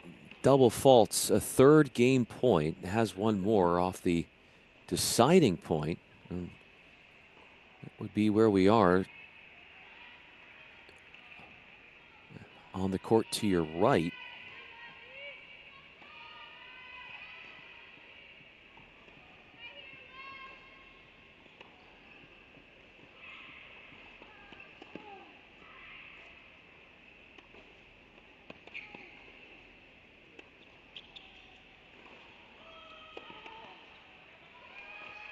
Big forehands, finding pace, really going after those shots inside out, which gave her an advantage and got her ahead in the point, which leads her to getting the hold, not without having a few opportunities that she would have liked to have gotten earlier in that game. But it's a hold in the end, and it's Spencer 4-1 in front in set 2. Deciding point on court 5. Could that put Berezniak up 4-love, or does Hanford have an answer?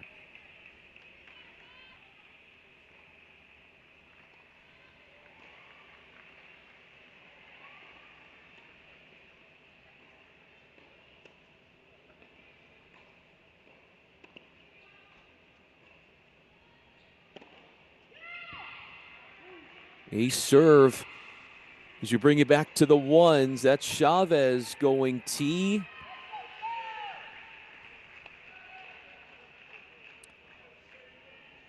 Came up with the goods, the right formula in the first set, but Matsuno has seen her level rise since the first. And her play has proved to be a real impediment to the hopes and prospects of Taya Chavez in trying to make this an easier match.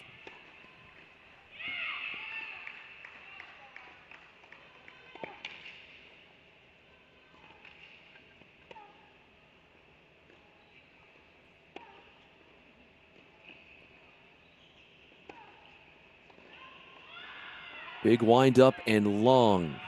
Forehand drilled, but off the court for Taya Chavez. Matsuno goes up 4-love in the second set. Chavez was up 4-love in the first set.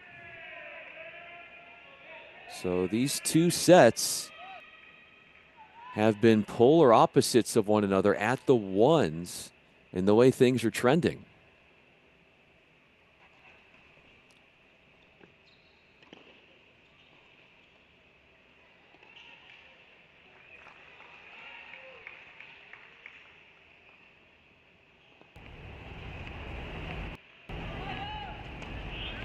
Singles has begun in Austin. Bottom left of your screen, that would be court number 3. Nakti Shah of Boise State, first game. And Esther Mary of Texas.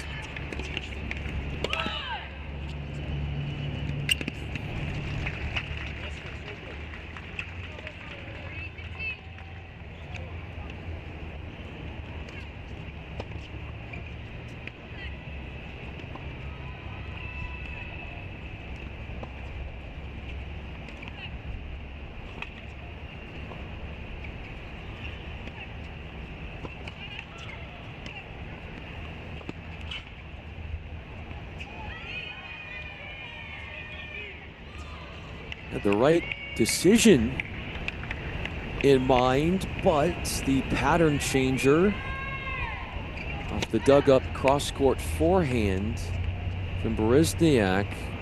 Hanford could not seize the opportunity in going down the line.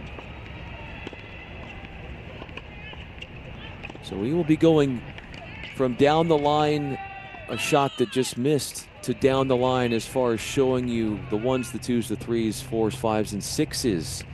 Those pairs, the singles matchups shortly. Introduce you to all the players.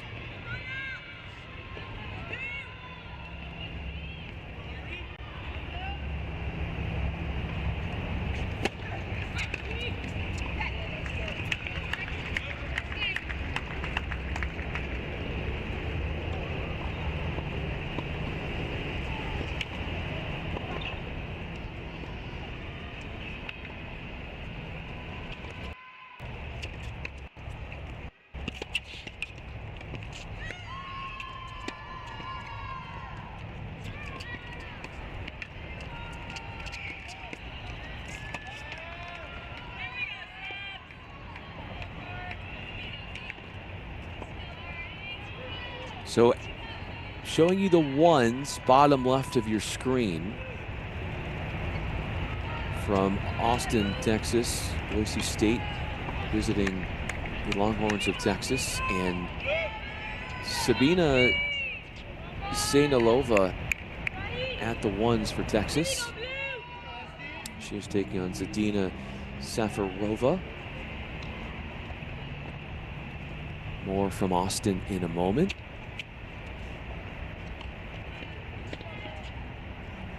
Nar serving at the twos versus Perry.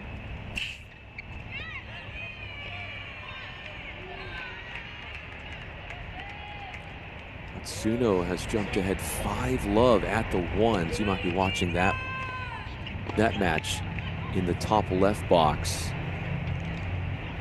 trending towards forcing a third set. Just kind of the headspace of Molnar right now, thinking about what she's trying to do and what she hopes to do with a break advantage. Trying to go up 4-1 with a hold. She would do just that. Berezniak 6-3, 4-1 in her favor at the fives. Also 6-love, 4-1 at the sixes for Ohio State. So you've got the fives and the sixes going really well for the Buckeyes, but then Notre Dame and Ohio State, everything else is pretty much up for grabs. And it's a toss-up. So this could be one of those duels that goes down to the very last point.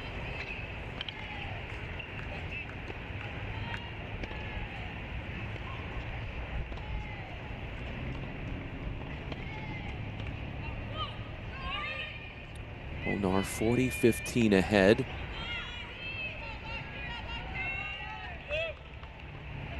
Native of California.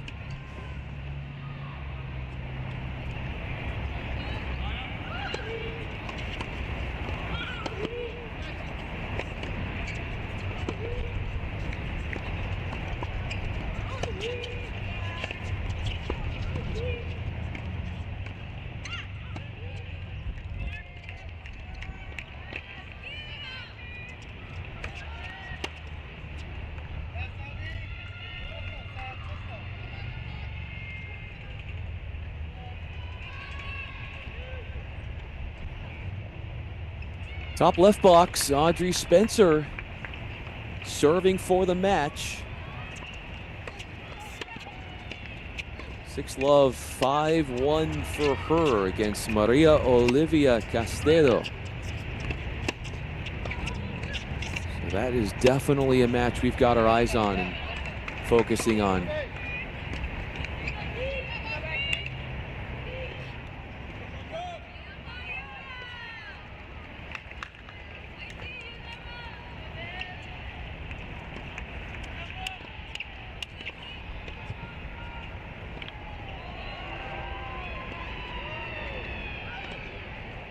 Spencer, top left box. The deciding point at the 2s in the bigger box.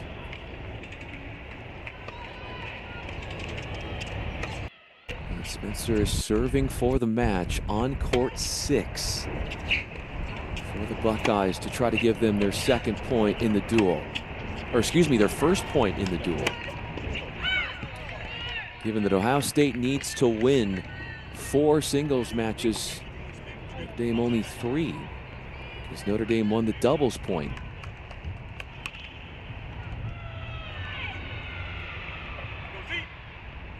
Point goes to Molnar off the baseline rally for 4-1.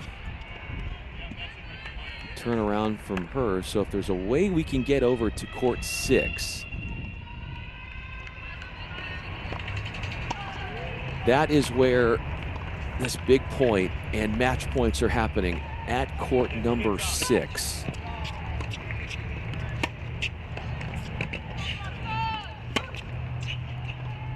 Spencer serving for the match. Got past Gastedo. Works it past. A little gentle brush up on the forehand side. A glistening winner down the line.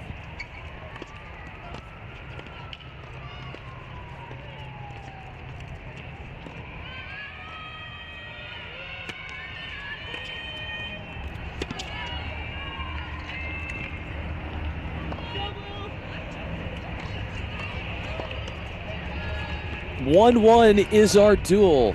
The first singles match ends, and it goes the Buckeyes' way on court 5. Audrey Spencer improves to 11-7 on the season, picking up right where she left off after taking the first round in a 2-setter. At the 5s, now at the 6s, goes with a 2-setter, only dropping 1 game along the way.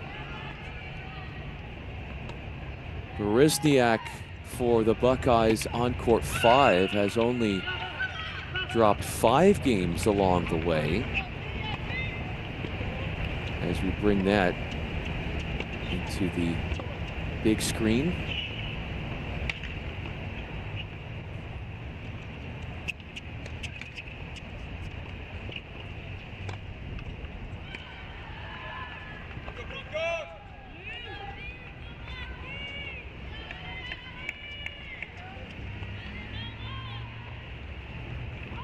We do have an update as of a minute ago between Virginia women and Illinois.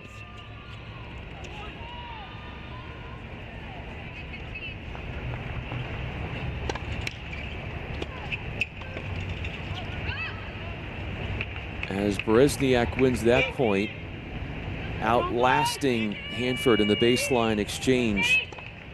The Virginia women's duel, which is a regional final against Illinois, has been moved inside, according to Virginia Women's Tennis Twitter. And they will start right about now. So they say 5:50 Eastern time, which is right around now, just past 5:50 Eastern time. So from outdoors, they started the duel now to indoors because of challenges presented by the weather. Weather is breathtaking in Austin. Definitely want to give Boise State and the Longhorns their due respect and love, as they're a lot earlier on in the doubles or the singles, portion of the broadcast. Berezniak has gained points to go 5-2.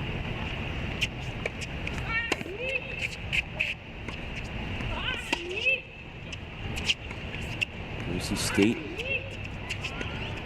wearing the blue garb.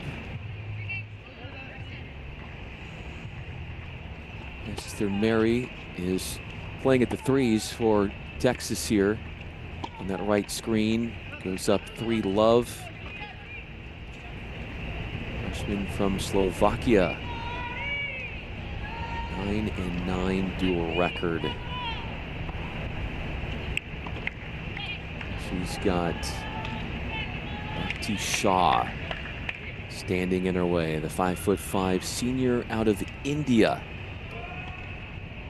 Do want to talk a little bit more about the story here for Boise State. Received the automatic bid by winning the Mountain West Conference title. They are coming in with a 10 dual winning streak, and it's the first NCAA tournament victory when they pulled off the big upset in the first round over Baylor 4-3 Friday afternoon. It's the first NCAA tournament victory for the Broncos since 2010.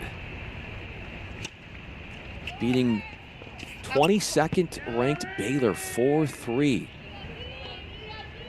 One of the few upsets that we've seen so far in the NCAA tournament on both the men's and women's sides. 5-2 in front goes Berezniak, up a set as well. Looking at the fives here in Austin. Adriana Briones Ginesta down 2-1. It's Ariana Pursue.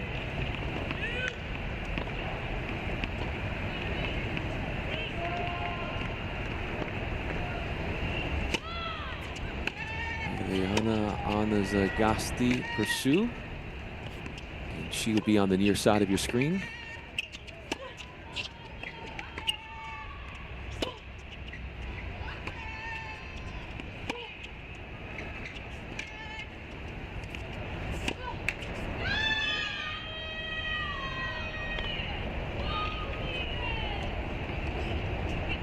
Anazagasti Pursue,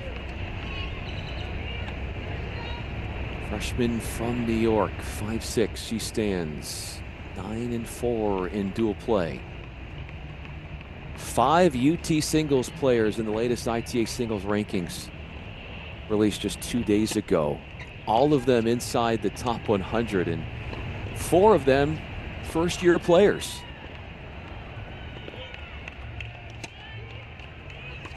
Berezniak and Hanford continuing to fight on court number 5 for the rights to a point. Hanford at the line at 2-5 for Notre Dame.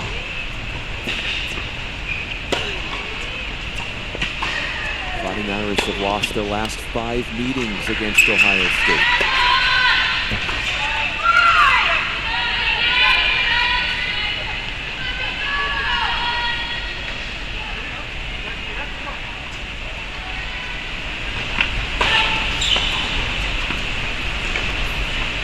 Cameras indoors in Charlottesville have been turned on as they move from outdoors to indoors because of problematic weather. Illinois and Virginia moving indoors after Virginia took the doubles point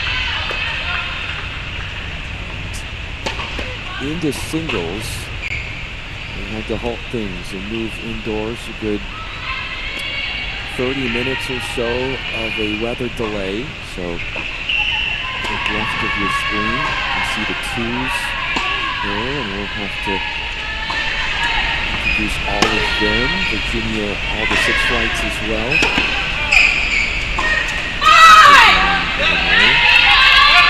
The 2s there, Megan Heiser, 5-2. Elaine Cervinsky. So second team all Big Ten. Will be Fighting Illini, senior from Illinois, and the team best 4 dual clinching wins. So clutch is definitely in her genes. Court 1, Matsuno.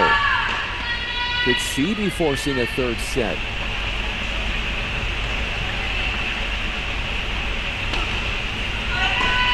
Quite the turnaround for her. Chavez has a full slab of break chances.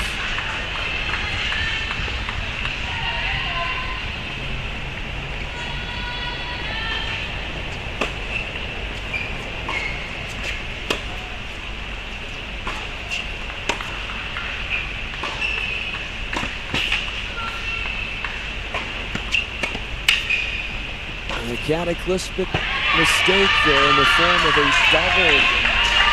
Matsuno gives the break lead away and had a chance to serve out the second set. Now Chavez is right back in it and serve, but needing the hold to stay in the second set at 4-5.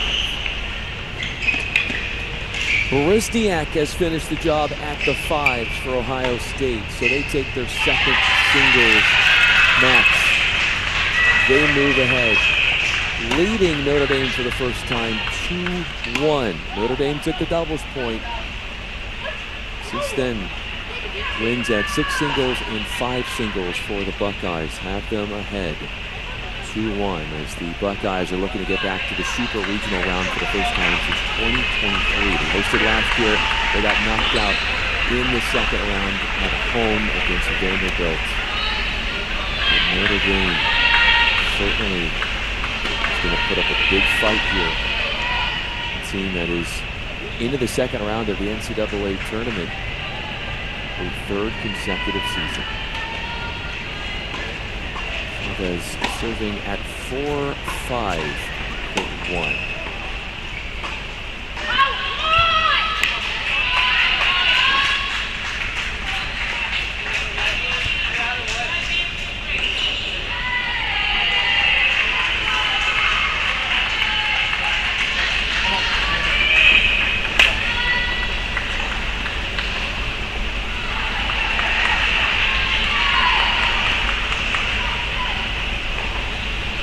Good closure of the net. Chavez had an opportunity to try and pass, but played something too conservatively. And she knew it. Suno inducing damage by following her down the line to the net. To the back in. Volley. Clocked it in play for a love 15 start.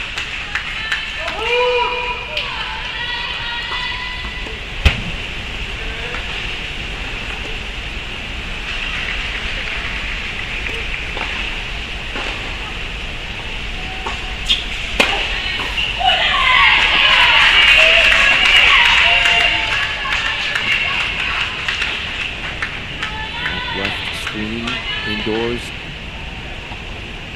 Virginia. Annabelle Hsu playing at that 3 spot for the Cavs. 13 all ACC in singles, 5'9" junior, Montreal, Canada.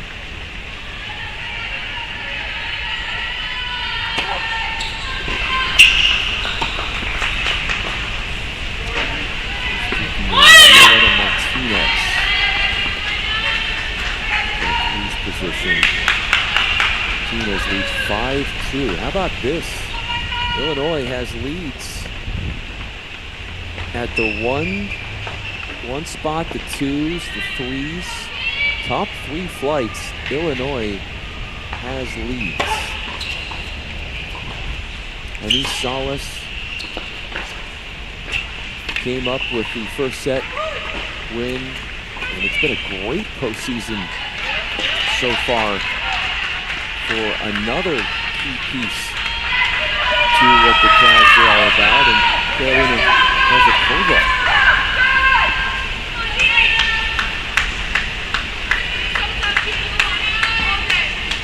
He came up with a big win in the first round, Kozakova. She is at the 5s, running away with things here. 6-love, 2-love. That is something you have to monitor. Boise State is down 1-love against Texas, bottom left of your screen, and as you can tell, that graphic in the top right corner of the big box, Ohio State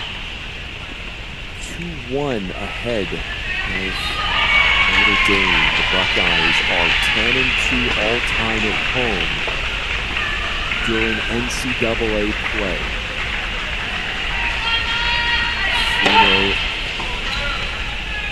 Intently looking at set points to bring forth a decisive and third set.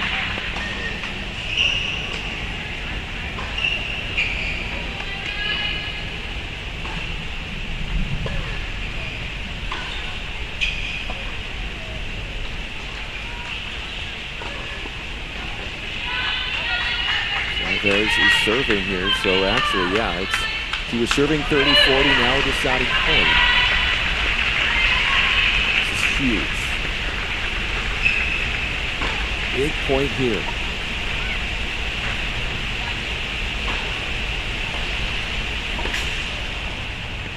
Massive hold for Chavez. An eerie start to that game for her, down 30-40. But courageously pulls out the hold. And puts up a wall in the form of trying to force a third set. As of now, obviously subject to change with how Matsuno plays here. With 5 games apiece.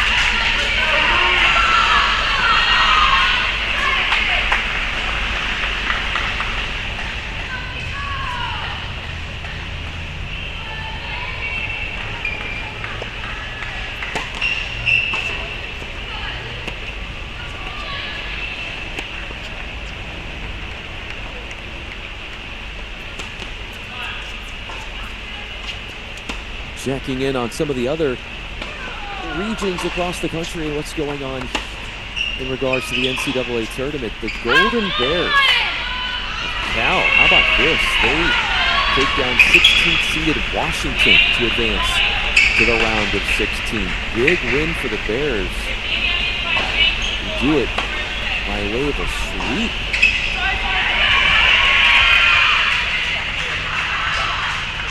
You do know on the men's side, our first super regional is set with Stanford versus South Carolina.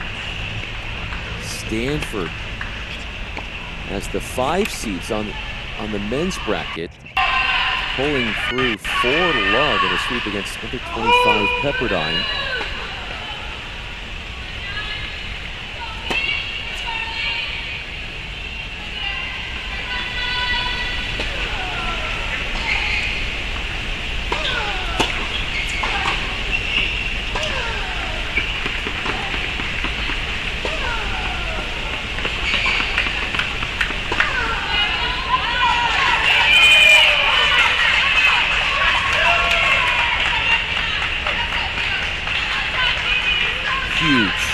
Chavez could have easily let this one slip away the second set.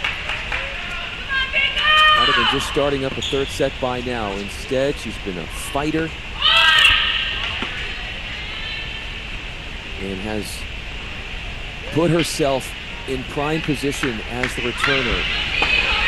Up as the returner, love 40. Suno feeling the heat from the opposition.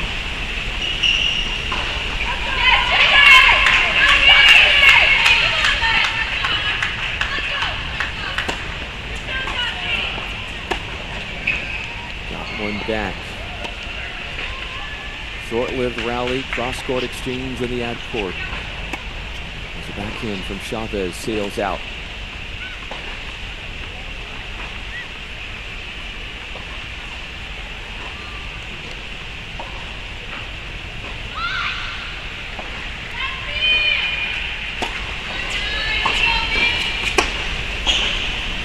And 58th in the nation in singles. Is in some serious trouble here. Drops her serve in game 11. Chavez can serve out the match after the changeover.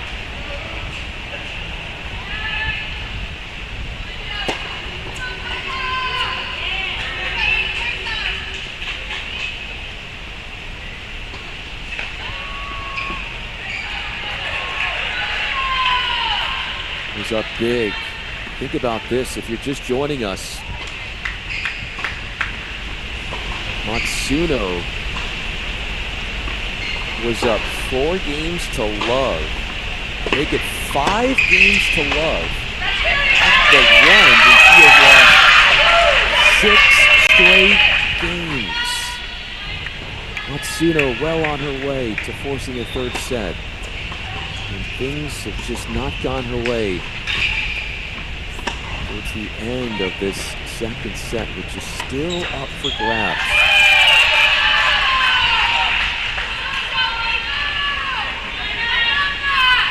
Still up for grabs indeed. Our 1 seed in the tournament. Georgia coming up with a win today as the 1 seed over Georgia Tech. Michigan, they are on to the round of 16, so is Georgia. Stanford as well with a 4-1 win over the 11th ranked Texas Tech Red Raiders. That's an upset, so a seed is eliminated. Courtesy of Stanford men and women in the final 16. LSU as the 13th seed defeats USC. Coming up in about 20 minutes on the women's side, number 15 Vanderbilt will be taking on UCLA. Carey for the match. She serves it on court 2. That forehand has been such a powerful and reliable weapon for her. Hitting balls into the middle 3rd of the court. She has just taken them with her forehand and made Molnar pay.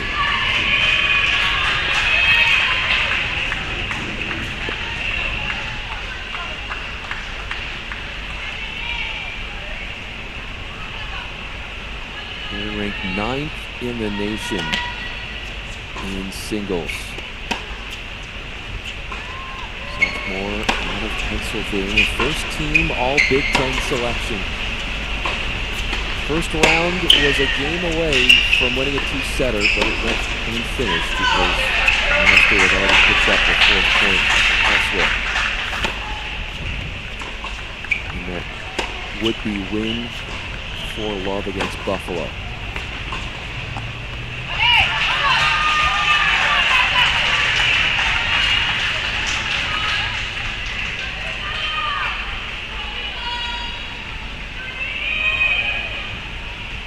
Hit the tape.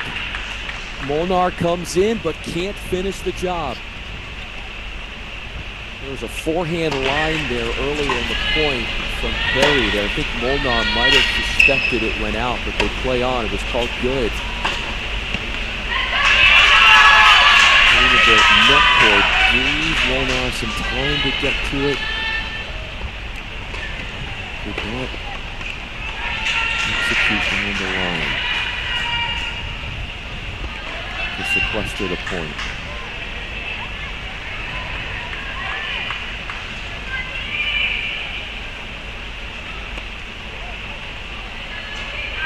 Notre Dame was up 1-love, took the doubles point. Ohio State nearing a 3rd singles match won.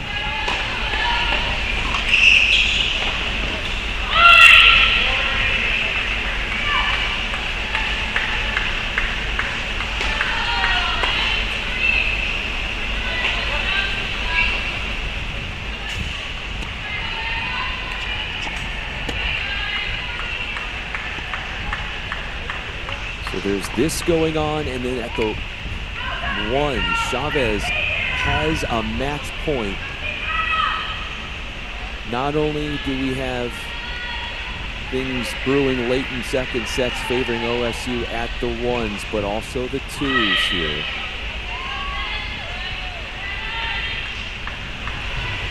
Murray with a match point.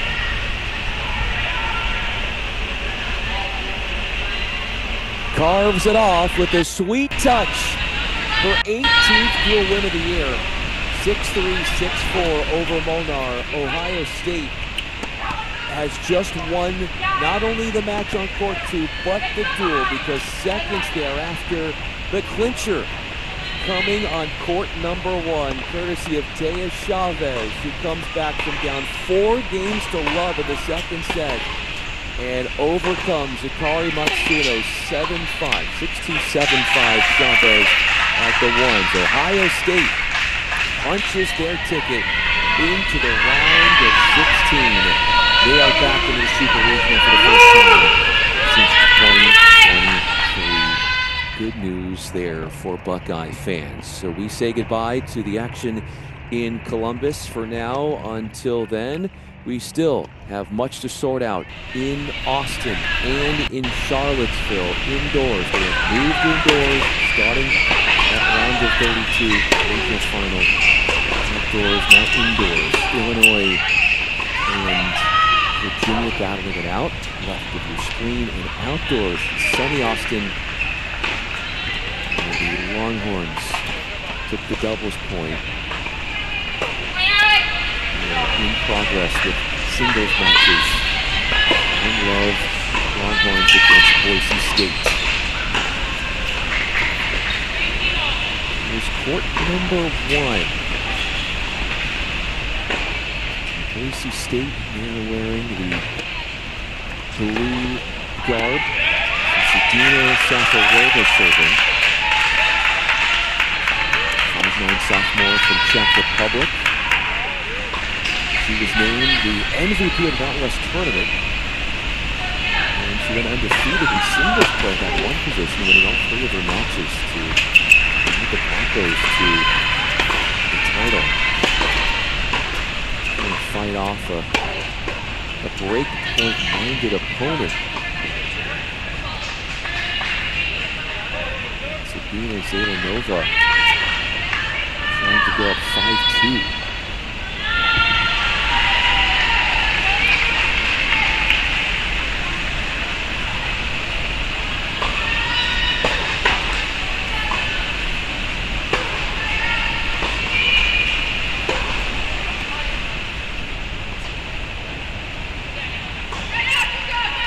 It goes, the smash to force a deciding point. Sabina Zelenova is 45th in the nation in singles. She is on the far end for Texas. African senior from Ukraine. 6 losses in dual play and had a rather quick first round win. 2-1 for the Longhorns yesterday.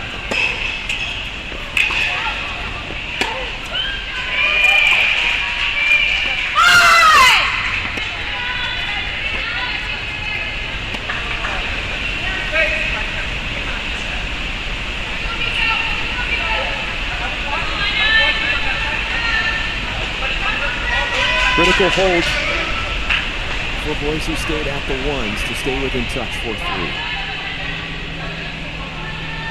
At that 2's position in this head-to-head between Texas and Boise State, Texas showcasing Carmen Araya, freshman from Romania. Get over to the 2's in a moment. This would be the 4's where we do have Ashton Flowers serving for the first set 5-2 against Carla Schaefer of Boise State.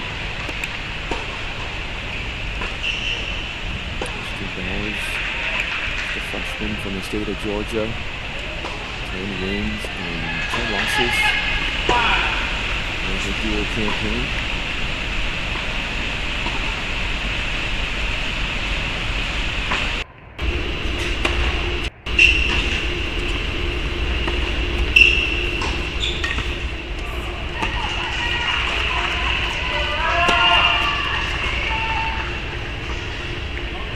Fives indoors in Charlottesville.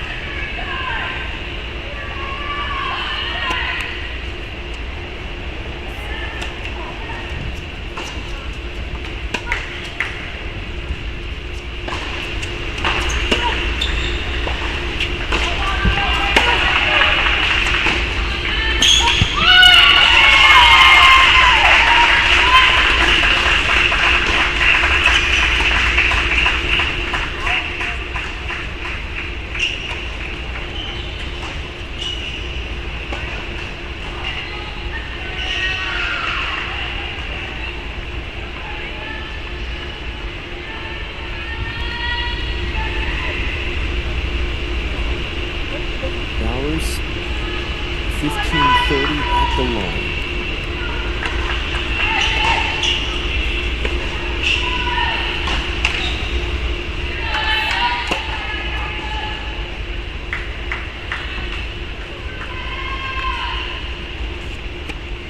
So that looks like it's court 3. Looking at the score, court 3 for the game. The team looking to go.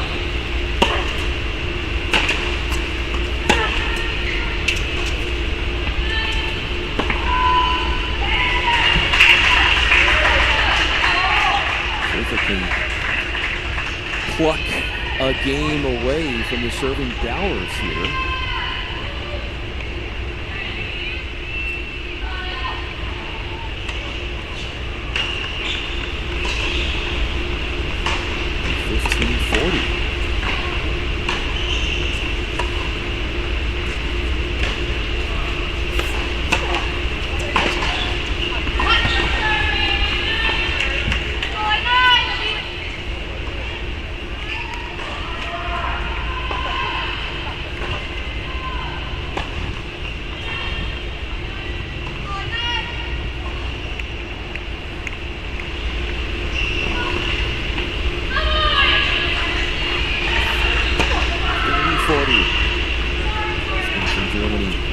Looking to break.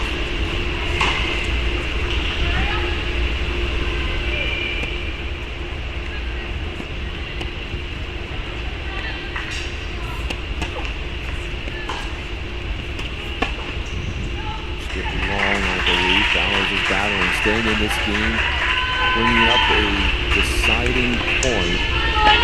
Schaefer 17-4 in dual play. She lost to Nadon of Baylor after 6-4. Did win that here in the end. One of the bigger upsets, one of the bigger storylines, bigger surprises that we've seen in New Orleans NCAA tournament so far for a Boise State team that has won 10 duels in a row and is sitting pretty at 20-5 on the year.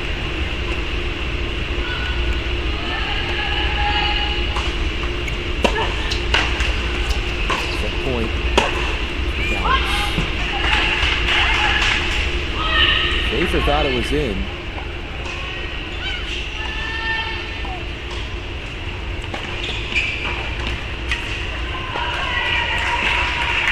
There's going to be a first set that goes to Bowers, I believe. 6-2.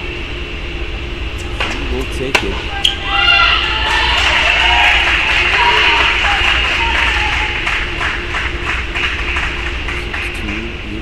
Score at the fours.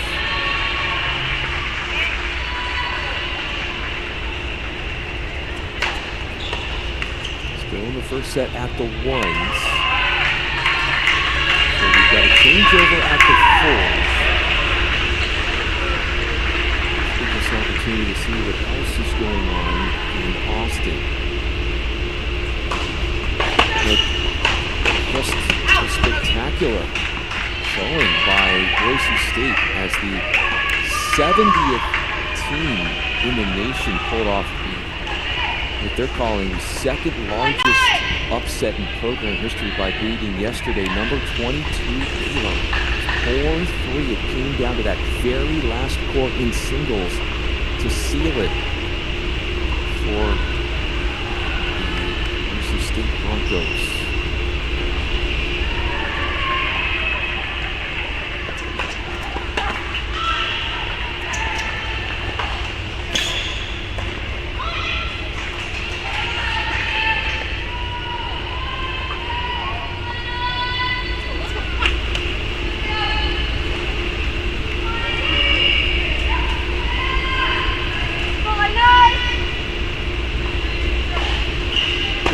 There it is. An official first set going to Bowers there, right of your screen. So in between sets on our screen at the fours.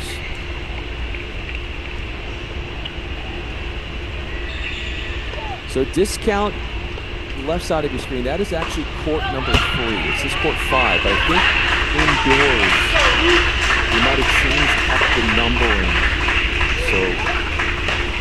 I certainly apologize for that, but it is court 3.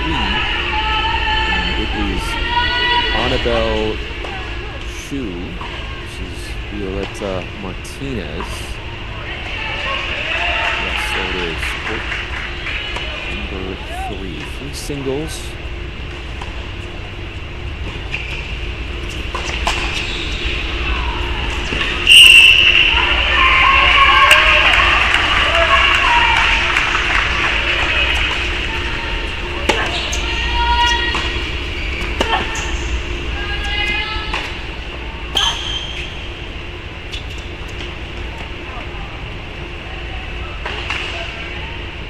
More in depth into this Illinois-Virginia matchup left of your screen. If you're just joining us, they started this outdoors, moved it indoors because of weather. Illinois, the orange and blue. So now their 10th 25-ranked team of the season. They're 15-12 and 38th in the nation. Deciding point on this court. Big moment between Sue and Martinez.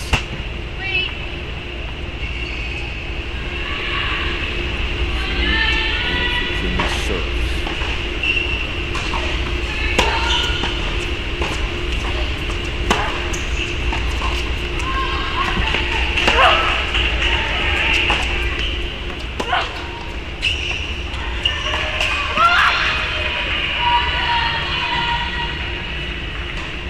Martinez grabs the game as the returner. It's back after she was broken. And Missily in set number 2. Violetta Martinez, 5'1" junior out of Florida. 12-8 overall record this season for her. Picked up a win yesterday. And Illinois' win over Arizona. Illinois beating Arizona in the first round 4-1. Illinois actually dropped the doubles point and came back and won the 38 versus 30 matchup. 30th ranked Arizona Wildcats got upset in the first round, courtesy of Illinois in the Charlottesville Regional. Court 4 has started its second set.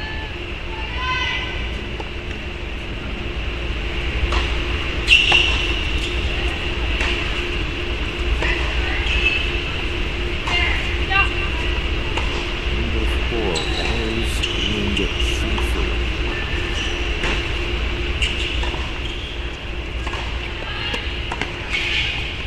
Plenty of important duels to come on the women's side throughout the day. We've got already wins in the books in the second round for number 1 Georgia, Michigan, Stanford, Auburn,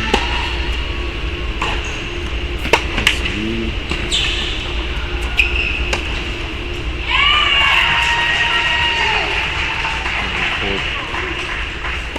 Martinez.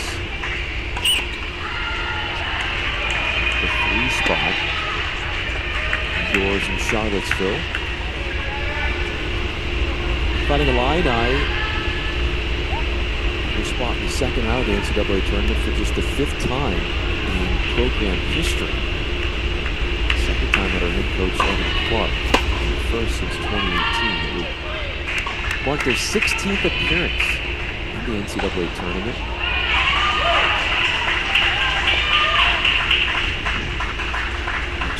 Quarterfinals of the Big Ten tournament did Illinois.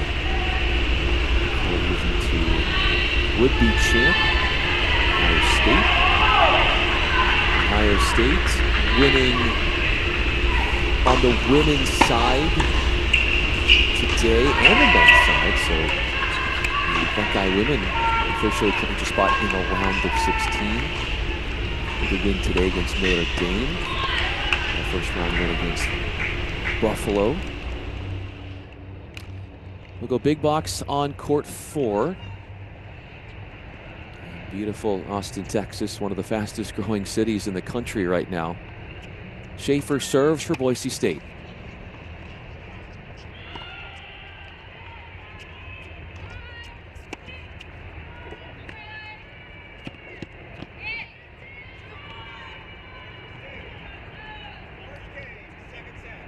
Bowers might be unranked, but 5 UT singles players ranked inside the top 100 in the latest released ITA singles poll that came out just 2 days ago. 4 of those 5 ranked players are freshmen, so a fabulous youth movement here being engineered and enacted by head coach Howard Jaffe of UT.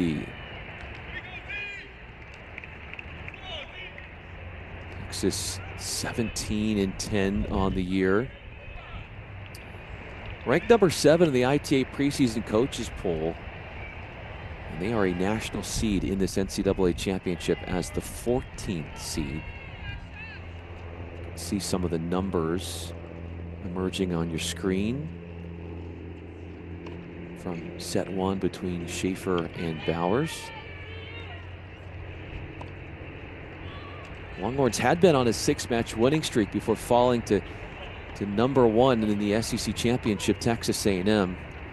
So reached the quarterfinals of the SEC championship, but this women's team has been playing an extremely hard schedule. You see, 10 losses, but look who they've played and look who they've won against. Big wins across the board, including one over number 1 Georgia, number 3 Oklahoma State. 4 of their losses have been by a 4-3 score.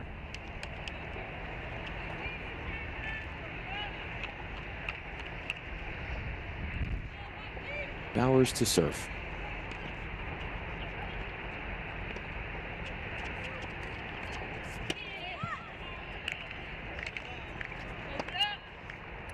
First meeting between Boise State and Texas.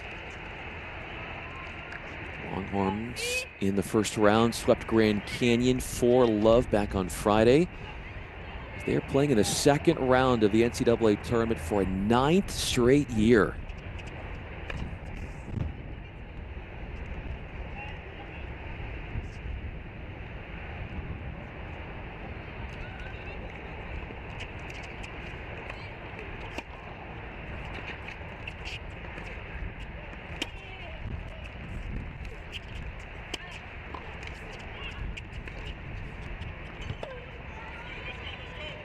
Missed the mark with that forehand, but a paceless backhand almost got Schaefer in trouble.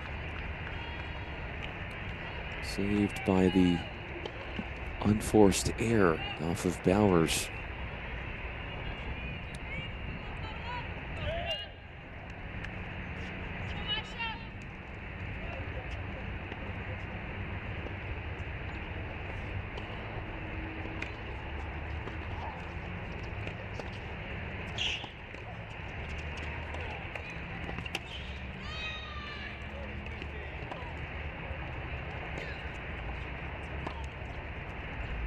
Be a really interesting matchup. Cal is going to have to take on number 1 Georgia in the round of 16 in the women's bracket. Cal beating Sacramento State and then upsetting 16th seeded Washington. We bring in more indoors from Virginia, so we're going to have the opportunity to move around a little bit and check out some of the other courts. This is Heiser for Illinois against Stravinsky at the second flight.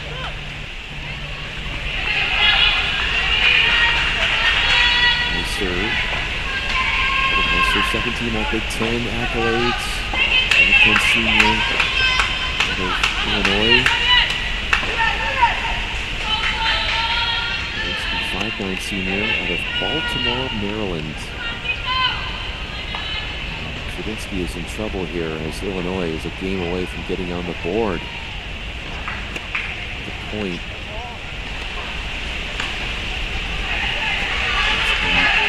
does lead the team in singles wins with 28. And Clincher has had her number. Virginia winning against FDU in the first round, a 4-love sweep.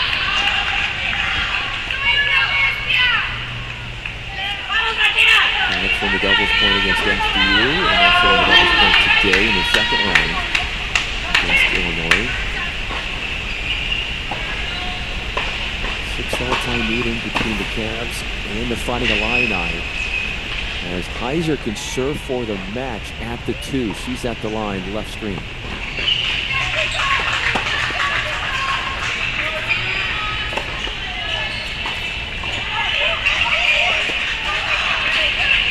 Virginia has won the last 3 meetings against Illinois. Most recent meeting was 2019. Fighting Illini last beat to Virginia 1998.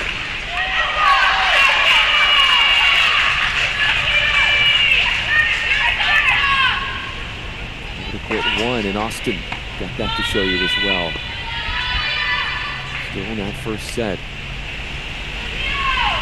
Tight one there. Get you up to speed on what's happening there as well.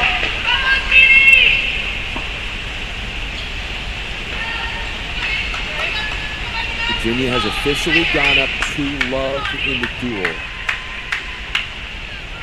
They've got a singles win at the 5. Kosakova, what a run for her in the postseason. She had a win yesterday in the first round. It comes right back. And wins again, coming up with a key point for the Cavs. So 2-love in their favor.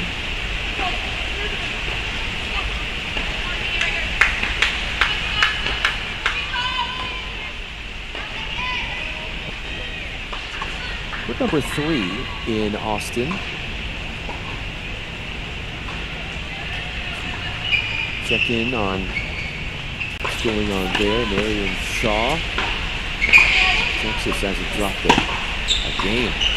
Absolute domination here for UT at the 3s from the freshman from Slovakia.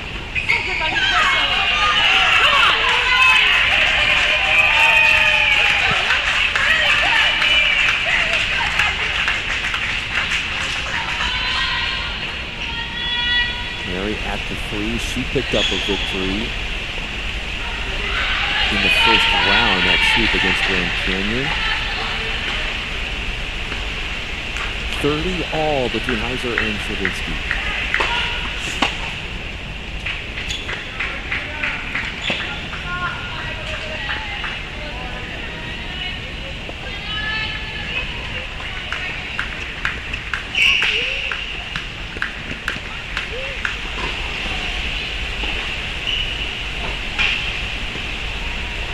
Heiser has match points to give Illinois its first point in the duel.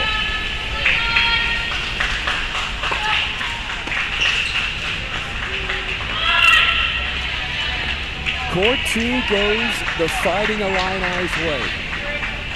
Cut the gap to 2-1 within 1. As now the first 2 singles matches that have finished have been split. A win at the 2s for Illinois, which is after a win earlier at the 4s for UVA, courtesy of Kozakova. 2-1 in Charlottesville. Texas is a game away from 2 bagel sets and a 2-love lead.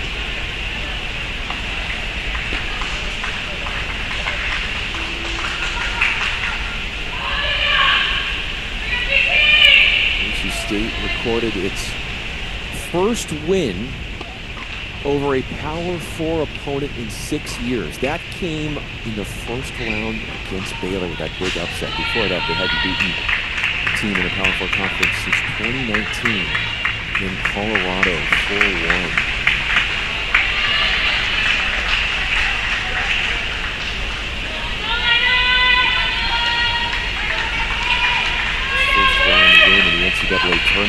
goes before 2025. You got to go all the way back to 2010 when they defeated then number 21 Iowa.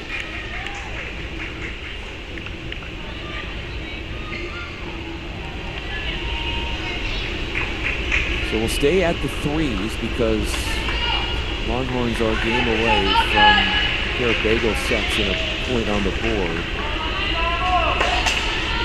The top flight indoors in Charlottesville.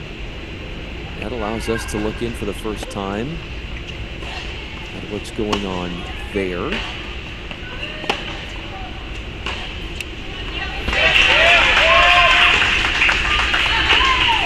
Bauer. South Carolina transfer at the ones for Illinois. 17 all Big Ten accolades for her this year.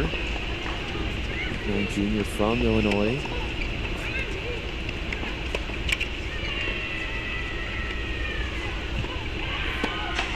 She takes on the grad student formerly of Baylor, Sarah Ziodato. 16 all ACC in singles. Ziodato. She won at the ones against FDU in the first round, 6-1, 6-love. She is currently 22nd in the nation in singles and carries around a 15-4 dual record in 2025. 8-4 top court and has over 100 career wins in singles in college.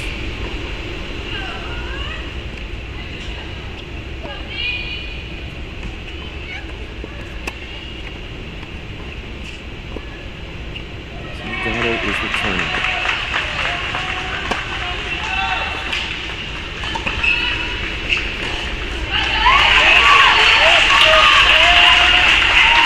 Forward to amplify the pressure. Catching an air off the forehand. Cutting off the angles. Ziodato successfully moved forward to win a point in the forecourt.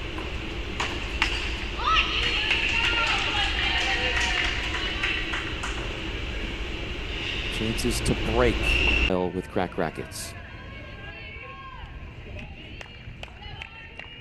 Here we go at the fives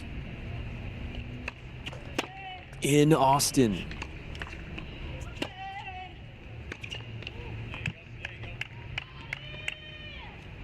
Where Boise State won the first set.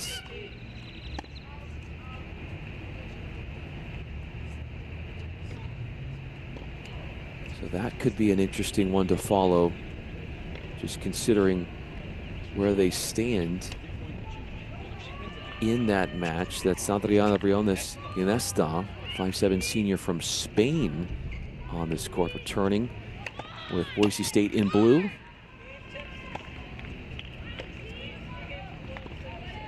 She's 12-3 in dual action this year.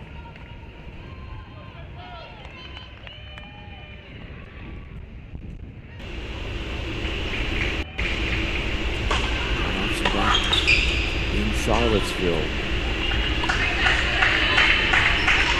Ariana Zagasti Pursu is returning in the deuce court on your right screen.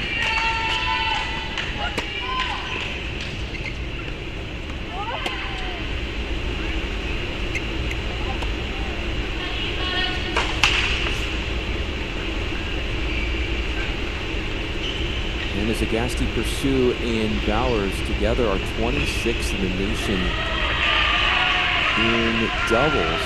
And they won their double set at the 1-6-3 earlier today.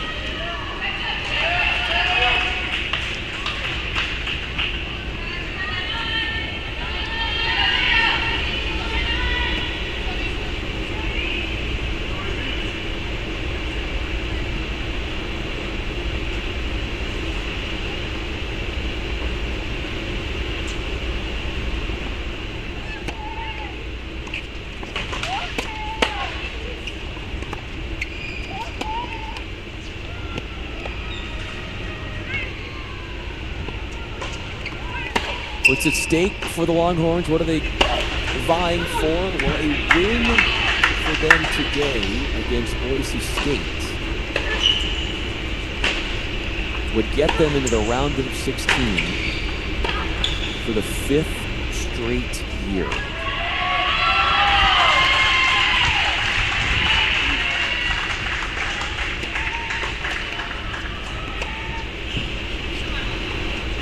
Longhorns have won NCAA team titles in 1993, 95, 2021, and 2022. Far off from the last natty. Indoors at the 6s and indoors at the 1s. It is 3-1 now the score. An update there as Tony Salas has come up with a 6-3, 6-2 win at the 4s, backed up by Kova's win at the 5s for Virginia. 6-love, 6-3. Add on to the doubles point. And then Heiser for Illinois has the one and only point for women's singles over Chedinsky, 6-3, 6-2.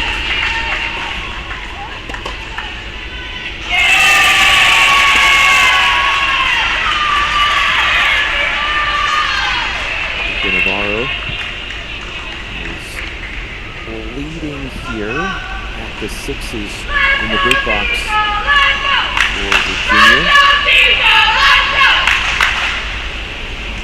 She is taking on Ashik Baker for Illinois native. She's 10-8 in dual play.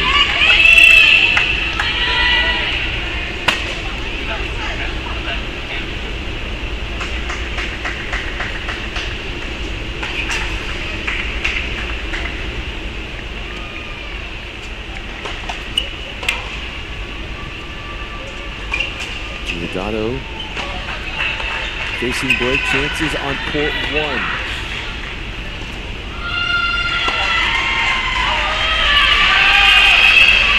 Now the deciding point at the 3s between Martinez and Xu.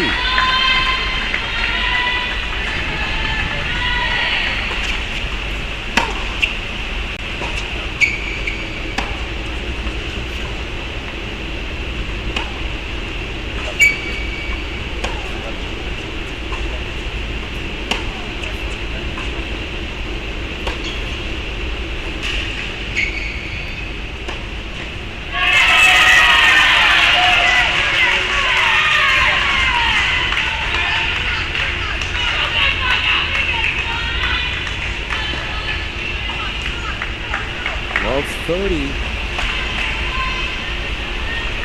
Joe Navarro. Extremely good position here.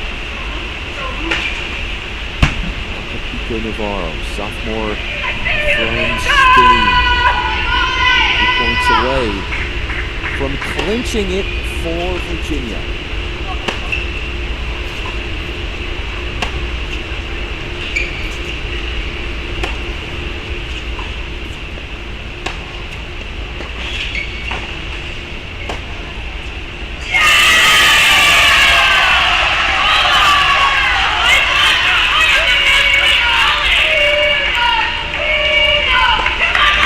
Point away at the 6s.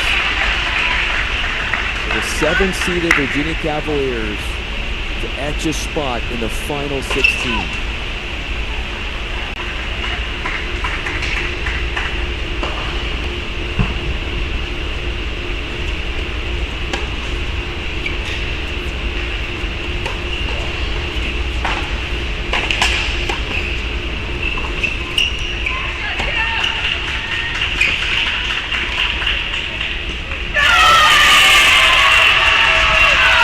The Spaniard who clinches it for Virginia. Good for the 4th point. And the Cavs into the Super Regional. Blanca Pico Navarro has the clinching point at the 6s. 4-3, she takes it. 3 singles, wins, add on to the doubles point. It's a 4-1 win for Virginia, the host team, continues on as they back up a win against FDU in the first round and then take out of the Big Ten, Illinois. That leaves us with this final duel on our feed today. In Austin we go. All of our attention now solely and fundamentally on this court and on this duel. Boise State versus Texas. This is at the Sixes.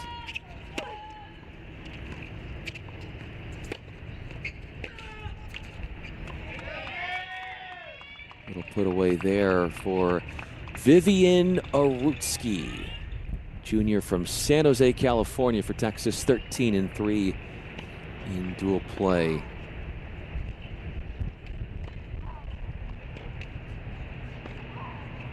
Extremely talented player she is, along with her opponent, Mosa Variant, freshman from Slovenia, who clinched the duel in the first round. Was that fourth and final point to upset Baylor yesterday on this very court, court 6.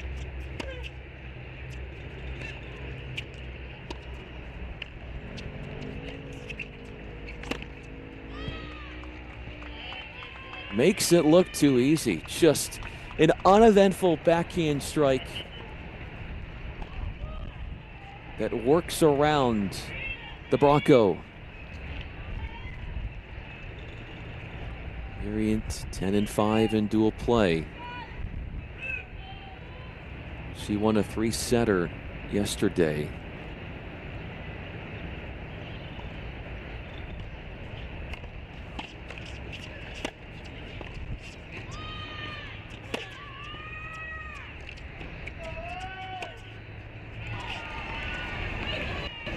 So we've got 6 on the big screen. Rutsky comes in and gets denied by the cross-court passing shot.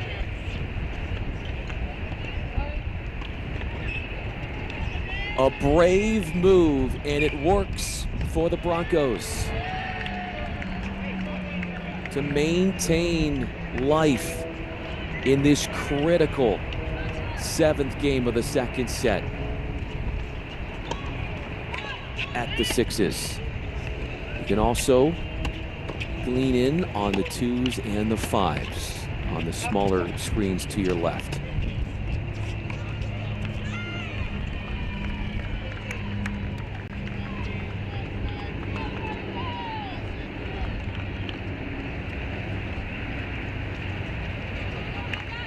Just to keep you up to date on how we've gotten to 2-love between Texas and Boise State in this round of 32 contest, as the 5th game on the board in the second set for the Longhorns. 5-2. Doubles point won by the Longhorns, and then at the 3s, a pair of bagel sets at the 3s has given them the 2-love lead. Now at the 2s, court 2, Boise State is a game away from forcing a 3rd set.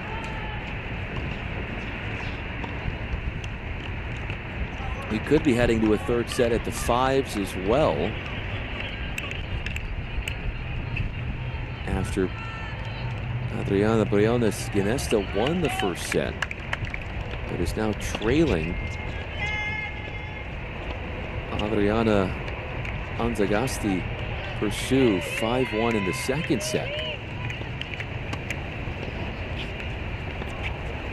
which is the court that you're looking at on the big screen, that 5th court. It's already been history made for Boise State, winning their first NCAA tournament duel, which happened yesterday, over Baylor for the first time in 15 years. 70th ranked team in the nation, 20-5, winners of the Mountain West, 10 wins in a row against the nationally ranked Texas team. 3 years removed from last winning the national championship. The seventh, excuse me, not the 7th seed, the 14th national seed.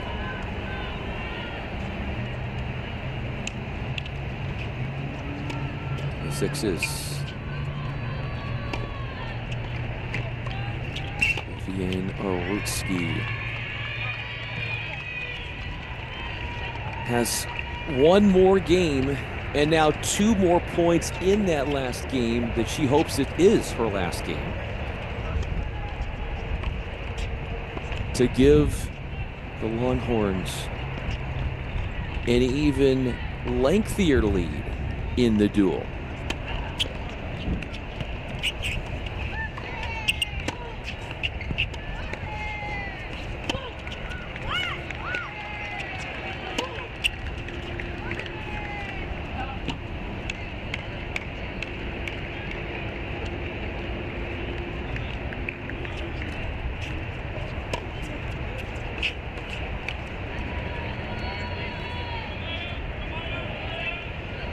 On the board, that's the point. But if you start to look at some of the other courts, sure, even if Texas does win on court 6, a lot of the other courts are pretty much even. Now, you could go to court 1 and say Zainova is up a set and an early break. But courts 5, 4, and 2 are 50-50. They're toss-ups.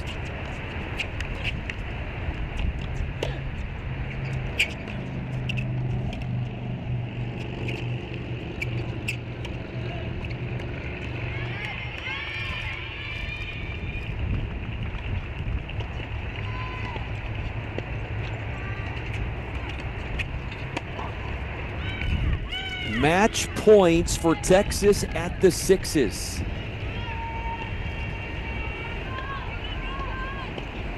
Arutsky can carve in a 3rd point in the dual score. Be the 2nd singles match to go Texas's way if she wins this point.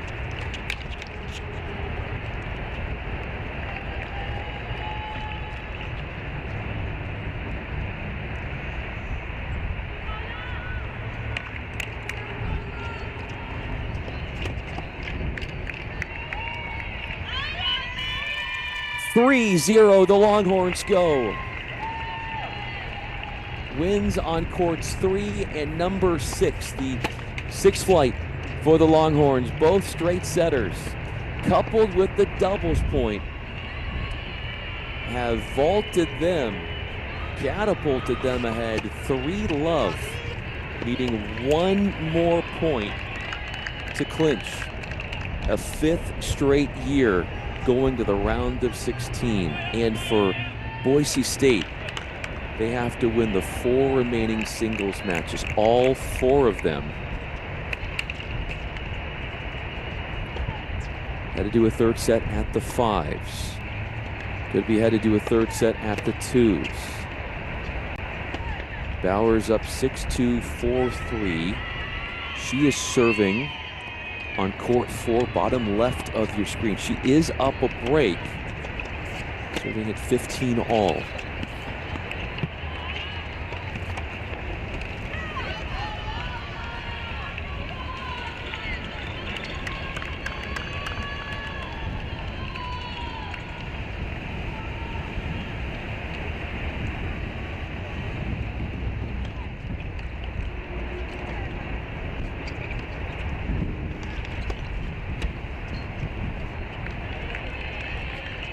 Big wins earlier today, moments ago, for Tennessee women. So Tennessee will take on Virginia. We just watched Tennessee on another feed win over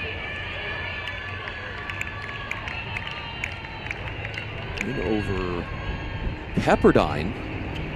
So Virginia, who we were just watching, the women will be hosting the Super Regional coming up against Tennessee. So that is official. Virginia versus Tennessee in Charlottesville. It's a 7 versus 10 matchup. Super Regional in Charlottesville. Book that one on the calendar. Duke Women Super Regional bound as well, as they take it 4-love against FAU. FAU would come in 17-1 on the year. LSU with a big win. They go to the Sweet 16 on the women's side after beating USC 4-1.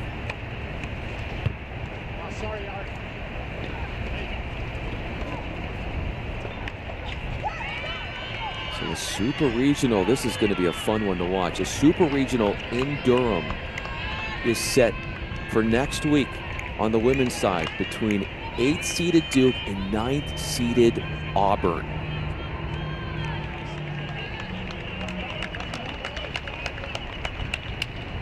Ohio State women, after their win, which we called, they're in a Super Regional to take on number 13 LSU, and the Buckeyes will be hosting that regional.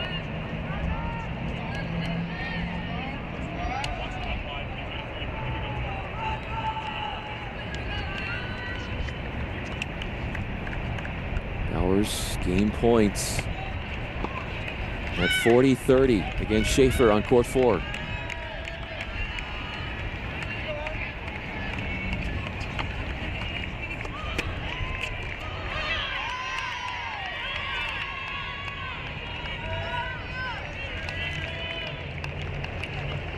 One of the bigger upsets of the day, Oklahoma State taking out their rival 6-seeded Oklahoma to get to the round of 16. So a seeded Washington team loses to Cal. So Cal will take on number 1 Georgia in the round of 16.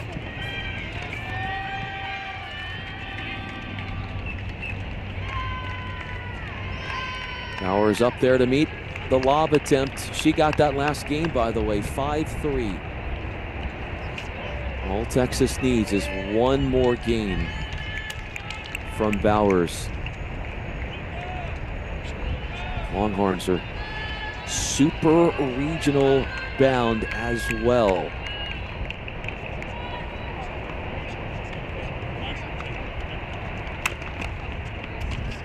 Where they would have to travel to Michigan. Michigan won as the 3 seed today against Arizona State. So Michigan is into the round of 16, and because they're the higher seed, they are privy to hosting. But still, this one isn't done yet. Boise State trying to continue to fight.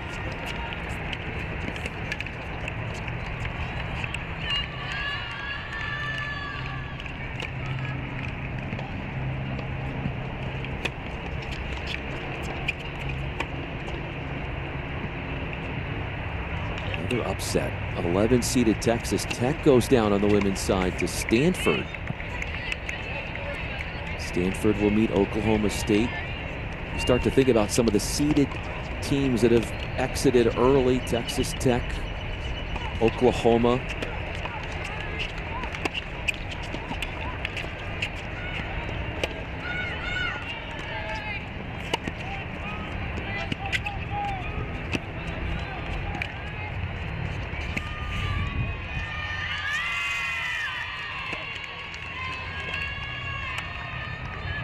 Could it very well come down to court 4.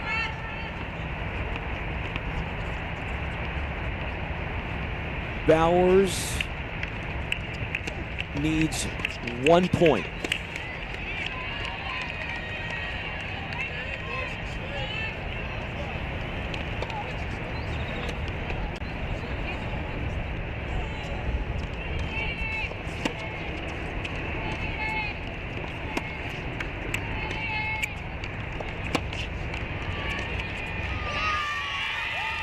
better believe it's going to come from a freshman. This freshman-laden Texas Longhorns squad got fine play from one of their many freshmen, the Clincher, coming from Bowers on court 4. That is going to be a win for love against Boise State, which will send Texas to the round of 16 for a 5th straight year as they win their own regional final, ousting the Broncos along the way. It was a nice run for the Broncos. They won their first round duel against Baylor. Big upset, lots to be proud about.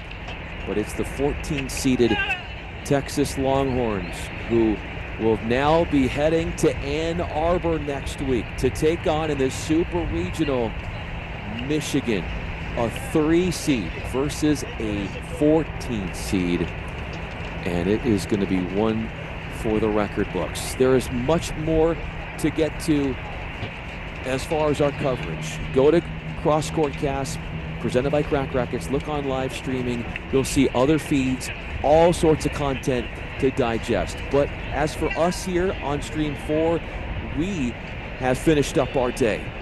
For Chrissy Halioris, I'm Bryan Fenley. We appreciate you taking in this busy day full of action with Texas winning our final duel of 6. They win their regional final, off to take on Michigan. We'll talk to you tomorrow with more coverage. Keep it locked on Crack Rackets. Follow all of their social media accounts for the latest extensive wall-to-wall coverage of college tennis, unlike anything you've ever seen before.